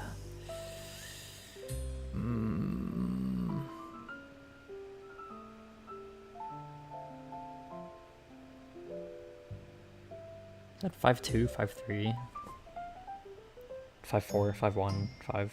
I don't know. Anyways. I really do think it's brilliant. It's a bit quieter here, so let me ask you something. Did you used to go out wandering like this before? Thought it over. When was the last time I went out shopping? Not in this world, the before that came before. Back in reality.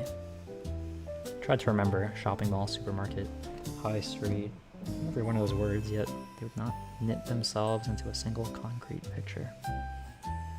No one wanted to go with them. Nothing ever bought. No, that one time. Perhaps there had been, yet I did not remember. To not remember, and to have never been, for me, these seem one and the same.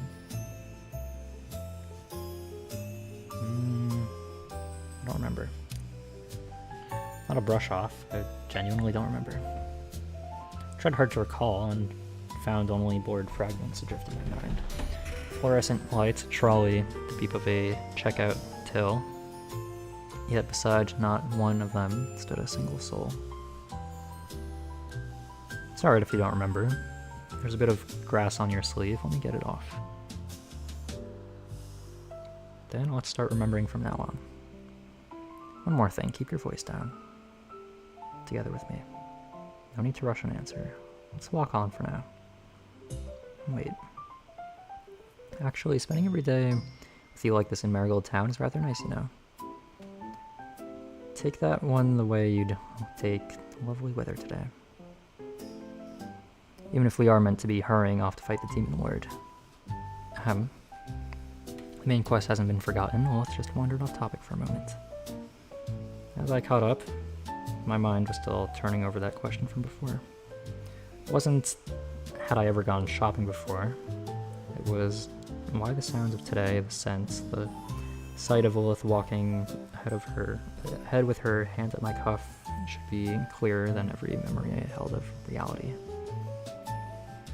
By the time we reached the far end of the shopping street, the sun had slipped behind the rooftops and the shadows stretched out long. It came to a sudden halt. Both turned back to look. What about the player? What about the player? What is it? I realize I seem to have forgotten the groceries. Heights? What, the Morphean Paradox? The main character? Not really sure.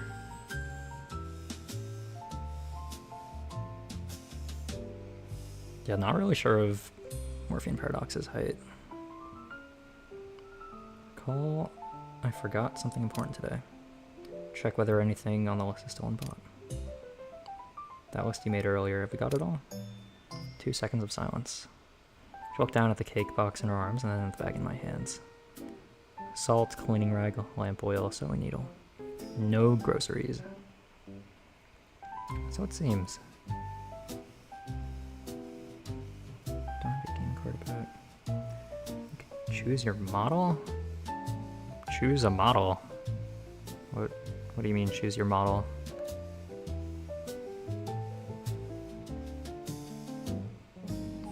For Morphean Paradox? Like the main character's model? I don't remember that. If that's what you mean. So it seems.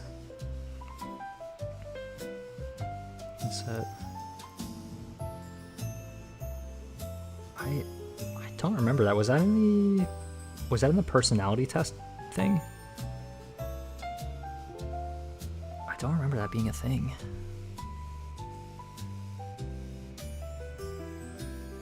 I don't know. Yes? Okay.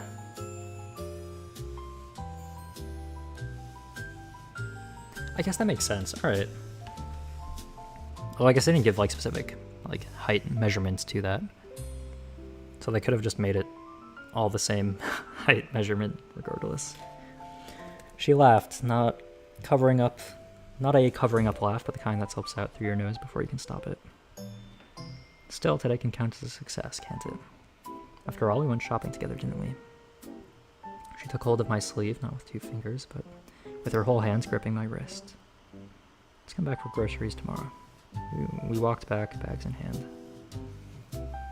Stall holders were beginning to pack up. Some folded their awnings, some hauled their crates into handcrafts, and a fruit-selling woman grumbled to the next stall over about the day's trade as she tidied away. I walked amid all these sounds, the warmth of her fingers still lingering at my wrist. So little fighting. Yeah, I think I remember until you have your full party formed, you're not really doing the combat missions very often. But then I'm pretty sure there's a certain point in the game where, at least in the initial launch, there's a point in the game where it swapped very quickly from lengthy dialogues to like a daily system of going and fighting things for missions, and then going back to the guild base, and then going and fighting things. And I think the fighting picks up later on, especially when you get more party members and because they have more interesting abilities than Morphean Paradox. But yeah. By the time we'd bought enough, the sky had sunk into evening. The shopping street began to gather in its stall cloths, folding the day's bustle away into wooden crates. On the way back, I passed the bakery where the owner happened to be closing at the door. The oven's lingering heat drifted out through the half-open door. Oh, it's you two out shopping in the street today. A few loaves left over today. If they don't sell, they'll not be fresh tomorrow. Take them on the house. Call it a gift for the new guild. How do you know about that? Thank you. Take it and go. Don't let anyone see that I need it. No one thinks that you need it. He's offering it to you out of kindness. Thank you, sir. It's just slice of life. It's slice of life until people start dying or something. And then there's that one mission where there's a lost kid, and then it turns out that it's a monster, which means that the monster killed the kid. The tone can change very quickly in this game, I feel like. Although it's been kind of consistent so far. I feel like they're kind of still just establishing the setting. Oh, I feel like they established it enough. Although, I guess because they're not going to talk about the setting again for a while after. But they're kind of just establishing the starting town, I guess.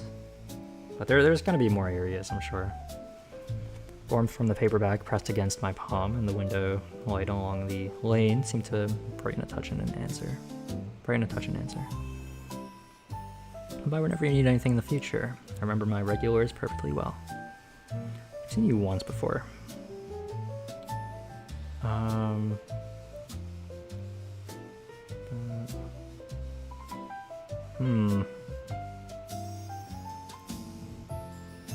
I see.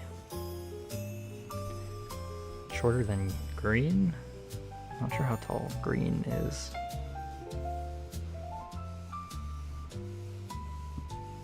Money's nearly run dry. But never mind, there's always a way. Into the setting sun, we walked towards the guild. The flagstone road kept the evening's lingering warmth beneath our feet, seeing us all the way to the outskirts. 180.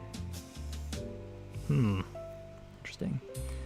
I idly touched the wooden pendants in my pocket the instant my fingertips met the carved pattern. An image surfaced without warning. A white window on the sill set a flower exactly the same. Not carved, a real one, its petals glowing faintly in the light. And the image was gone, swift as if some hand had snatched it away. I could not have said where that window stood, yet my fingertips remembered still the small, prickling bite of the carven pattern. Thought struck me of a sudden. Of a sudden? All of a sudden? So much of what happened today, my body had found its place a step ahead of me. Was the game world guiding me? Or had Lilith rehearsed these scenes herself in the designing? I didn't say it aloud, but the thought wouldn't go away. Back at the guild, I found something new by the door, an unsigned letter. On the envelope was said but a single line, "Don't forget what you owe me." I don't know who I've ever owed anything to. You took out a loan.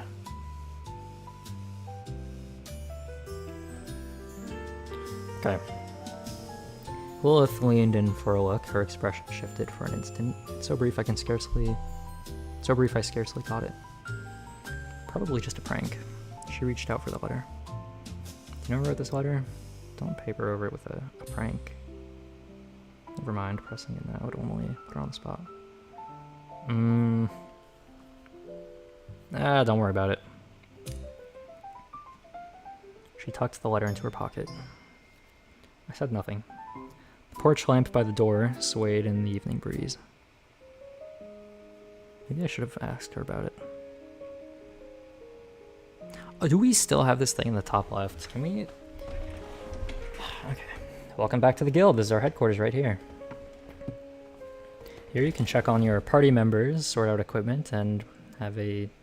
What? With everyone. Time flows here. Every little thing you do uses up a time slot. Do you mind how you plan out your day? Have a member's portrait to have a chat. Sometimes a bit of idle talk turns up clues you'd never expect. Let's save here. I guess slot 9. Using a lot of slots. I don't really like that. Rolls. 5 points. Oh, I didn't get to read that. What did it say? I don't know. Equipment skills, attribute panel here. Remember to check everyone's gear now and then. Every character has a skill tree all their own. As they level up, they can learn new skills or strengthen old ones. Oh, and you can check affinity here too, though I'd have thought you'd be level 8 to everyone anyway. Okay. Sword in the stone. Plain and simple longsword. Worn at your side since you awoke with a slender blade. Even some rust on the guard. Nothing. Okay, we can equip that. Who's that? Cleric's robe. An elegant robe embroidered with star moon patterns, standard from all Tyrone by members of the Sigh of Faith. We did not collect that, so I don't know why it's giving this to me, because I know I did not collect that. They did not give that to me at all. I know in the initial release, when talking to the soldier or whatever, somehow we ended up getting this robe, but they did not give that to us here, so not sure what that's for. Standard formal attire worn by members of the Sigh of Faith. Special material calms the mind, suitable for solemn occasions. Those wearing additional robes are automatically regarded as holy. See, members of First Nation is a serious crime, shall no one do such thing. Nothing special about it for some reason. The attention of petty thieves and related to an ancient legend. Related to an ancient legend? I've not heard of that. Let's actually not use the robe thing. I don't think it's going to be too important anyway. Accessory. We'll give it to Lilith because that is her hairband. Can we... How do we... How... It's because of this thing is in the way. It's because this thing's in the way. And we can still click on her, but it's just a little troublesome. Okay, what does this do again?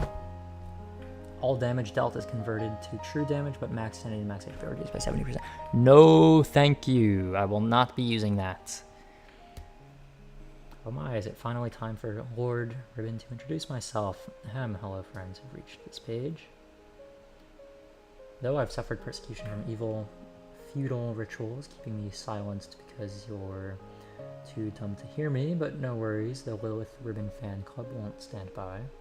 So the great Lord Ribbon stands tall over the Forest of Silver Shallots again. Want candy? Lemon flavor. We're gonna not equip that because that's a very easy way to have Lilith die. So let's not do that.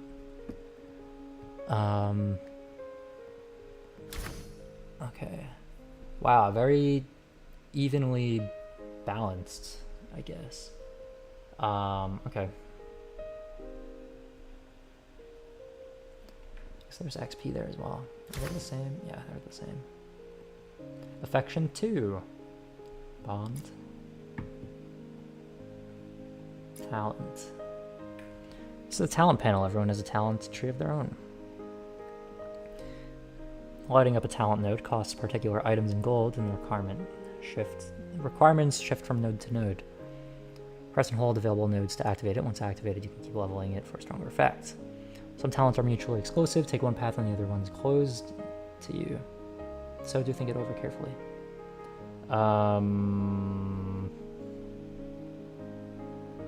Adventure. Dispatch. Parry. Sword dance. Battle resonance. Shadow piercing thrust. Radiant edge. Adventure.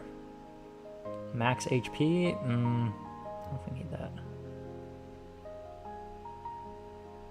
We have 0 coins, by the way. 0. Oh, I was so worried that I wasn't going to be able to press the back button. That was very concerning. Why is a starter coffee mug here without starter? I noticed this before. I mean, I guess they were here together, but okay. And then we just save. Actually, let's save again, because we just equipped their items. Okay.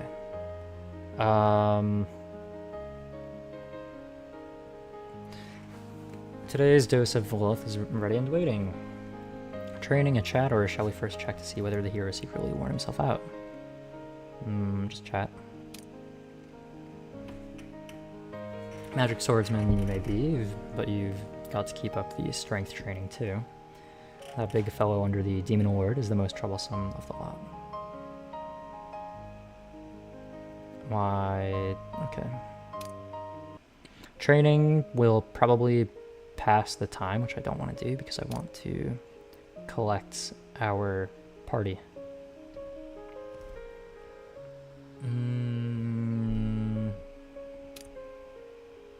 Old Town Merchant. The last drink of a... What? The Legend of the...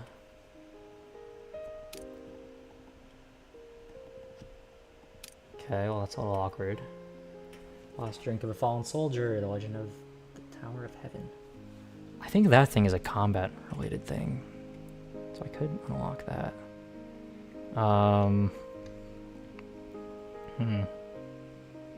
Well, we have no money. Corner of Marigold Town, a veteran in a faded military cloak leans against the wall. His flask is empty, but he hasn't left yet.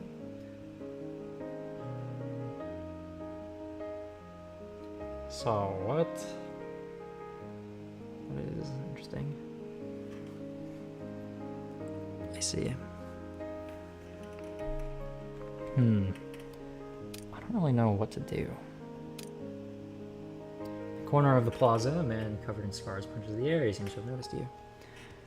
I mean, I guess we could do this one first.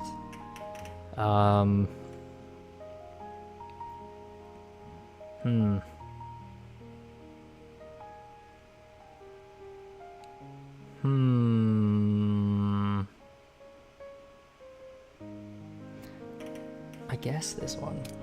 Okay. Start event. Let me drink some water really quick.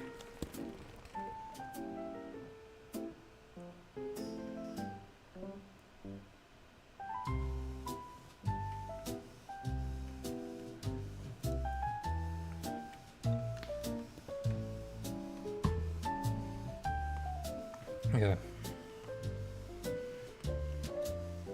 Low-key, all this reading is like definitely taking a toll on my voice or throat.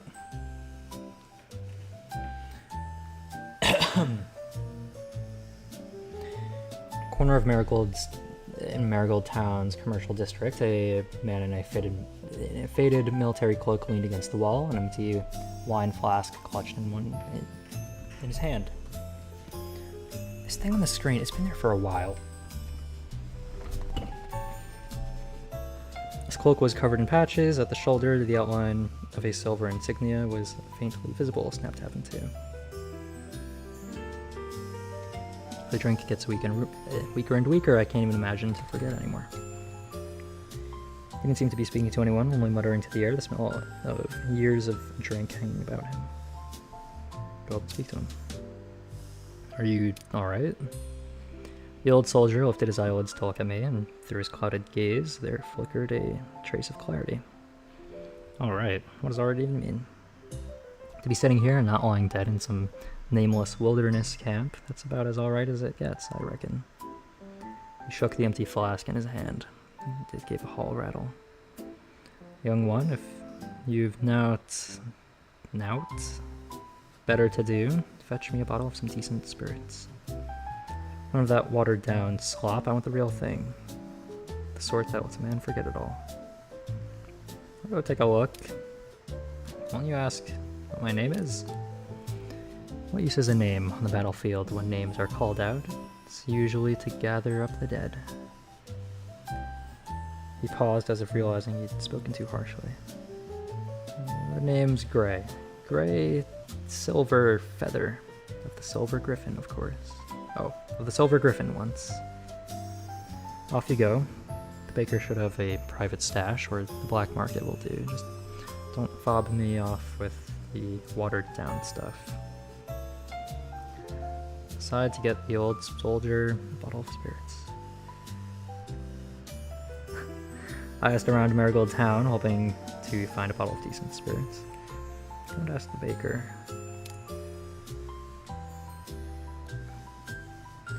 Is that the baker? The bakery's warmth poured out through the crack in the door. You raised the matter of spirits with the owner. Spirits? This is a bakery, not a tavern. His gaze flickered for a moment. And again, so long as you don't go telling anyone. Give you my word. The owner fished an unassuming clay jar out from under the counter and handed it to me. My wife brewed this before she passed. I'd meant to keep it for myself, but it's only sitting there. Give it to that old soldier. We did not tell you about the soldier. I've seen him about. He was quite somebody once. Okay. I would think that you would have wanted to keep that. What is it with all these people and their sentimental objects that they are completely fine with just giving away? Like first with the was it the amulet or the charm or whatever from the guy's daughter who passed, and now the guy's wife, and like, wow, they really don't want to hold on to their sentimental belongings. I got hold of a bottle of real spirits. Returned to the corner. Gray was still in his place. Like a statue everyone had forgotten. Hand him the drink. Gray took the flask, pulled out the stopper, and drew a deep sniff. A film of moisture rose in his clouded eyes. See, like, the guy could have gave us a thing of... could gave us the drink without it needing to be his dead wife's. Like, why? Why did they do that? This taste, it's homebrewed, not workshop stuff. That someone would be willing to give me a thing like this is a surprise, truly. He tipped his head back and took a great swig, his throat working, as if swallowing something heavier than wine. You know, the quietest a battlefield ever gets isn't at a ceasefire. It's when both sides are dead to the last man. Okay. You've been through a lot. Gray took another drink, his gaze turning distant. Many? Not so many, only that I remember each one too clearly. That year we were ordered to raid a demonkin stronghold by night, a simple task, or so the officer said at least. When the fires rose, I saw two sights. One was a demonkin. She was shielding a child with her own body. The other was a soldier, one of ours, rifling through a dead man's pockets. In that moment, I could no longer tell them apart. Who was the enemy? Who was the comrade? They cried out different names, but death they were all the same. After that, I learned one thing. When you stop asking, why am I fighting, your body does the rest for you. Where the blade falls, where your feet land, no thought, no hesitation needed. It's what I worked out across countless battles. You're an adventurer, aren't you? Sooner or later, you'll meet them too. Those battles fought 1,000 times over, and meaningless every one. When that time comes, just let your body do it for you.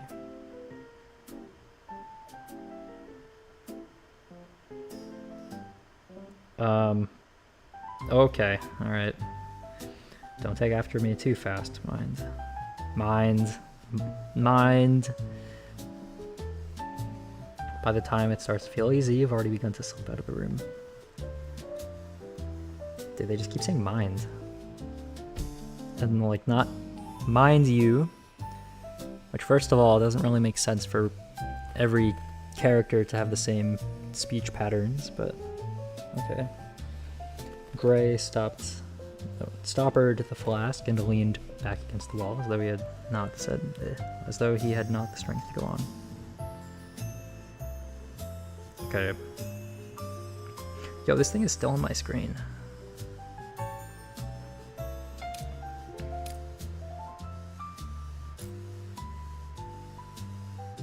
I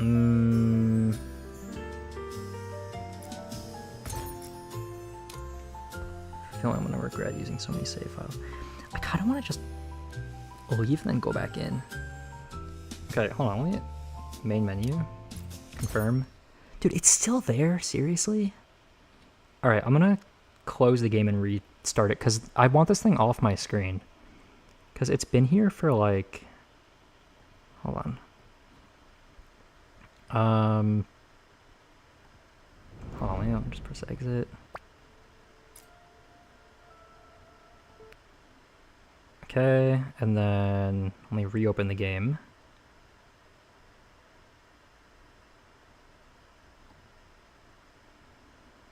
Hopefully this thing is not on my screen anymore because it's just been there for... Why are we in full screen? I did not set this game to full screen. Hold on. Settings. Why did you change my settings? Okay, and then that. Confirm. Oh, it changed my audio settings. This is really scary right now. It changed my visual settings and my audio settings. It better not have... Oh, you better not have reset my game. You better not have reset everything. You better not have done that. That would really suck. Okay, find... If they reset everything... It's not gonna be fun. Ooh, okay, it's fine. We're fine. Continue. Okay, we're good. We're good. Alright, that was a little bit scary, but we're fine. Okay. Well, I had to close the game and open it back up to get rid of the thing, but it's gone. We're good. Everything's saved properly. We're fine. Low-key, did they still not announce that they released the update? Well, let me check. Let's see. I still don't think they announced it yet.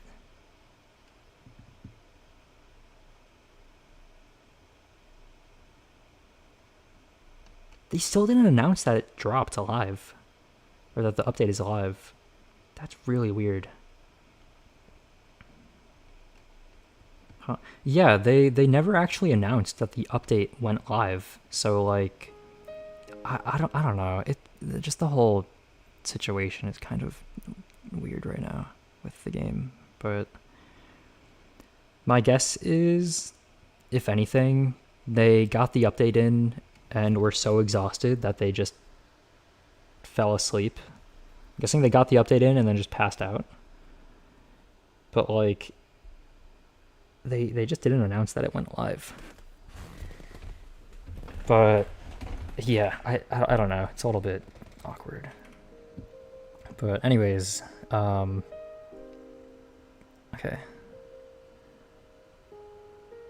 That thing is finally off our screen, so let's save again with it off of our screen. Okay. Travel. Ooh, can we finally get allies? Nope, we can't. An unwanted victory. Gray is still in that corner. You look towards number 4, but he seems to be waiting for you. Okay. Clear out the rats. Oh my god, my basement is full of rats. I've sealed the basement door. Can someone help me get rid of them all? Dispatch. That is a job for You. We can't dispatch Morphean Paradox, can we? Yeah. Oh, Lilith's got that. Yeah, you can run that. From Veritas, is that? Ooh, that's starter. Now, do we do the starter storyline first? Oh. Oh, we have Foco as well. Okay.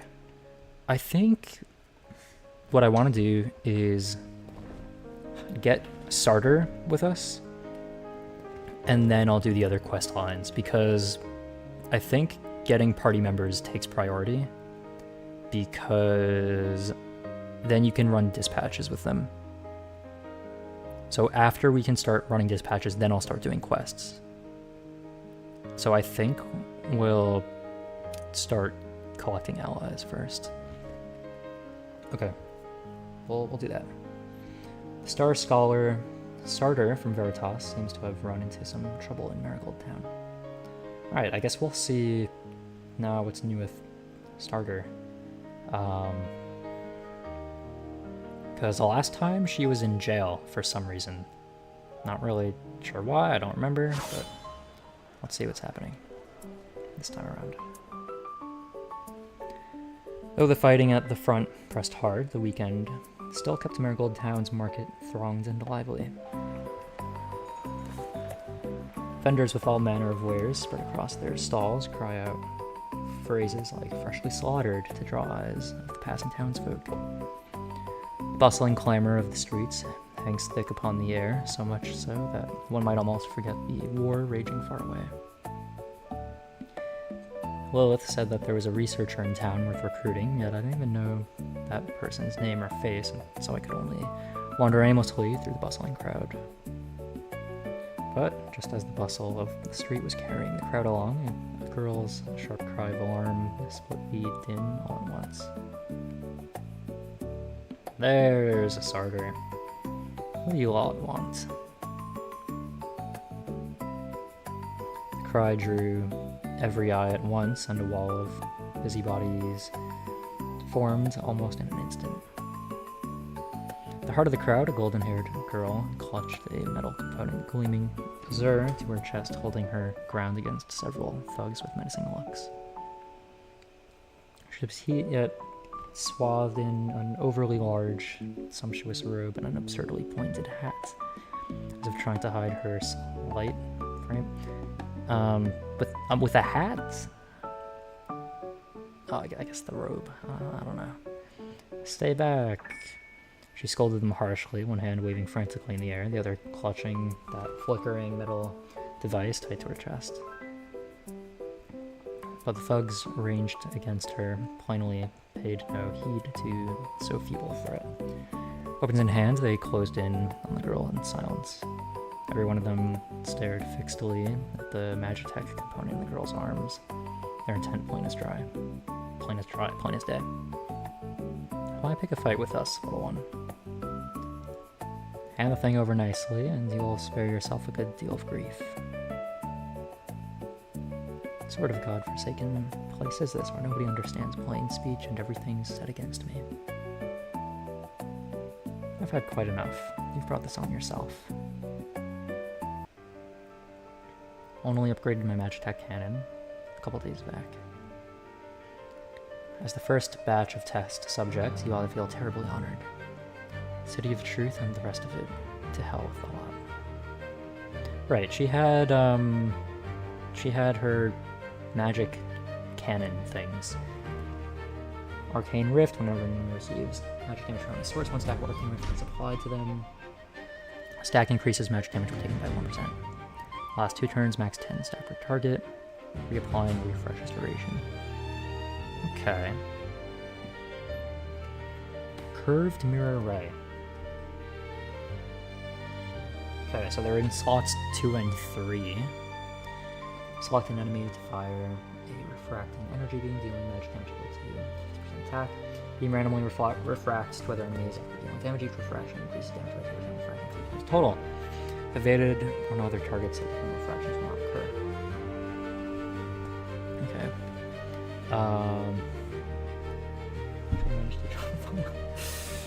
Yeah, it took a while, but yeah, it's not perfect, but and obviously, you know, I used the reference to draw it, but I mean, even for a reference, I feel like I haven't drawn at that level. Like, have I ever? I don't know if I have.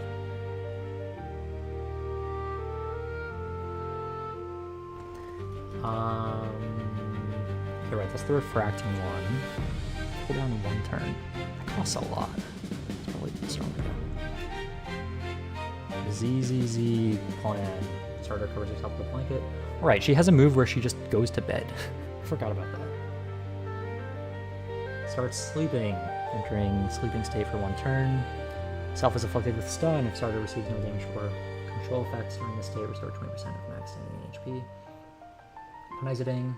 Doesn't look like usual low budget thumbnail. Thank you. Yeah, no, I know the usual is a bit scuffed. Although I also spent like 10 hours on it, so I feel like it should look at least semi-decent.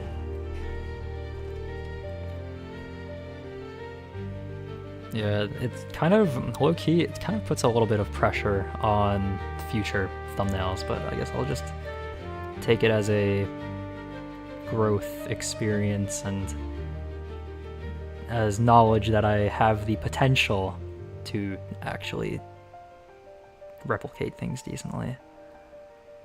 10. Yeah, it took a little while. Actually, I don't know if it took 10. Because there's probably like a few hours of that stream where I was just talking about random things. So maybe not 10. But closer to 10 than 3, probably. I'd probably at least 5. Maybe at least 6. Maybe 6 or 7. Probably more. I don't know.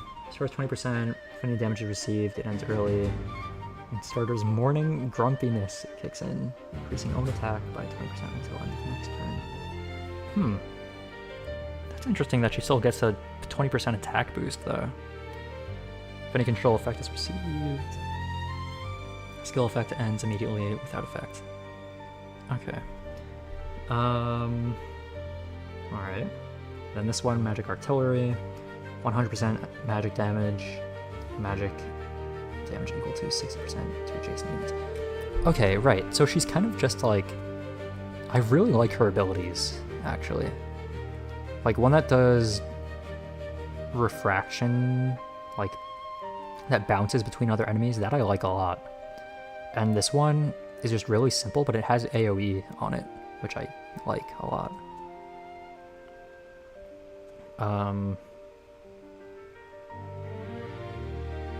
Okay, so how much total is that going to be? It's going to be 50% times 4, so 200%. And then this one is 160. So this is higher total damage.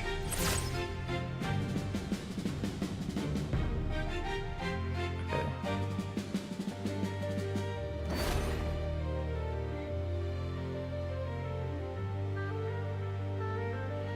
Now, right, she can just use that every single turn.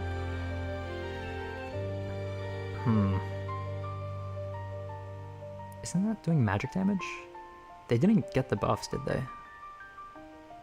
Weren't they supposed to get the what was it? The Arcane Rift thing? They didn't get Arcane Rifts, did they? Alright, what's your skill? Energy Surge. Usable when enemies with Arcane Rift exist. Detonates all Arcane Rift stacks, dealing magic damage based on their stacks. Base is 100%, 3% attack bonus damage per stack. Energy Surge pushes starter back 2 units. Immediately enters sleep state. Okay, so can I use that now? No. Oh, okay. So it does. Why? Okay, I'm not on the skill anymore. I'm not. Okay, let's try this one.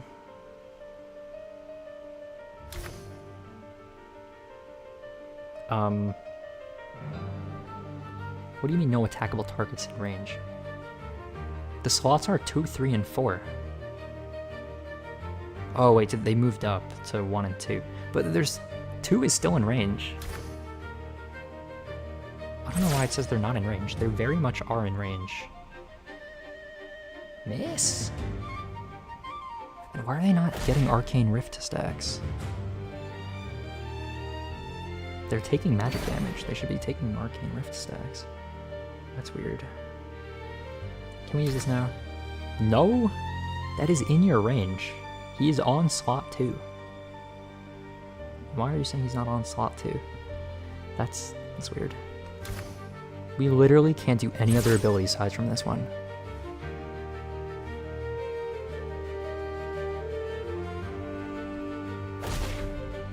We can't hit him anymore. And just like that, we're soft locked.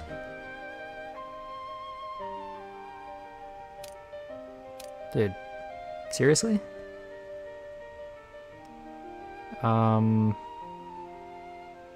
Auto battle. Why? Just sleep or something.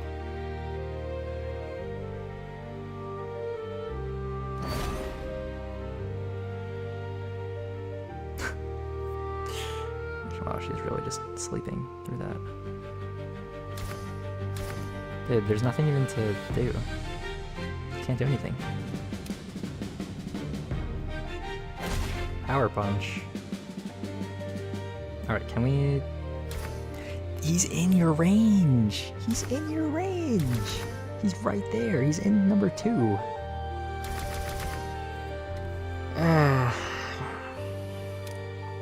How did they even move slots the first time? Okay, now he's in slot 1, so now we can do this. But like, that's so weird. He's in your range on that. They really need to... They need to fix that. If he's in slot 2, and this says range 2, 3, and 4, if he was on 2, it should have been able to hit him. That was so weird.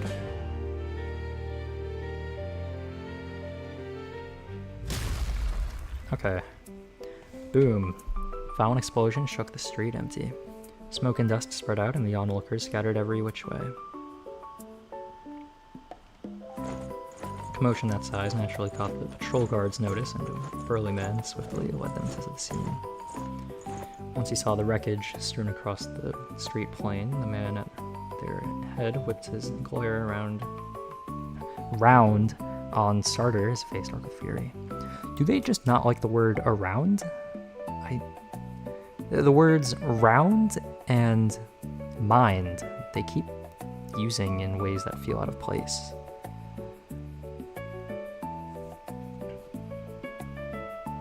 Under his glare, Starter shrank back, looking rather guilty. But at once she forced herself upright and glared right back, fierce as he like. Dr. Starter, stop this at once. Lay down your weapon and surrender. An unidentified Magitech component in your arms is included.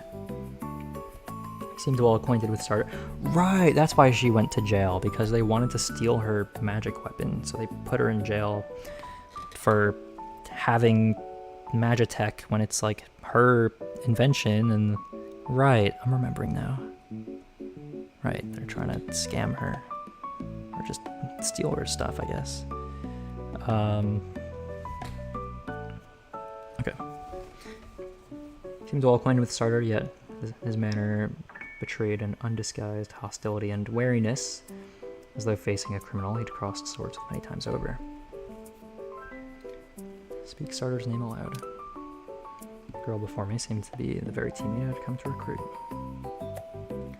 The other Griffin guards closed in without a word, free hand on a hilt, plainly ready for trouble at any moment.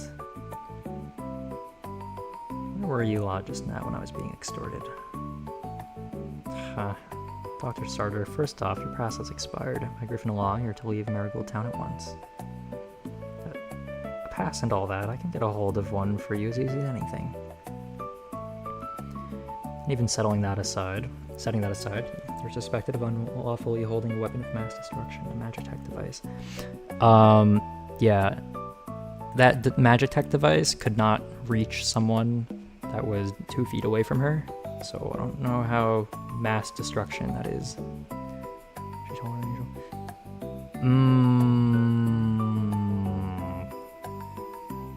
Yeah, definitely.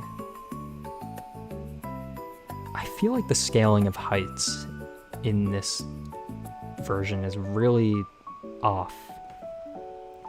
Like the Amber Scales guy is way shorter now than he should be, or at least he feels really short in this version for some reason. I remember him being really tall. And Starter is like, she's not as tall as this guy. Looks like she's standing on a box. I mean, yeah, like she is not that tall. I don't know why she, like, I feel like it's got to be a thing where they are scaling their sizes based on how much it shows of their sprite. Like, oh yeah, this is one of our main characters, let's show more of her sprite, but she's not that tall. Like, I guess if her sprite was like canonically accurate, or just accurate in general, like her head would be like down to like here. 155.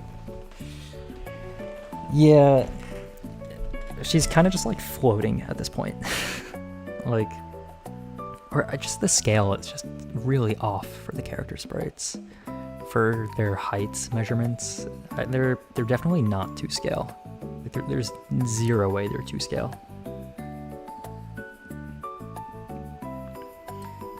And even setting that aside, the game said it, not me. I believe that she's short, because I remember her being short as well. I do not think she was this tall. She's a witch. I don't know, I mean, she has magic. Well, she uses magic devices, but I don't think she casts magic. I think Foko might cast magic, though. I don't know. I don't remember. I think I remember them being a good team, but I mean, I would kind of just want all of Wee Clo to be a team.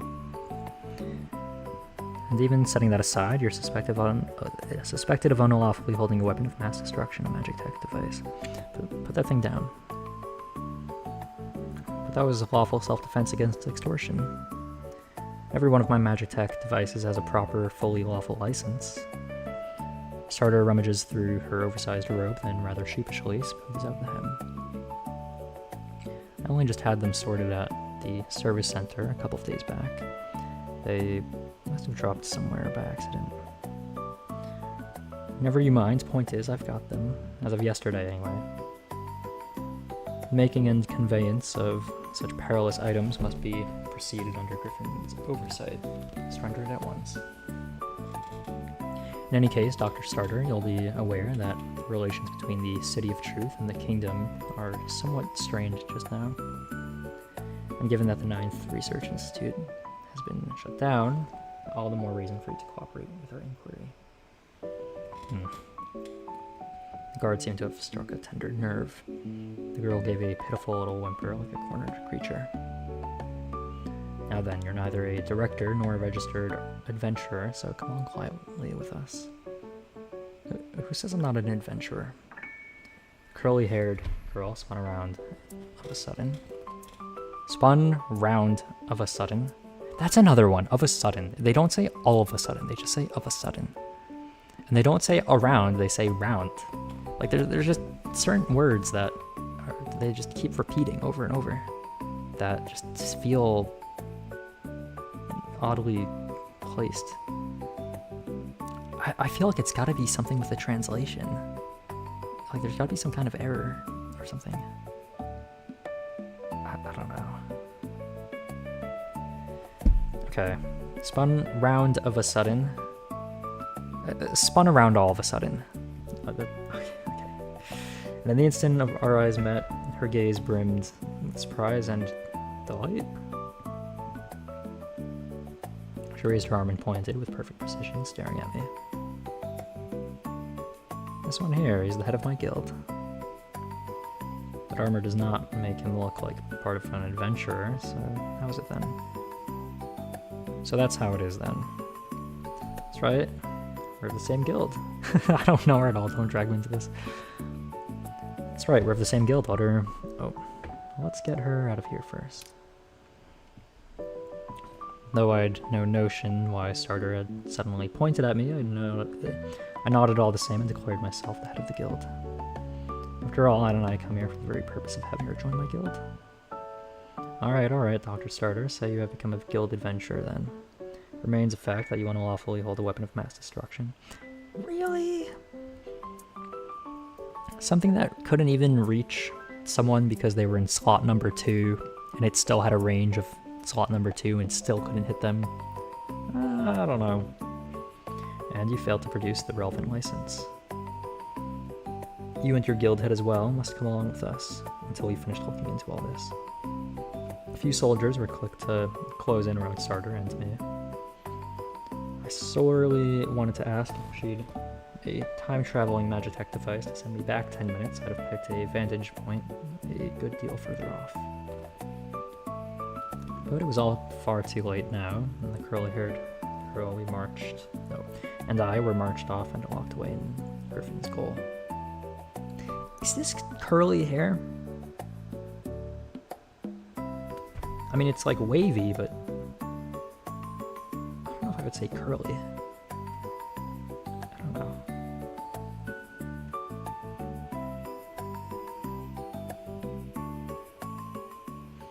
This place looks familiar. I'll verify the license of your guild's details with the service center. Until then, you'll have to sit tight here a while. It's only a temporary detention, rest assured. This won't go on your record this time. We are going to save... We'll save on 10. Naturally, the Magitech circuit I'll be confiscating. Oh wait, who gave you leave to confiscate that? The guard paid Starter no mind and walked straight off. The stone wall is only 3/4 of Griffin's standard thickness, and the lock's still an old mechanical sort. I could pop it off with a single hairpin. Are you actually thinking of breaking out? Worst comes to worst, we'd just have to give it a go, wouldn't we? Starter grabs the bars and gives them a few shakes, as though testing how sturdy they are. Come to think of it, why did you choose to help me? Some strangers suddenly pointing at you, claiming to be in your guild. It's an odd way you look at it, isn't it? That's odd any way you look at it, isn't it? In silence, I cast my mind back to the scene as it had unfolded.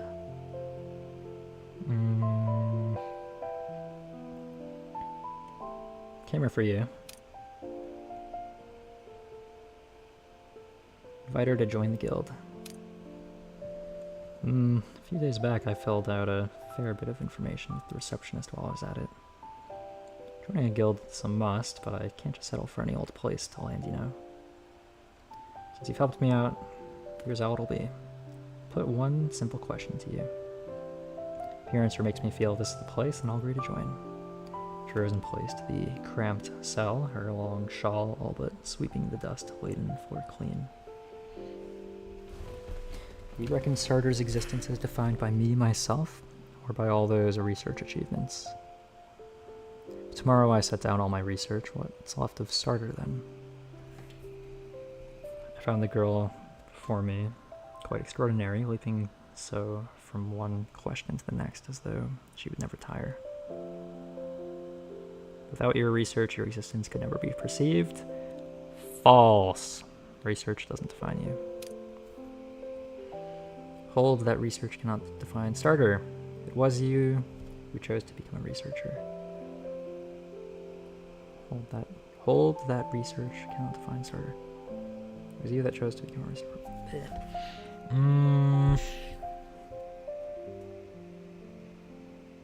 What does hold that research cannot define starter? What does that mean?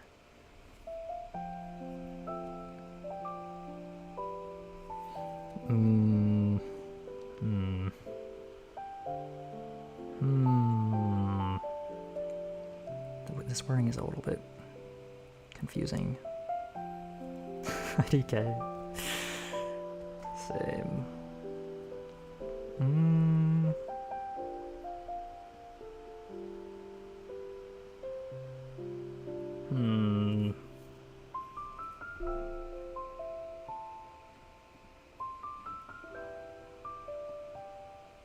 Research doesn't define you. You chose to become a researcher. Research doesn't define you. Hold that research cannot define starter. That one doesn't make sense. It was you who chose to become a researcher. I'm trying to be difficult, and your answer is rather interesting. Just keep thinking, if my research is bound to be used on people and things I never meant it for, should I even go with it?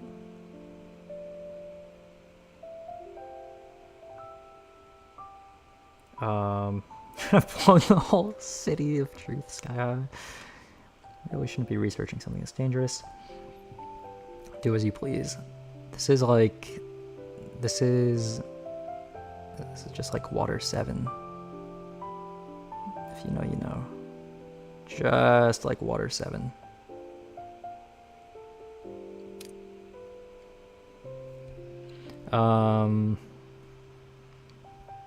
Do as you please. Maintain that one needn't weigh every possibility before acting. Encourage her to research whatever she herself wants to. Tell her to set aside for now the question of how others use her work. Research what you want to.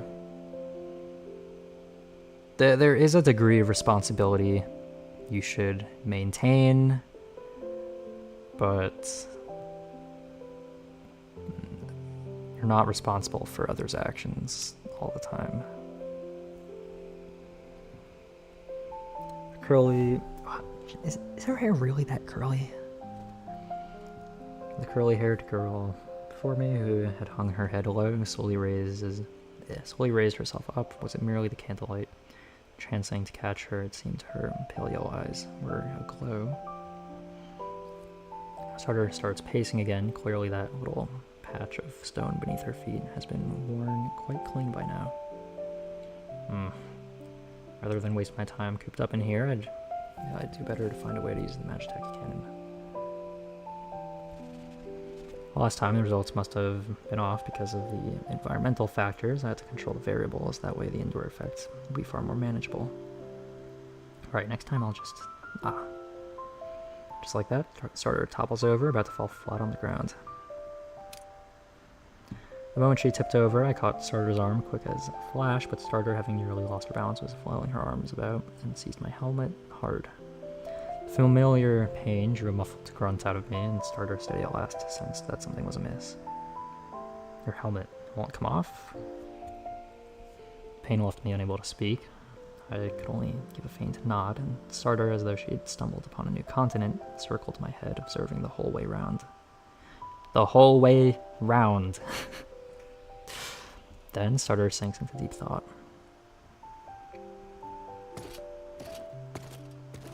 Oh, you too. Someone from your guild has come to vouch for you. Head back early and wait for word.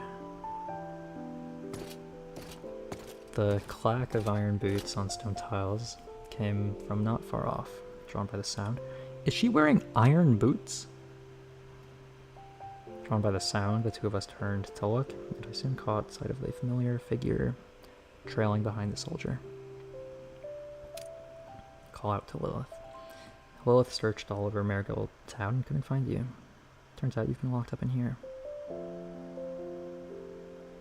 Ah, that's the pretty twin-tailed lady. On seeing Lilith, Starter wore a look of recognition too. Yes, I still hadn't asked her how she knew I was in charge of the guild. Oh my, Starter, you know me? Lilith isn't the least surprised by Starter's reaction. Ah, well, actually, when I was sorting out my license at the service center a while back, I happened to run into you to doing the paperwork to set up a guild. Because you two were so distinctive, I've dropped a bit more, or paid a bit more attention. Why does Sartor not know Lilith? I mean, I guess she's part of the game. Wait, are you leaving or not? Whatever it is, I'll sort it out outside.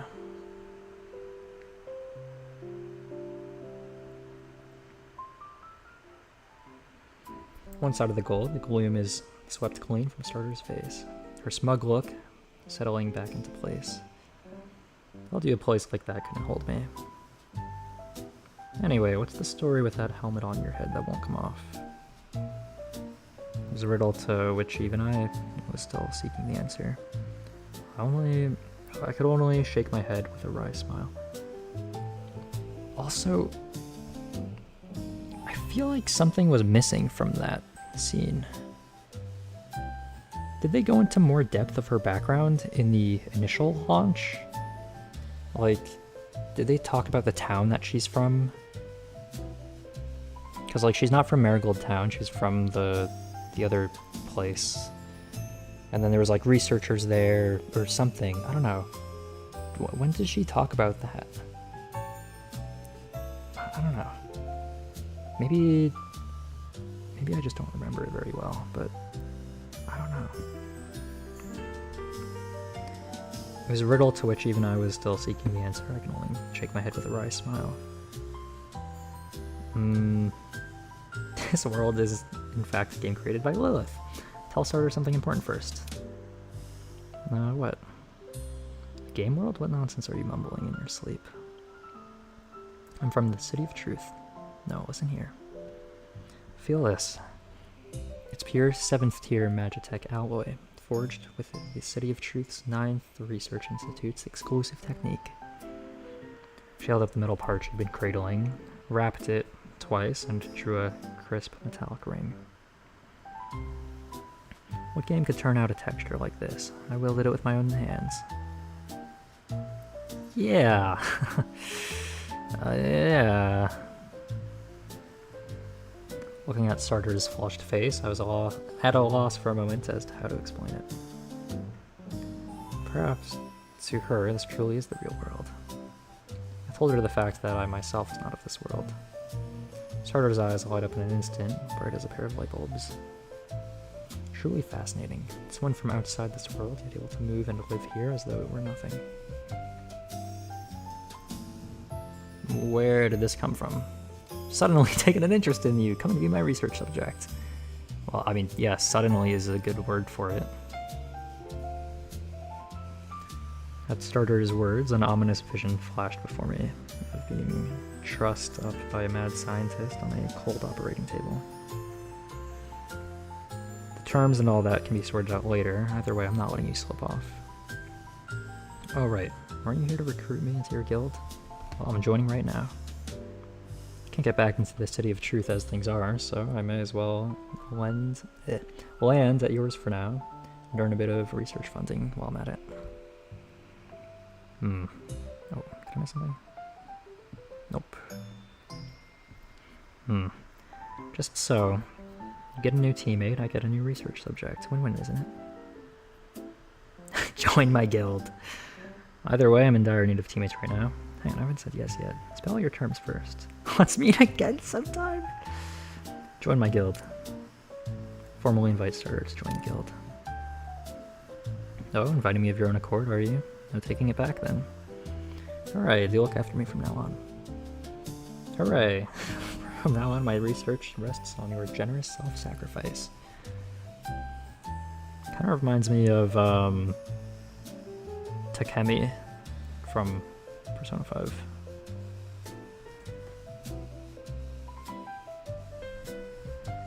But before, well, Doctor-wise, character-wise, I don't know. But before I could do so much as protest at Sartor's words, she had snatched up the conversation and begun firing off questions without pause. What are you standing about for? Hurry up and take me back to your guild. I've truly had my fill of the inn's hard beds. I do hope the guilds are a bit softer. Oh, and does the guild have a bathtub? Bath is when inspiration strikes easiest, you know. Loads of my brilliant ideas have come to me in the tub. These thick swarming questions were like a flock of sparrows flying straight at me, leaving me quite at a loss. So I had no choice but to find some way to change the subject. Have you ever heard of the Morphean Paradox? Have you heard of the Morphean? The Morphean. Starter lowered her head, as if rummaging through the depths of her memory a good while before finally shaking her head in silence. I keep feeling I've heard it somewhere, but it might just be some similar sounding word. Sounds like it might be a person, like, oh, learned old Conrad would probably remember. What sort of place is the 9th Research Institute? The Dream Sanctuary of Science, the most revolutionary, most innovative in all of the Forest of Silver Shallots. And it's run by yours truly, the genius. The old foggies are forever holding me back and docking my funding, but never mind that. With me at the helm, the 9th Research Institute is far and away the best value institute in the whole City of Truth.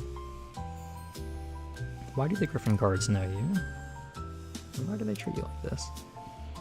Last time I came out to the Dawnlight Plains on business, those Griffin fools wanted me to inspect their Magitech core.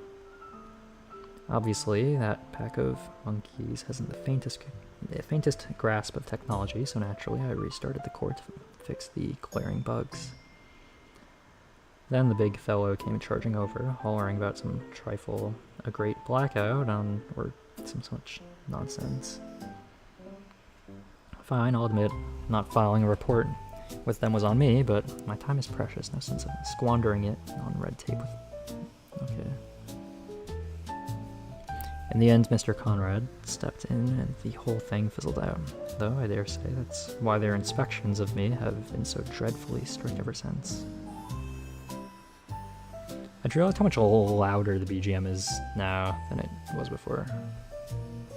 Hold on. Oops.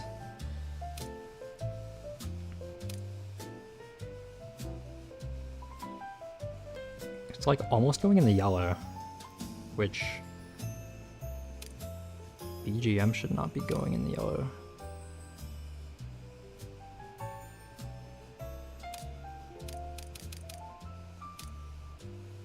Okay.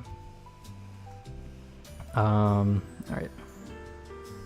What do you plan to do next? At the question, Starter seems to hesitate.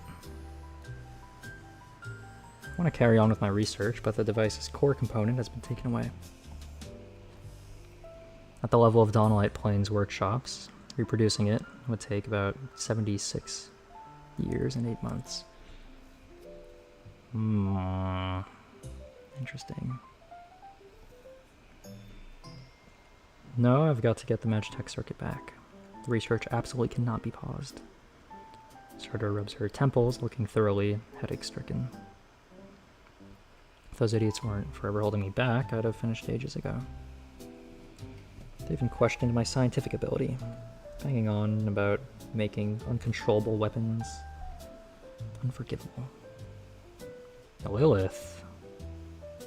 Oh yeah, I guess you got us out of jail. Two of you seem rather absorbed in your chat, but since it's settled that you're joining, why not head straight into the guild? The rest of the paperwork and arrangements will go far more smoothly if we sort them out there. Well, that's right.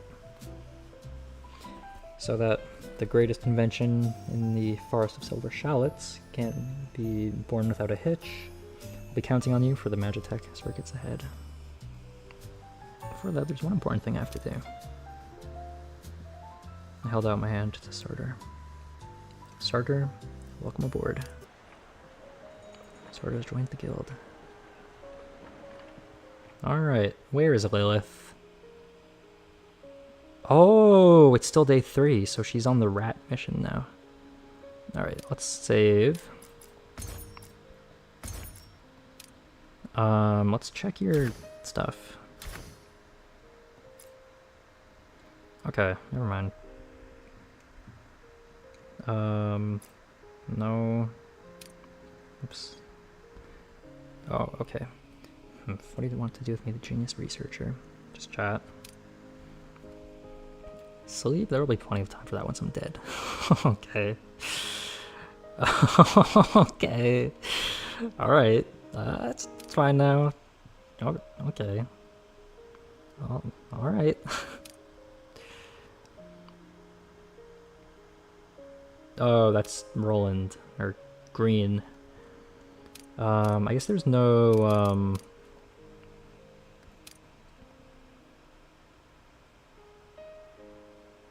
I guess there's no... What's the word? No things aside from the rat mission. Alright, let's get Foco on the team next. Skilled mercenary Foco is last spotted near the Erie lands. Foco, I think, will be very important to have in combat because, well, if there's a bug right now about not being able to reach certain,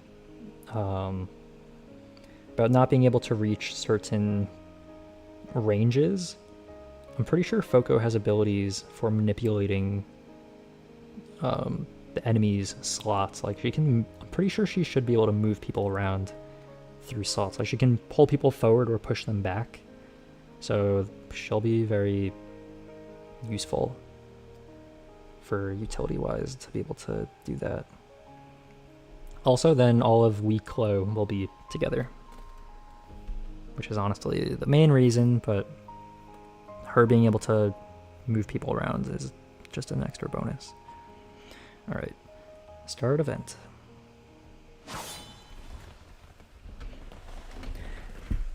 This is a shadowed region near the east where the woods grow denser and few souls have ever trodden. By Lilith's intel, someone once glimpsed Foco in this area. The gloomy thicket ahead hung low and oppressive, the year-long damp pressing out wave upon wave of rotting leaves. You cannot help but knit your brow. Search for traces of Foco. The rotting leaves lay thicker with every tread, the soles of my boots sinking in with a muffled squelch. I parted the brambles, and a handful of startling songbirds went whirring past my shoulder. Onward we pressed, deeper still. Beneath the rotting leaves lay many fresh tracks, footprints large and small, of uneven depth, betraying no small number of people. Foco had ever walked alone, these prints plainly belonging to some other band of adventurers. Press on. Keeping low, I followed the footprints as they led on ahead. Low shrubs and trailing vines wove a hedge, skirting round it. An open level clearing unveiled itself from behind the foliage. Just as my foot made to step out, the ragged shouts from ahead cut it short. Don't come any closer. The bushes hid from sight. In the clearing ahead, the band of adventurers stood facing off against a girl. On the left was a squad of adventurers in matching black uniforms, each with a fang necklace at their throats. Each gripped their weapon tightly, plainly on edge before the girl who faced them. At the head of the band stood a man with a scar across his face. I feel like they could at least give some of the characters like facial details. Who was it? The left or the right? Foco? Or the guy on the left? The guy on the left is random enemy number 47. But Foco, right? Okay, yeah, Foco is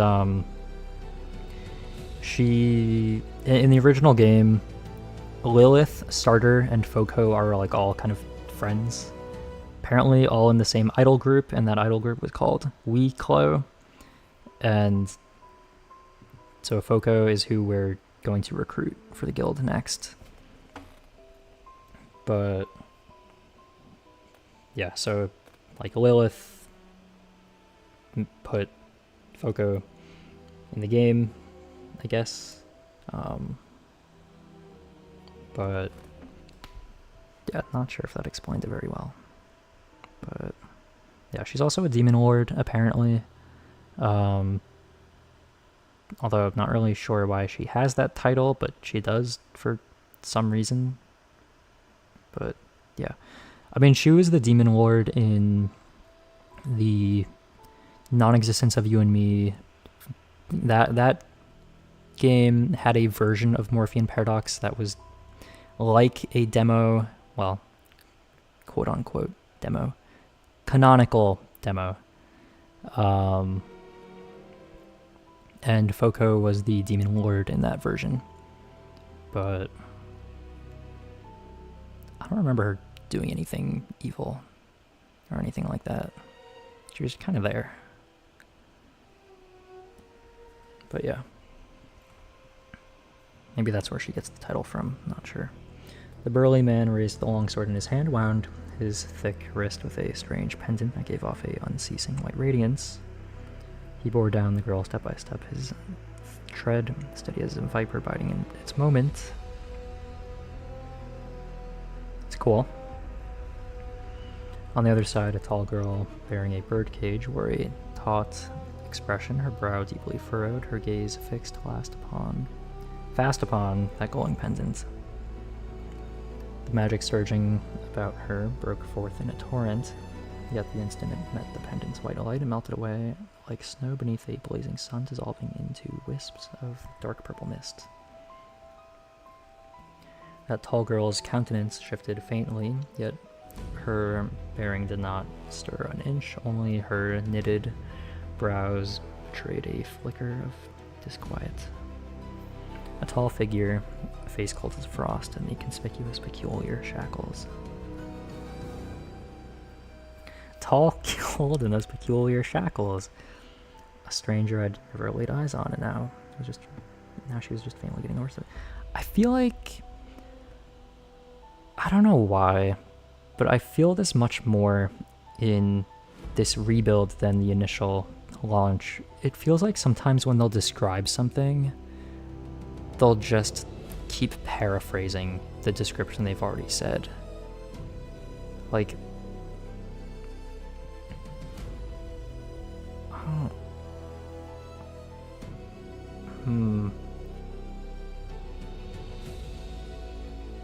I don't know. It called her tall 3 times. Like, we get it. She's tall. I don't know.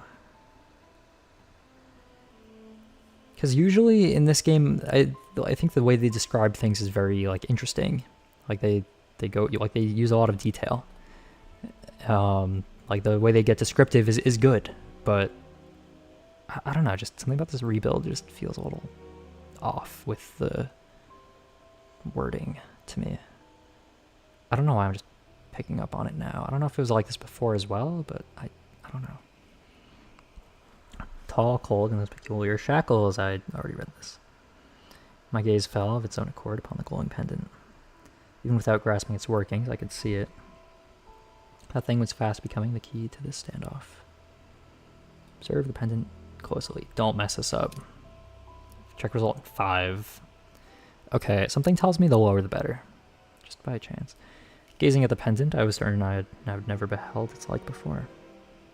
Yet that white radiance felt strangely familiar. Once, on a street corner, I had watched a cleric of the Church of Messiah attend to the sick. No you haven't. What? The sensation that divine art had stirred in me was as one of this very light. So it's a holy light. A quiet conjecture took root within me. Could this thing be bound in some way to the Church of Messiah? The sounds of their exchange drifted in fragments through the thicket, yet the distance was too vast to render them clear. Overhead, the bows gaped open the narrow slit as though someone had parted with them a finger and forgotten to close them again. I crept forward, keeping myself hidden as best I could, edging to a corner where their voices came through clear. Where did they go? Foko's voice held not a single rise nor fall. The scar face at the head clicked his tongue and tugged at the corner of his mouth, barring a grin most hideous to behold. Asking so much does you no good. Stop poking your nose in. Still, who'd have reckoned a slip of a girl like you would be so handy? Throw in with us, and there'll be a cut for you when it's done. Foko said no more, calmly marking the flow of the dissipating magic as she weighed her next move. Even at such disadvantage, she betrayed not the faintest will to retreat. The scar-faced leader, unable to pierce the thoughts behind that doll-like porcelain face, grew ever more restless. Foko quietly extends her hand, and magic spilling from the birdcage comes once more to a seething boil. As those tendrils of magic reached for the scar-face, they too melted away beneath the white glow. At the sight, he loosed a long sigh of relief. Though I can't fathom why a tool meant for monsters should take effect on you as well. Since you won't pack it in, let's gouge out her eyeballs for me to wash down my drink. Huh? The words had scarcely left his lips when the Fangild's attendant mages, their incantations long since whispered to a close, sent several fireballs hurtling towards Foko. Foko knit her eyebrows ever so slightly. They've used that expression quite a few times. As a great surge of magic welled forth, the stagnant air was rent asunder in an instant. With a light sweep of her hand, Foko bends the mana to her will, wrenching the fireballs from their course and scattering them to every side. One fireball tore through the shadows of the trees, already bearing down upon my very eyes. Wow, we're actually succeeding in these checks. That's crazy.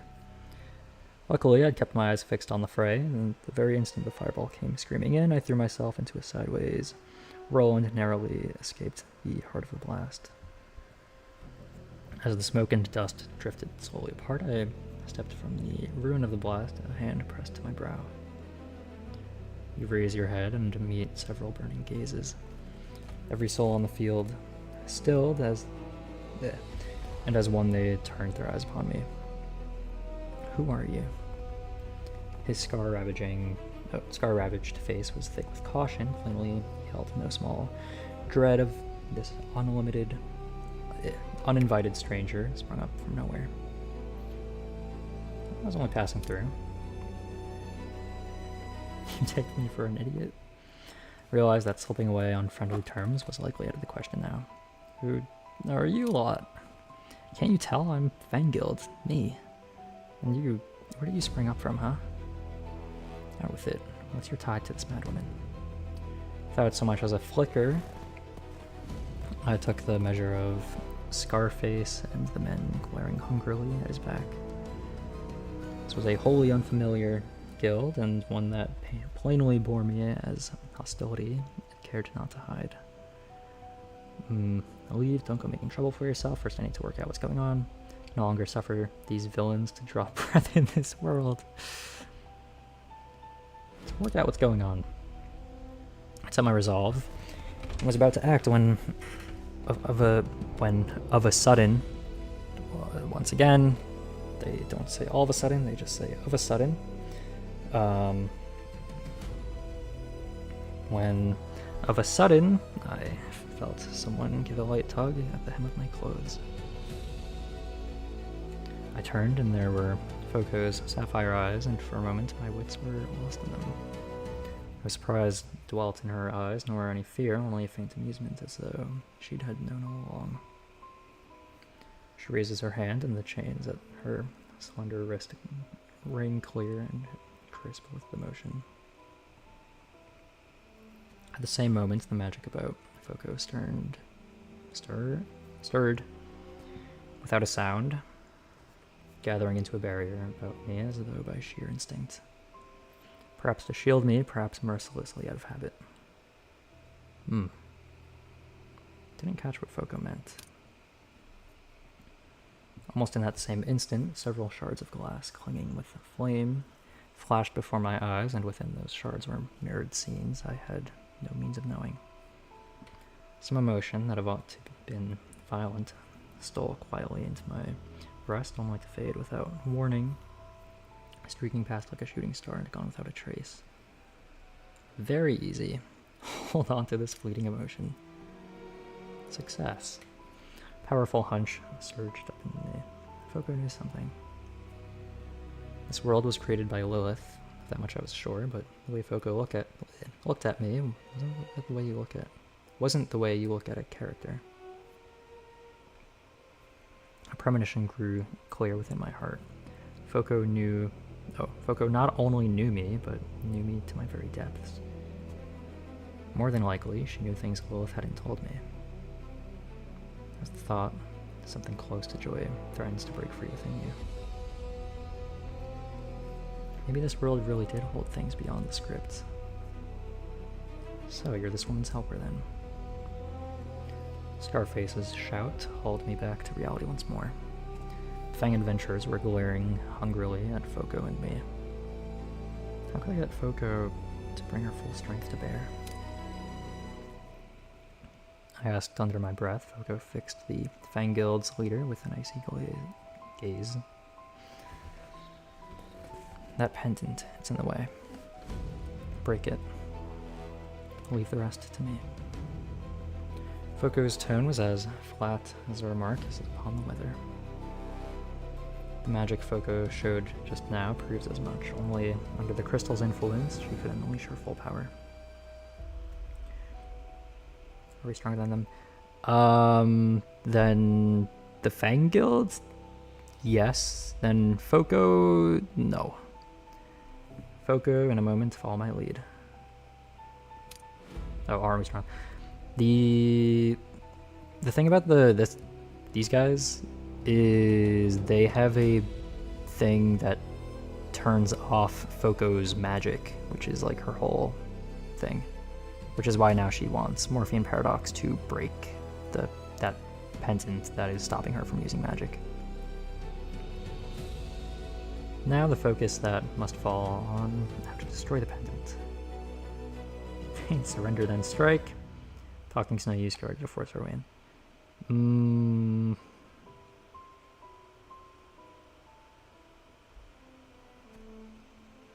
Nah, just go for it.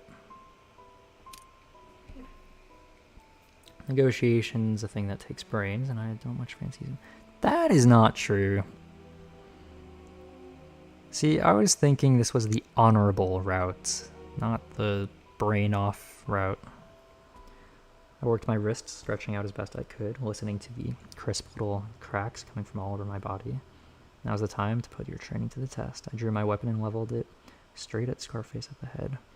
All to say, some fine words to rally the morale, but then I just couldn't find the right phrasing. Open battle straight off. Okay.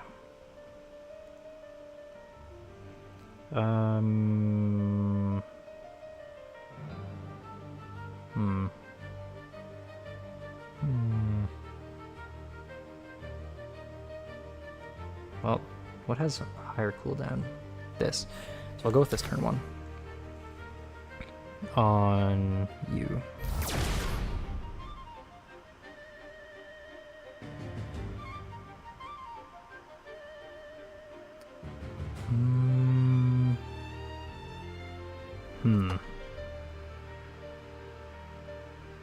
Releases the creature from its cage, pulling an enemy toward one unit towards self. Okay, so that's the one that's where it's one unit towards. Is this the push? Pushing one unit back. Okay. And then what does this do? Dealing physical damage to all foes in range. 2, 3, 4. This is range 2, 3, and 4, not 1, 2, and 3. So this should not be hitting them. But well, wow, was allowed. Whoa, why did it push you back? Whatever. Alright.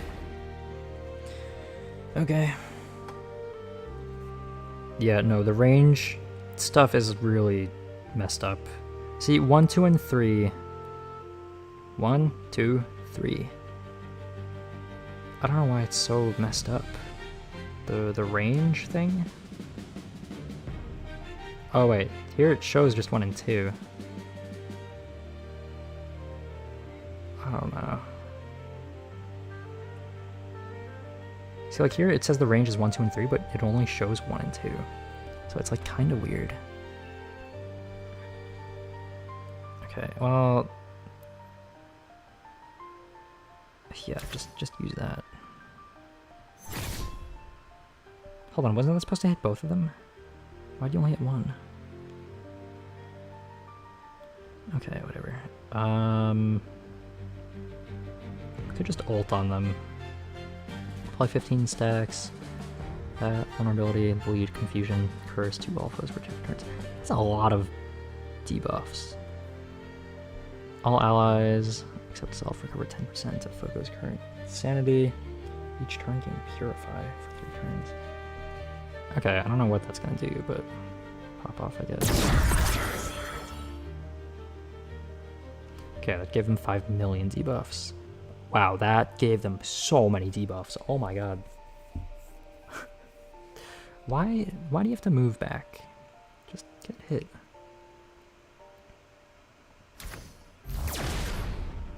Okay, well that was a magic blast for sure. Can you pull? Yeah, pull. What do you mean no what? What? Are you serious? That is in slot 4. That is very clearly in slot 4. Why can you not reach that? Your range is 3 and 4. Okay, they need to fix the combat. They actually need to fix the combat. This is not... I can't do anything to them.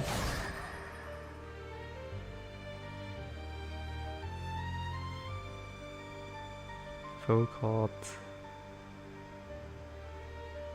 Industry? Okay, they gotta go.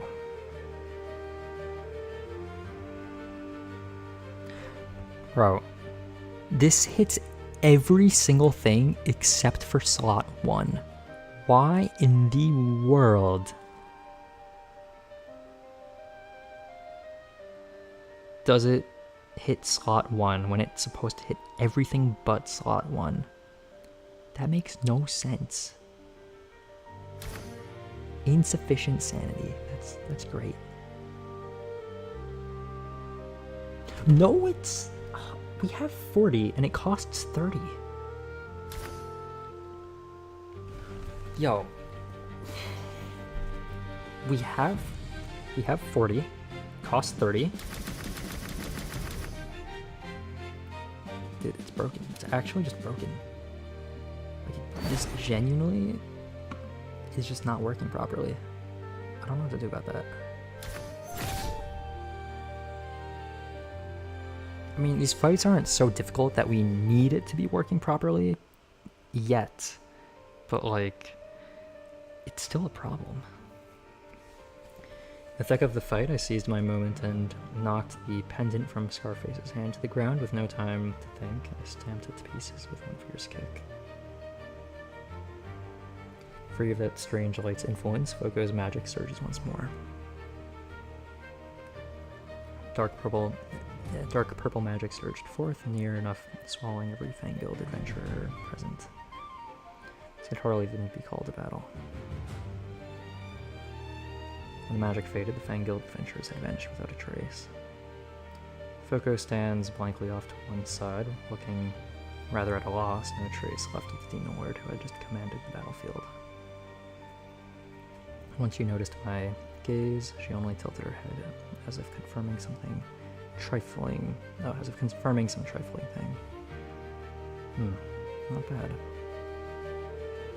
Foko's words are pitifully few, but I had a faint sense she was praising me. What's a hero? Where did that come from? Thanks for what you did back there. Just now is all thanks to Foko. I had no intention of snatching the credit. Foko's expression didn't shift, she only gave a slight nod. Just like in my memory. Not bad. Freeze. I froze. Okay. Also, her name was not popping up with her dialogue. She'd said, just like in my memory, she's a character Lilith had designed, yet her reaction wasn't like following the script. Foko, why are you not at Demon Lord's castle? Didn't want to stay. But you're the Demon Lord, you know. Didn't want to be it, so I'm not.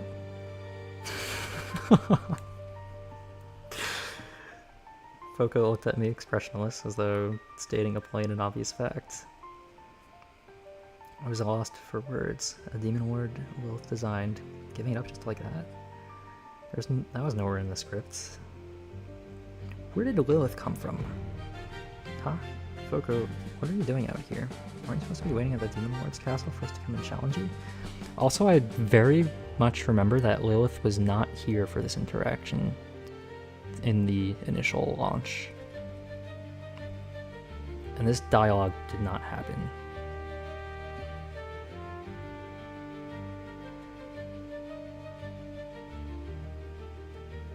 Too boring. There's nice food out here. Lilith's expression was a subtle one. She designed this character herself, yet Foko's behavior plainly ran past anything she'd expected. Hero. I confirmed she was addressing me. Lilith, starter, and me. We beat a Demon Lord once together. Okay, so they have been through this multiple times. Well, at least once before. This thing you said about defeating the Demon Lord, what do you mean by it? Then it stopped being any fun. Foko's tone was airy and delight, as if speaking of something that mattered not at all. And it struck me of a sudden, once again, of a sudden, something very important. Foko had a memory of her own, a memory Lilith had never written into the script.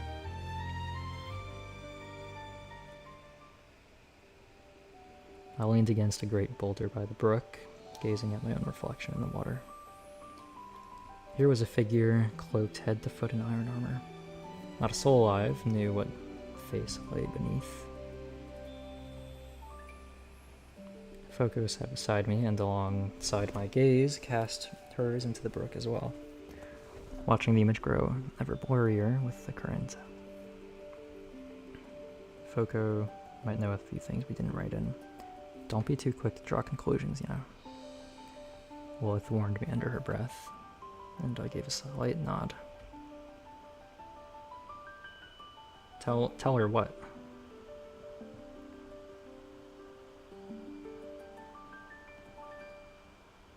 I mean, if you already told Starter, then you're to tell her. Tell Foko again that this world is a game world Lilith created. Foko looked at me quietly for a long while. A game? When I'm hungry, my stomach growls. When I eat something nice, I'm happy. Is that a game too? My mouth opened, yet no word would come out. Yet no word would come. She showed neither angry nor reproach, only waited, quiet, those expressionless eyes fixed upon me, awaiting my answer. The words would not come. There are some other things I'd like to ask you. Where in the world did you come from? You are not on this mission, neither is Lilith. Why are you here? This alt's really the Demon Lord? Looks far dodgy for it, if you ask me. Noisy. Who are you calling noisy? That was the whole thing? Okay. So, I like that they have the characters interact with each other more, because in the initial release they really didn't do that, like, at all. I mean, they still didn't really add, like, depth to the character interactions with each other. But, like, I guess they tried. I don't know. Okay.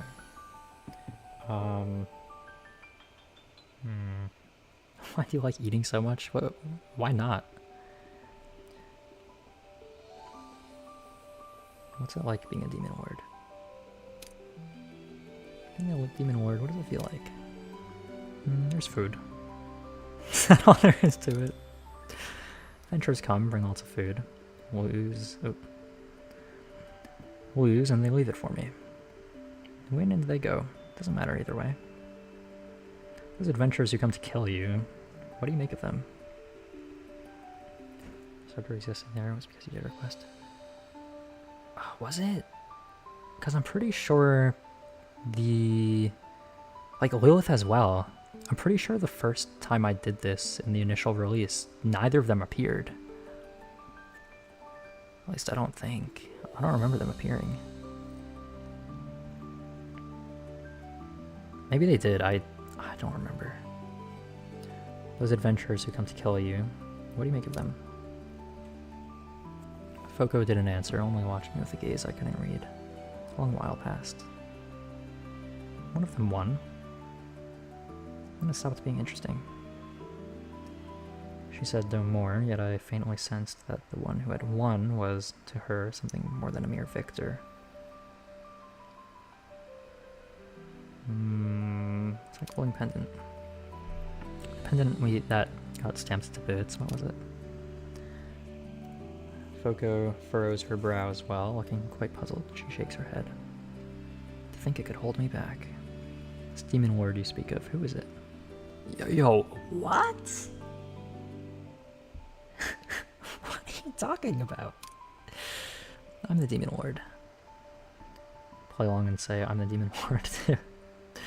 You're the hero. Don't go on. Your feud with the Fang Guild. Have you had a run-in with the Fang Guild? Catch monsters, catch adventurers, lock them up. Now you've come along, what do you mean to do? Take a look. Didn't expect that pendant. What's the point of capturing a live monster? Where did you even... Who started talking about live monsters? Where did you get that from? What use are they? Like, who was talking about that in the first place? Alive. Organs work best for medicine. But they catch too many. Don't sell them. There are other uses. Why do you like eating so much?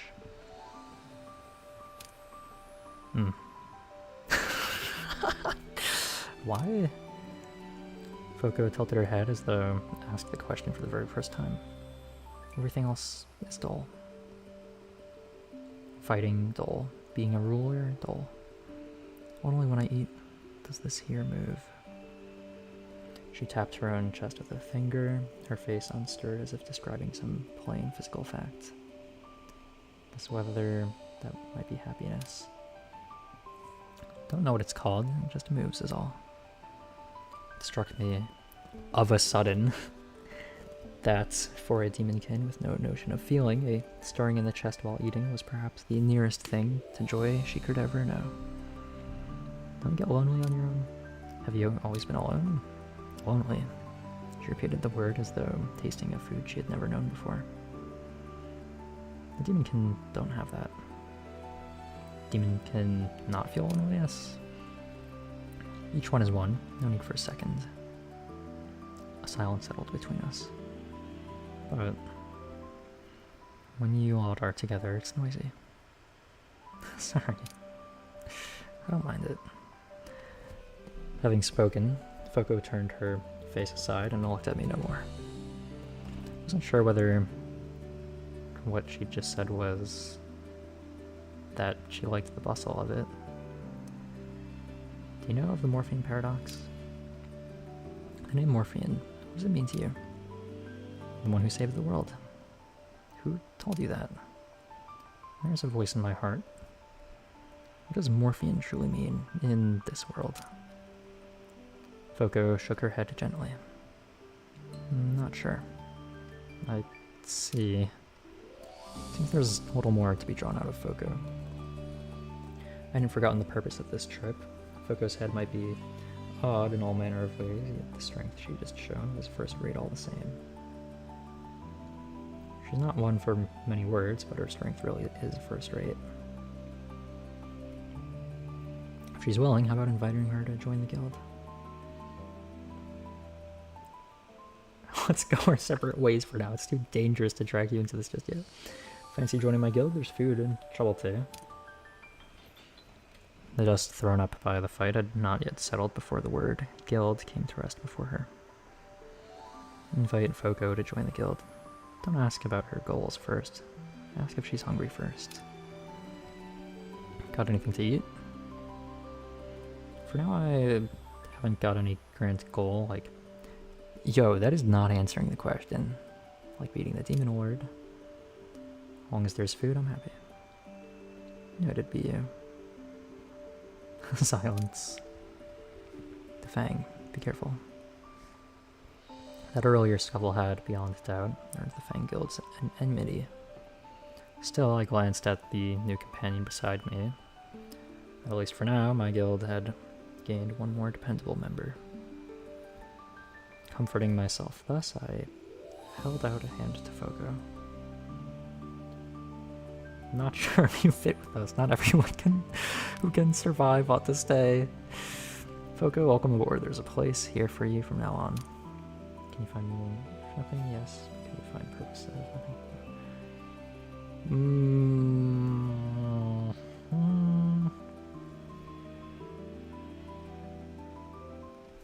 It depends.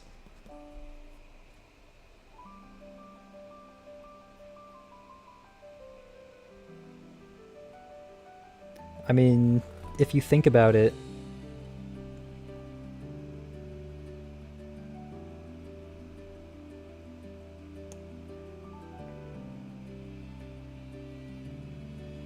if there is nothing, then you could have a purpose of finding purpose. Okay.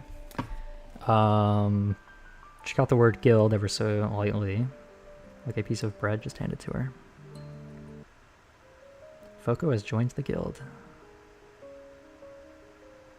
Clear out the rats. Completed. Oh my god, my basement is full of rats. I've sealed the basement door. Can someone please help me get rid of them all?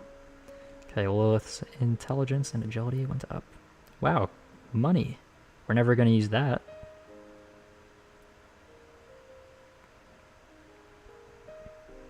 Okay. Wow, it's starting to pick up in here. First, we're going to save. Let's talk to you. Hero, you've come. Hero, you can rest here. I've lived here a long while.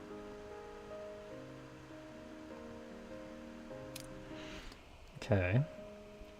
How about you? Any new thing to chat with? Gonna need a lot of money to level the abilities. Does money do anything? I guess you need money to level things up, but like when you buy things from a shop, does it really take money from you? If it does, because if I'm at 0 coins, if I buy something, who has the strongest kit? I mean, yeah, she's pretty important. Being able to move people around, that's like pretty important. Starter, I like her abilities. I just like her attacks the most. They're just straightforward. They're just good. Morphean Paradox, I mean, whatever, I don't really care. Lilith, I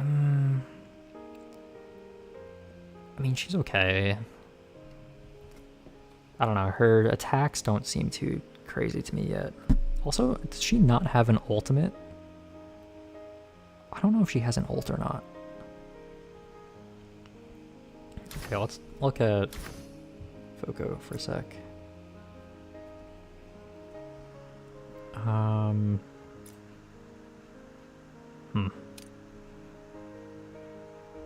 Oops.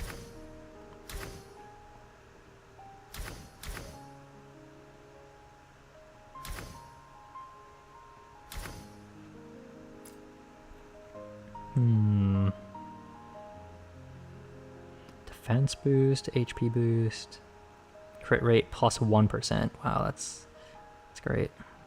Substitute mana. Using mana to substitute. 4. Part of stamina subfunction technique belongs to by hybrid demons. During exploration, stamina recovery in non-combat situations increased by 20%. Not sure what that does, to be honest. What else is there? What else is there? Once per turn. That might be interesting.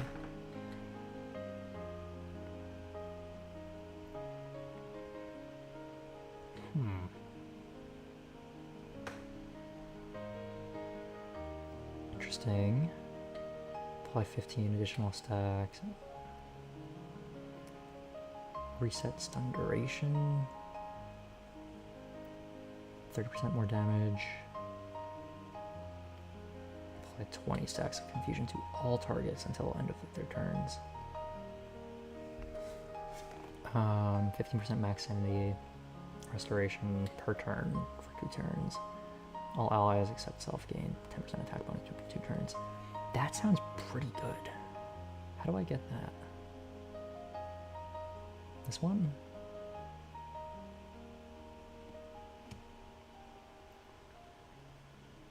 I mean, that sounds pretty good. Although I don't really know if it's worth doing that just yet. Let's check if there's things to dispatch. There are not things to dispatch. Maybe I should have not done the rat mission yet. Maybe I should have sent all 3 of them on it together to all level up from it. Although I guess it will... Alright, I guess it does take a whole day, and I guess there's multiple actions to do right now. So maybe not. Alright, next up is Green. Or Roland. But... I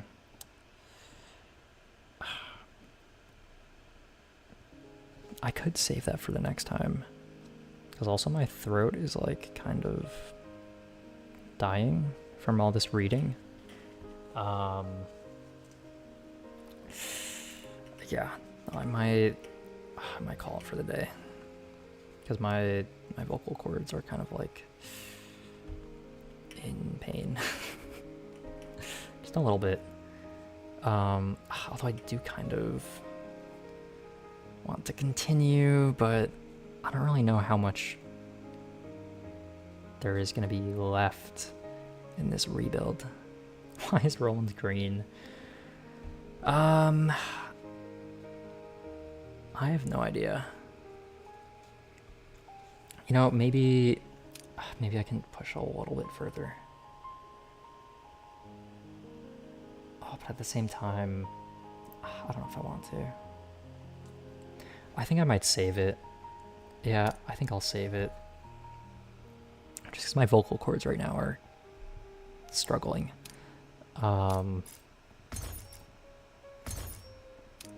Okay. That's gonna be... Oh wait, stamina. Oh, is that? No, that's not... No, I didn't mean to do that. Is that stamina thing the... where is it? How do I... What menu was it? Okay. Was that what the stamina bonus thing was? Where was it? Where was it?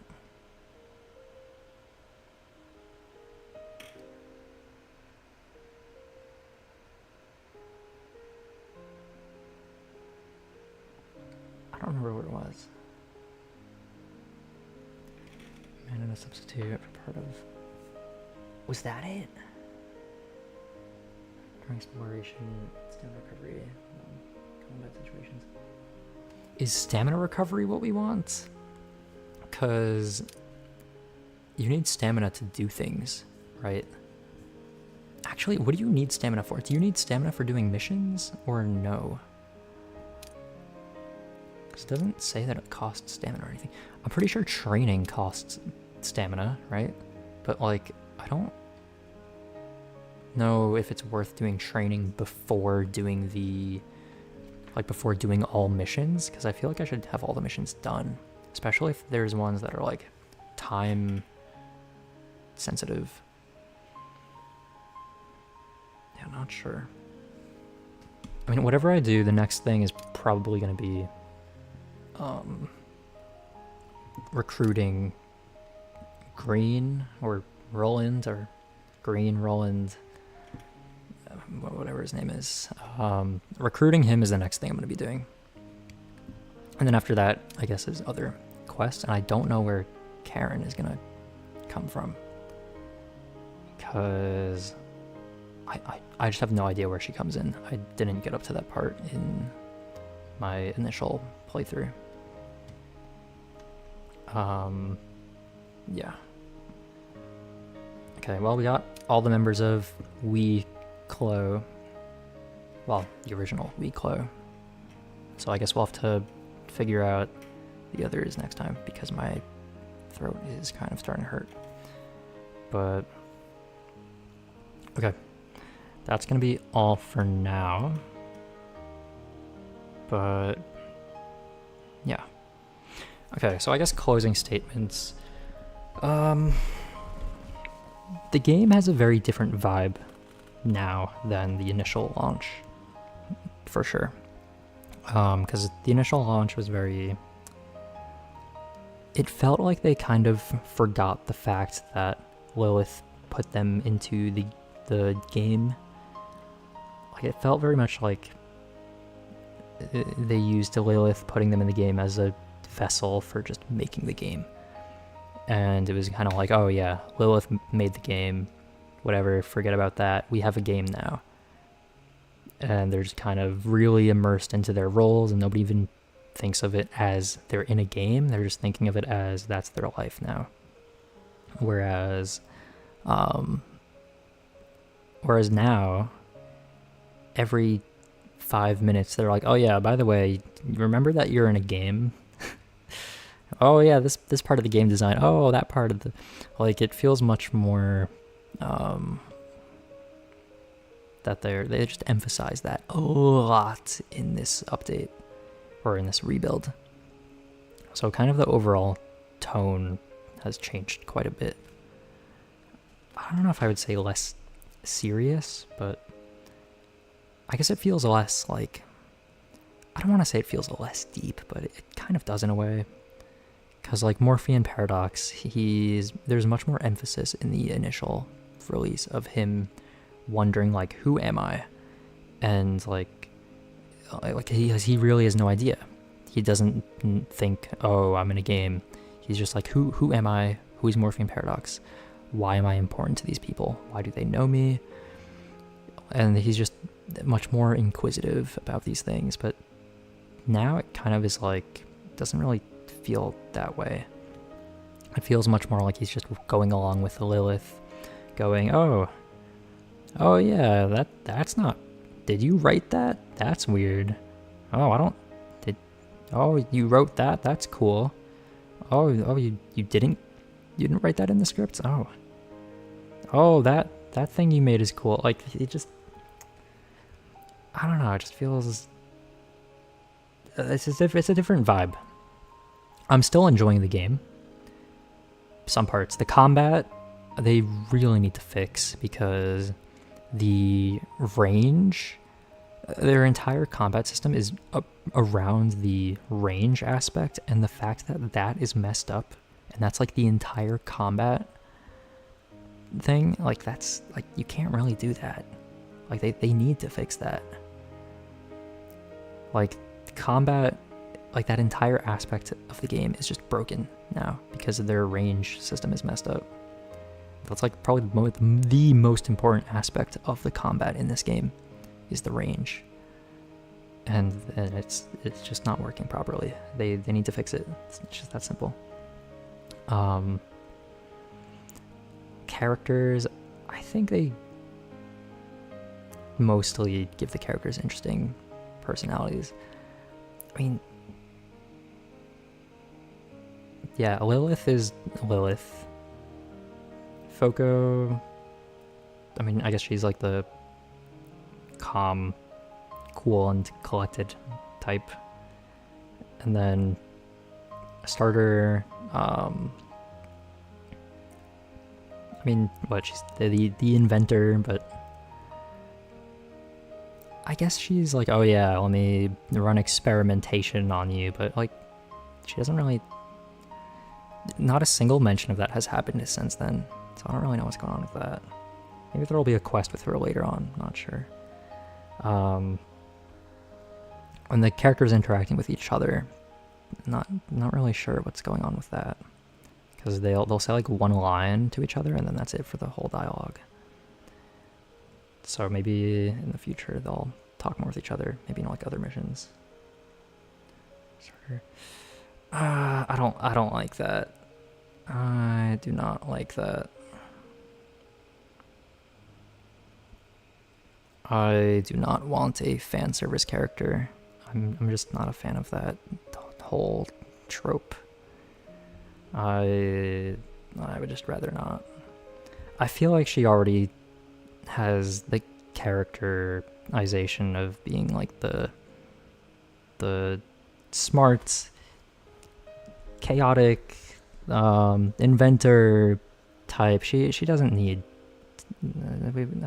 I don't have a need for fan service. It's not something that I want. I'm fine if they do not do that with her.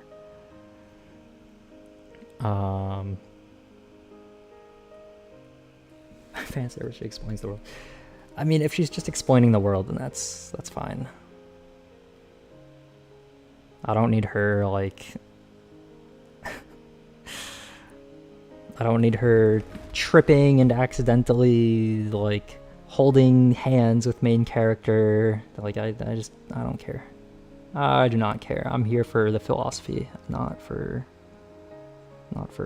hand holding.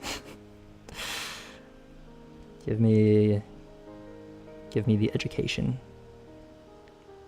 and the moral stories. That's what I'm here for. But yeah. And then I don't remember anything about the green Roland guy. I don't remember what he does. I remember that his ultimate used to have 0 cooldown. That's the only thing I remember about him. I don't know if they fixed that. Like, his ult, you could just spam it every single turn and it just wouldn't go away. That's what I remember about him. That was funny. True fan service come from Lilith. Horror, then comfort. Horror? Horror.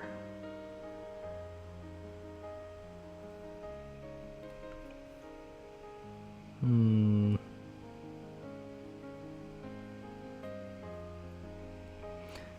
don't know.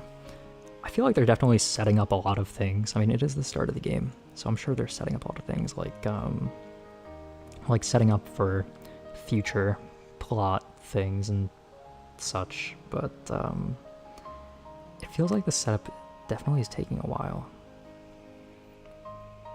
I mean, I guess it is like chapter 1 of the game. I don't know how many chapters there's going to be, but when do we recruit the Demon Lord? Well, she's like not even really the Demon Lord. She's just kind of here. I mean, they were going to recruit Foko anyway. She's not the current Demon Lord, at least. Like, she mentioned in this version that she gave up her title because she just didn't feel like it. In the initial launch, I don't think she even gave a reason. She's like, oh yeah, I'm a demon lord. I'm not the demon lord, but I am one. She didn't really explain that. But here her explanation was, oh, I got bored. Which is like, okay. But yeah, Foco is part of the original Weeklo group, which is Lilith, Starter, Foco. The others, Green Roland and Karen, they're exclusive to this game. So they're not previously part of the group, just for this game. I mean, they're part of this group in the Forest of Silver Shallots history, but not like in the non-existence of You and Me. Like in the previous game, they weren't in that, is what I mean. At least I think they were all part of a group together previously, unless it was just Weeklo. Like if it was just Lilith, Starter, Foco, I'm not sure about that. But you know, overall, it's good that they fixed the save feature and made it so that you can actually save before 5 hours of gameplay. It's good that they... Well, no, there was an issue. One of the issues was when I checked the alley, didn't find anything, and then went to the and then when we saw what's their names, the guy with the A and Lokemi, is that the one girl's name? We saw them in the forest. They're like, oh, you found our parcel, which we just didn't find. I think that's what we were supposed to have found from the alley, but we didn't get it, but it still acted as if we had, which we just simply didn't. So that was a little weird. But I didn't get up to the part yet where I would have had the issue where the sword quest happens for no reason. Because like in the initial launch, like after I collected after I got Lilith, Starter, Foco, Roland all on a team, then I got the sword quest where it was like, okay, go get your sword back. And then it's like, okay, but I didn't get the sword in the first place, or I didn't give the sword in the first place. And then Karen was in that discussion of getting the sword back when I have not met her before then, so it was just really weird. But yeah, said to be a former demon lord, notification, so that's a part-time job, take your place. Everything's messed up, so she has to fix it. I mean, I don't think it's even that. She was just like, oh yeah, I got bored. I wanted to eat food. So then she just left. I mean, it might also potentially be tied to because she did mention that one person won against her. I have a feeling that might be Morphean Paradox, but that's only because we have like 3 named characters. Well, that's not true. We have at least like 10, maybe. But yeah, no. I definitely think they've done this before. Not sure how many times. I know at least one though. Now because Foco says she has the memory of it. But yeah. Overall, I do like this game. They do need to fix things in it though. They really need to fix things. Like the combat, they really need to fix that. Like, that's something so simple in this game. That's like something really important. The entire combat system is messed up because of the range issues. The range issues make all of the combat very difficult to work with, which I do not like. Like they need to fix that.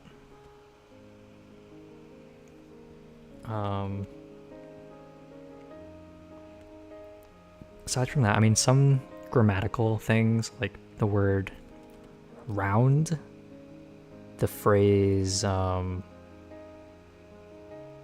forgot what other ones, but there would be repeated phrases that I would see over and over that were like, okay, that's a really weird place to put that. So yeah, that was a little awkward sometimes, but it's whatever. I'm sure it's just like a translation error. Maybe, I don't know.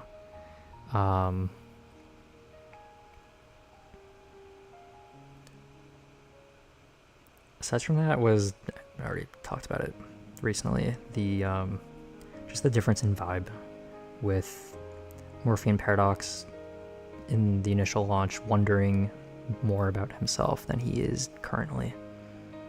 Like currently he just doesn't seem very inquisitive about things. He seems very like, oh, so that's how it is. And doesn't really ask more about it for the most part. Like I remember dialogue going a lot longer in the initial launch, but then again I did also, like we did also skip the entire beginning sequence with the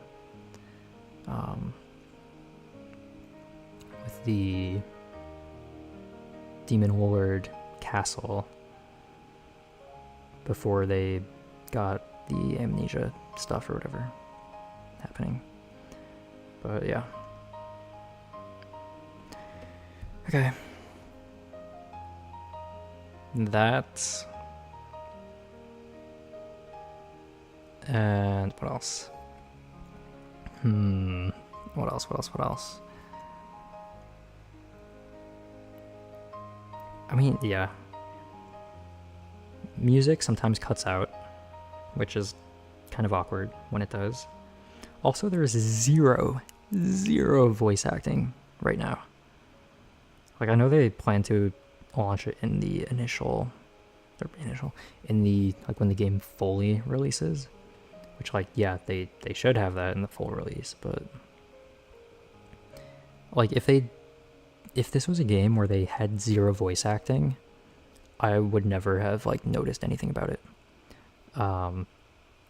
Because like it doesn't like need voice acting, but because I know there's supposed to be voice acting, then it's kind of like, well, where's the voice acting? I guess it kind of makes sense when you change everybody's lines. That like, okay, but yeah, more of a comfort game than RPG.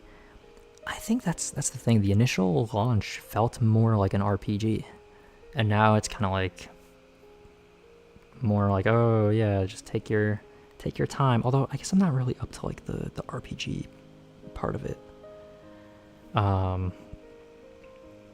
because the main thing, like the main gameplay when you really get to it, what I remember from like the 2 minutes I did of it, is like sending people on dispatches, running combat missions and doing that, and then training and progressing the days, and then when certain days roll around, then you do more story missions and stuff like that.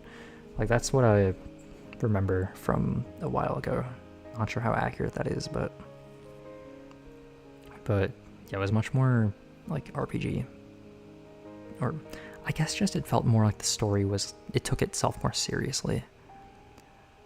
Like right now, I don't know, because they just keep mentioning Lilith and her not making things, and she did make things.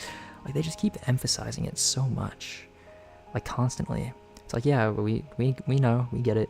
Lilith made the game, and there's things that are in here that she didn't make. I get it. Like it seems like they really repeated some plot points quite a bit in this early stage, and felt a little bit repetitive at points. But overall, I do like this game. And still, the concept I really like, and I want this game to do well.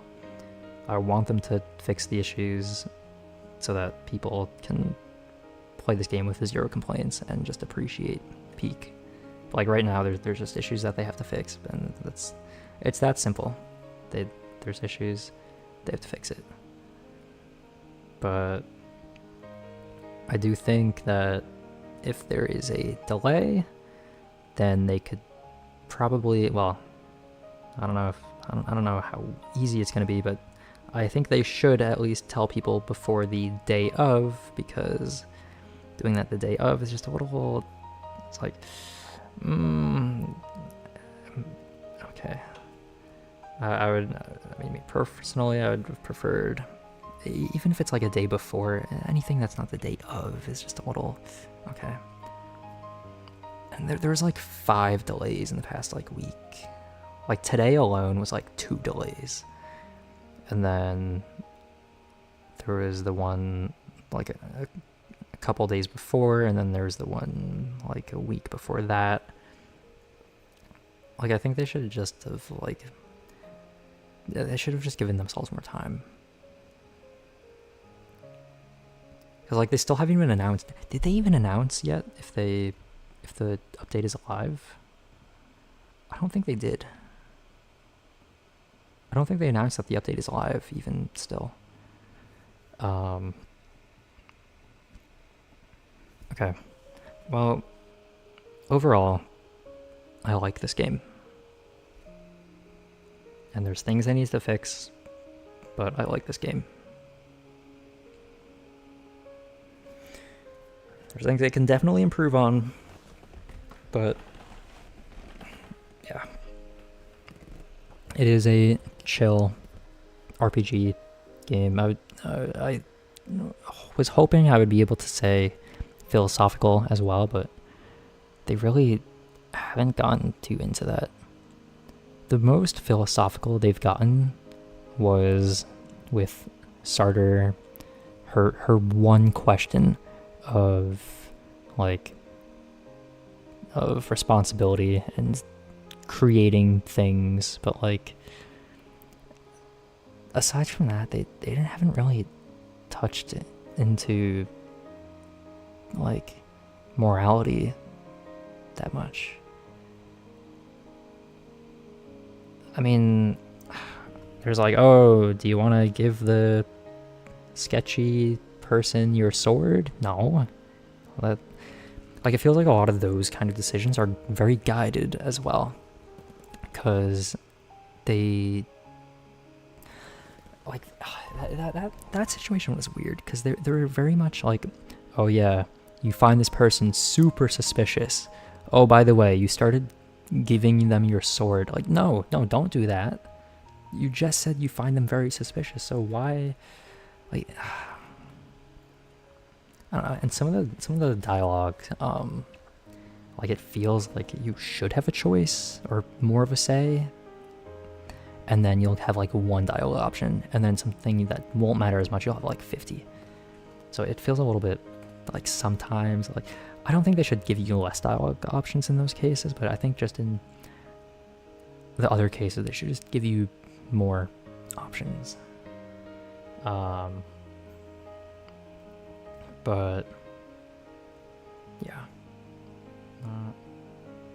I don't know what that is. But yeah. Okay. I might continue this tomorrow. Not sure. We'll see though. But yeah. If I do continue this tomorrow, it'll probably be collecting Roland, doing some more quests, seeing if I can find Karen or not, seeing if the sword quest still pops up for 0 reason. Yeah, we'll see. But yeah. Okay. Thanks to anybody that stopped by, and have a good one. All right. See ya.